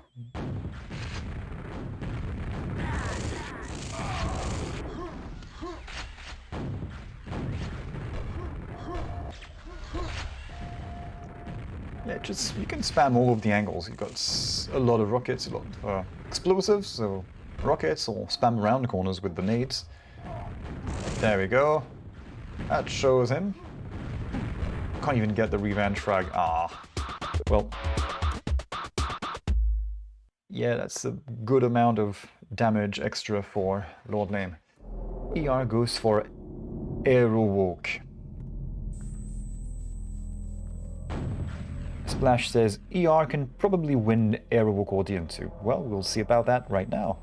We are going to aerowalk second map.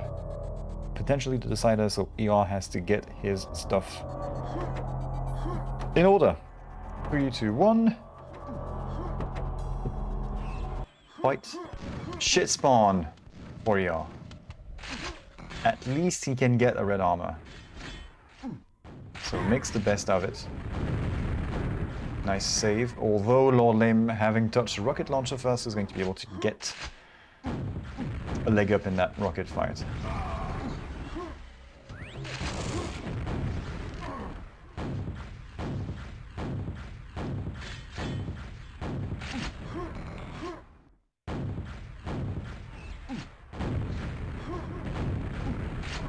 And he isn't short on rockets either, so he can spam all of the angles. That was close. That was a good attempt from ER getting the drop on him, but couldn't make it work. Not quite. Still forced Lord Lame to retreat and refill. Telefrags. This isn't DM6, guys. Stop. Stop. Hammer time. Well, not just yet.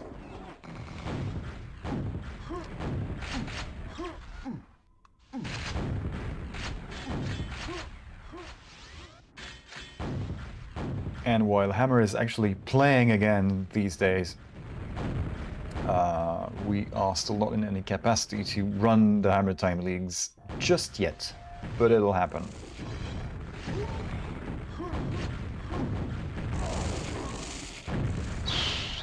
ER with a good stack pushing Lord Lame.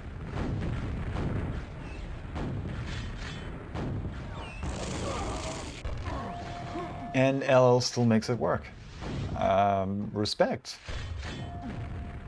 So that was a good attempt from ER. Forcing Lord Lame to retreat and reconsider. And reconsider he did. Managed to get the frag in the end. I thought it was going to be a case of ER pouncing from one side, then the other, and getting the frag, and wasn't able to repeat. And conjure up that frag. That isn't a miss. That isn't a hit, but that was pretty close. It would have been a direct. Certainly would have cancelled, all but cancelled that yellow armor on LL. As it stands, LL is a little too healthy for ER states, probably. ER... That's a bit of a tongue twister. A little too healthy for ER's tastes. There we go. LL gets pretty much a free red. Kind of trapped up there, but he's got enough rockets that it's just going to, instead of staying in the trap, he forces ER to untrap him. Move back, let me out.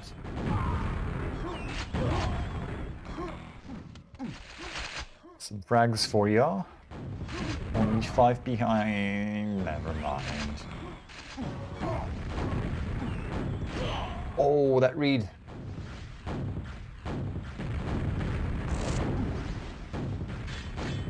And when that shot landed, Lord Lame had a pretty good stack. It got all whittled down to nothing. So, well done, ER, I guess. He died, but still softened Lord Lame enough that maybe he could get the next frag. Although that mega health is going to... What? Lord Lame, what did you do? I guess he realized, okay, ER is going to come in the other way. So I'm not going to look at the mega and use it as bait. ER turned this to his advantage. He didn't go where Lord Lame didn't expect him to not go. Kind of a thing. Second guessed.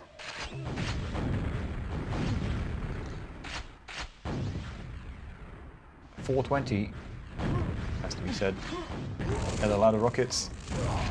There we go. No, you don't. Always a bit of a stressful moment, but... Well, maybe not for these guys, but... It tends to be a bit stressful when you're sort of a little worse for wear at LG and you think, alright, now I can get that red armor for myself, but maybe he's gonna respawn there. I'm not ready. And thankfully he didn't respawn, and there was no red for him to pick up anyway. Arrow has nothing. Mega coming up. Mega in yellow, so whoever gets the control of downstairs essentially gets everything. It is Lord Lame, but it doesn't even look like he did. It's all gone in a flash. It's all gone in a flash. Yeah, not gonna go with that. You might remember this voice from the QuakeWorld days with Warwitch, I think, was doing some of the casts at the CPL and stuff. I mean, I don't know if they had him out after Painkiller.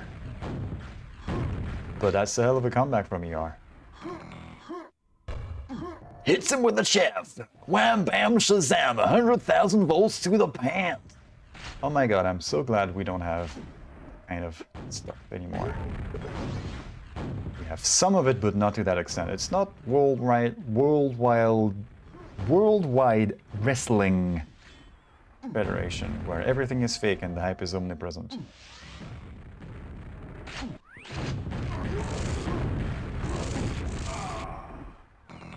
Yeah, look up TSN Warwitch on... Probably you'll find some of that on YouTube. If you look at the Painkiller CPL tour, you'll hear him as well.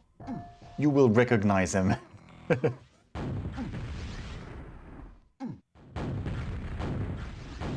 ER is 3 frags behind. He's got mega health, red armor control, plenty of cells. And even with that stack, Lord Lame's LG just melting him like that. Just like that. That's a decent snap. I don't usually snap that good.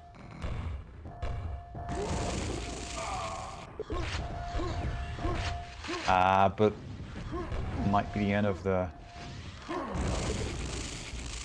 those hopes that ER might have had about having a comeback.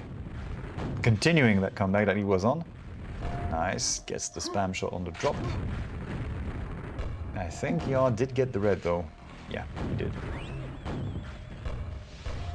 Coming up, Lord Lame closer. There's the teleports for mobility. Get close to it ASAP. Come on, man. It's just one frag. And quick, get to the chopper. Okay. Whoa, the spam from Yar. Brilliant read.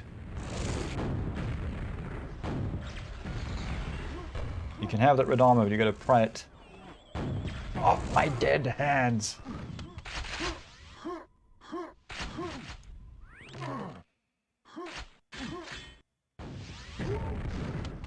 Good timing on this. Not enough to be much of a nuisance, but it sends a message. Ah, there we go. Finally, Lord Lame's LG is no match for ERs in the fight, in the specific fight. It's not an overall thing. It's not like the whole thing. Lord Lame's still hitting more, and he's not he isn't spamming too much. It is accurate. Again, we are tied.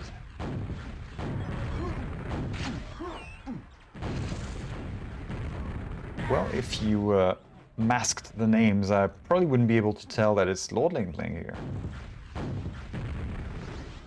Now.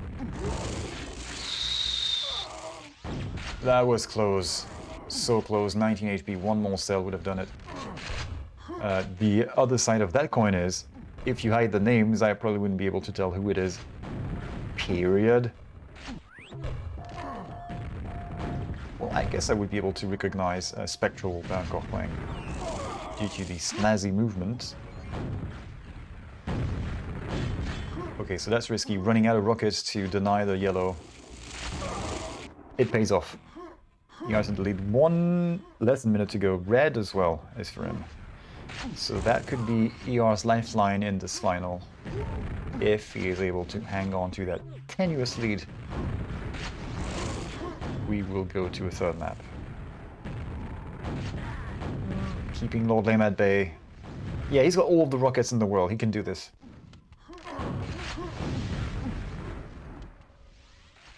That is more, and we have been live for 4 hours and 20, so 4:20 again. I easily said again. Alright, Lord Lame throwing himself at ER. That is the time to get the frag, but with 10 seconds to go, that's not going to do anything for Lord Lame. So that is a win for ER. Well deserved. Good fight from both of these guys, really. Keeping each other on their toes. ER's come back. Brilliant. Good stuff. Both players winning their map picks. So we move to the picks and bans. Lord Lame going for DM6 right away. So what's he gonna drop? Okay, Lord Lame removes DM2. Thankfully for us. ER removes DM6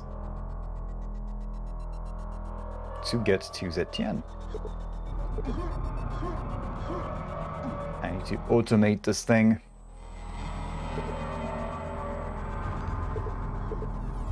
Way past bedtime. For all of us, man, for all of us. Okay, there we go. Countdown, final map of the series. Who will win and be the, champion of tonight? Kombat Duel 3, day 1. Nice! That sends a message.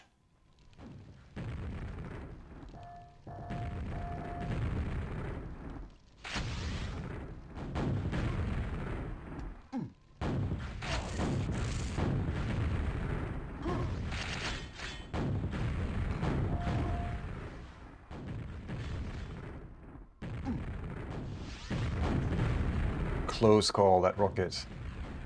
Lord Lame backed out at just the right moment to get very little damage, if at all. Yeah, you can freely pick up stuff. He's teleported to somewhere else. Will not be giving away your position. Ooh, it's a bit of a surprise. Can, get the red? Yes. It's a bit of damage along the way, but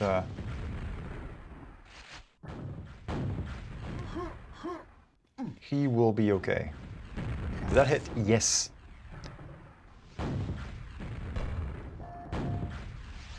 And ER has a lot of rockets. Yeah, essentially he's got enough rockets for this. Keeping Lord Lim at bay, sort of trapped in the quad room, making, well, space for himself to get to that red armor cleanly, and then rocket jumps failed. That's a little aggressive. Yeah, make sure you cover all these angles because you want that red. Lord Lim is going to be nearby. There we go, there he was. Shotgun. Barely saw him. Nice shot! Over the shoulder.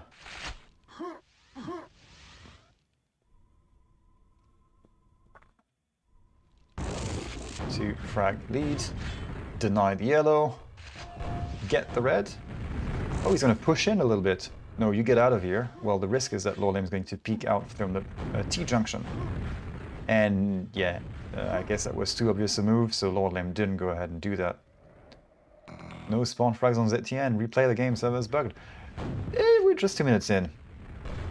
You just wait. Amazing things will happen here soon. You just wait. Dr. Betruger in Doom 3. Thank you. Thank you.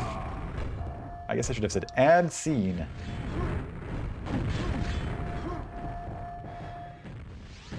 We are in a bad spot here. Thankfully for him, he won't be respawning in that corner up there.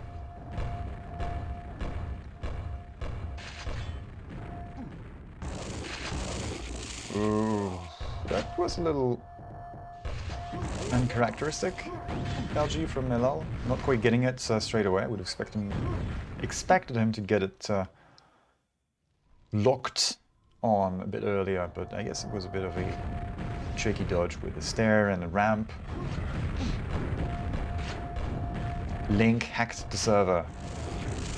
Link runs Symantec like Norton antivirus. You think he can hack servers or anything?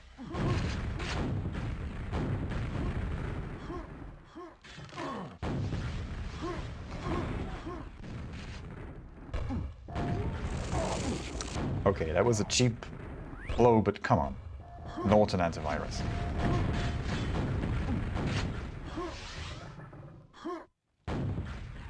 Well, at least that Peter Norton guy looks a little more commendable than that crackhead John McAfee, don't you think?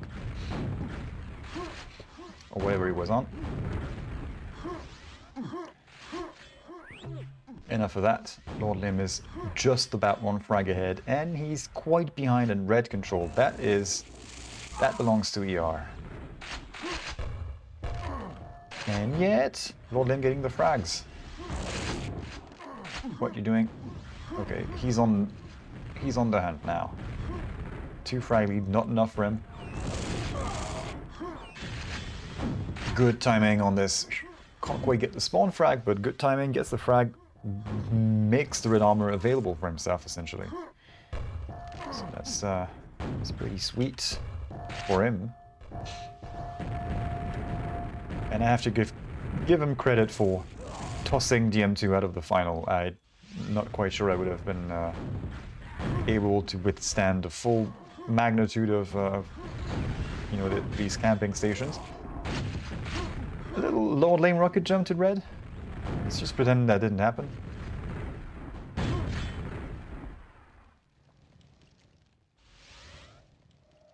Okay, Lord Lim can take a deep breath now.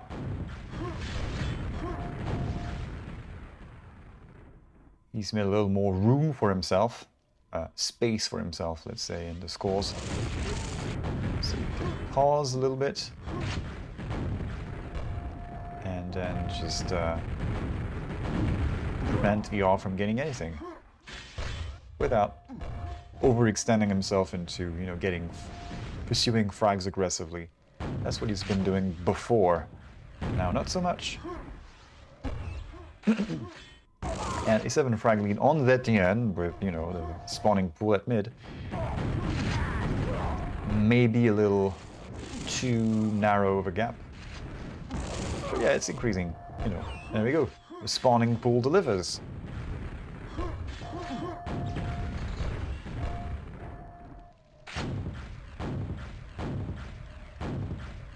spawning pool delivers. In the meantime, ER is out of minerals and he needs more overlords. Or something. Oh, the pine! Trademark noise point. Coming from the Irishman. Man. Irish man. It's more man.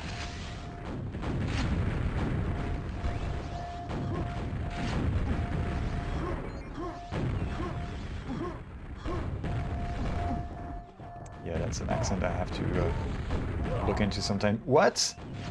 Where did that come from? ER is way behind now. This is looking over for him. But we have seen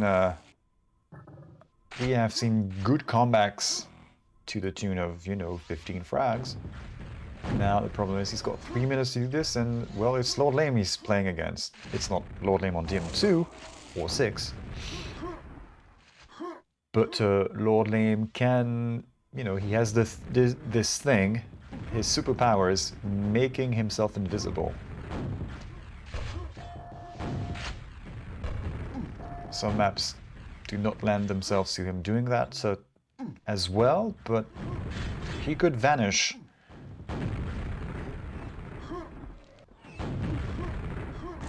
And he's on the run.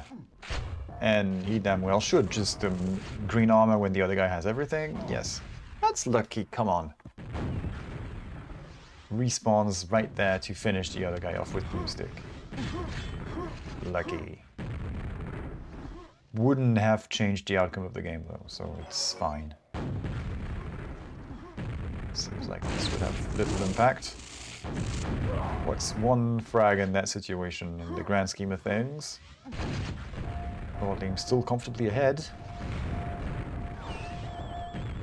And a minute and a half to go. A few seconds. And ER keeps falling to Lord Lame's shots. It seems like here and like on, let's say, aerowalk, there is nothing that he can do that makes this right, or, well, at least better for him. Not able to find this, what he needs.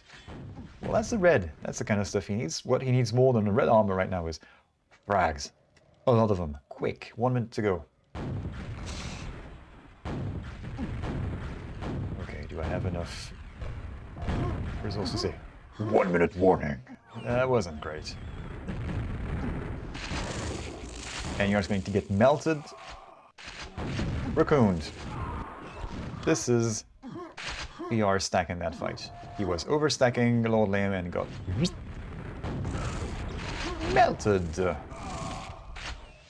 Cheeky finishes, yeah, Lord Lame finishing it. Driving a point home. No, I've got this. It has to be said, Lord Lame has looked really on form tonight. He is hitting the shots, not making any. He doesn't seem to be making many mistakes at all in execution. Whatever he needs to do, he does it clean and fast. You know, he played well, super consistent. So there we go.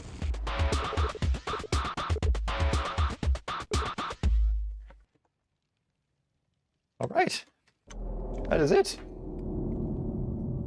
And I assure you my nuts have dropped and I actually have an adult's voice. That is it. Lord Lame wins the set 2-1 and the tournament. So Lord Lame is your Kombat Duel 3 Day 1 champion.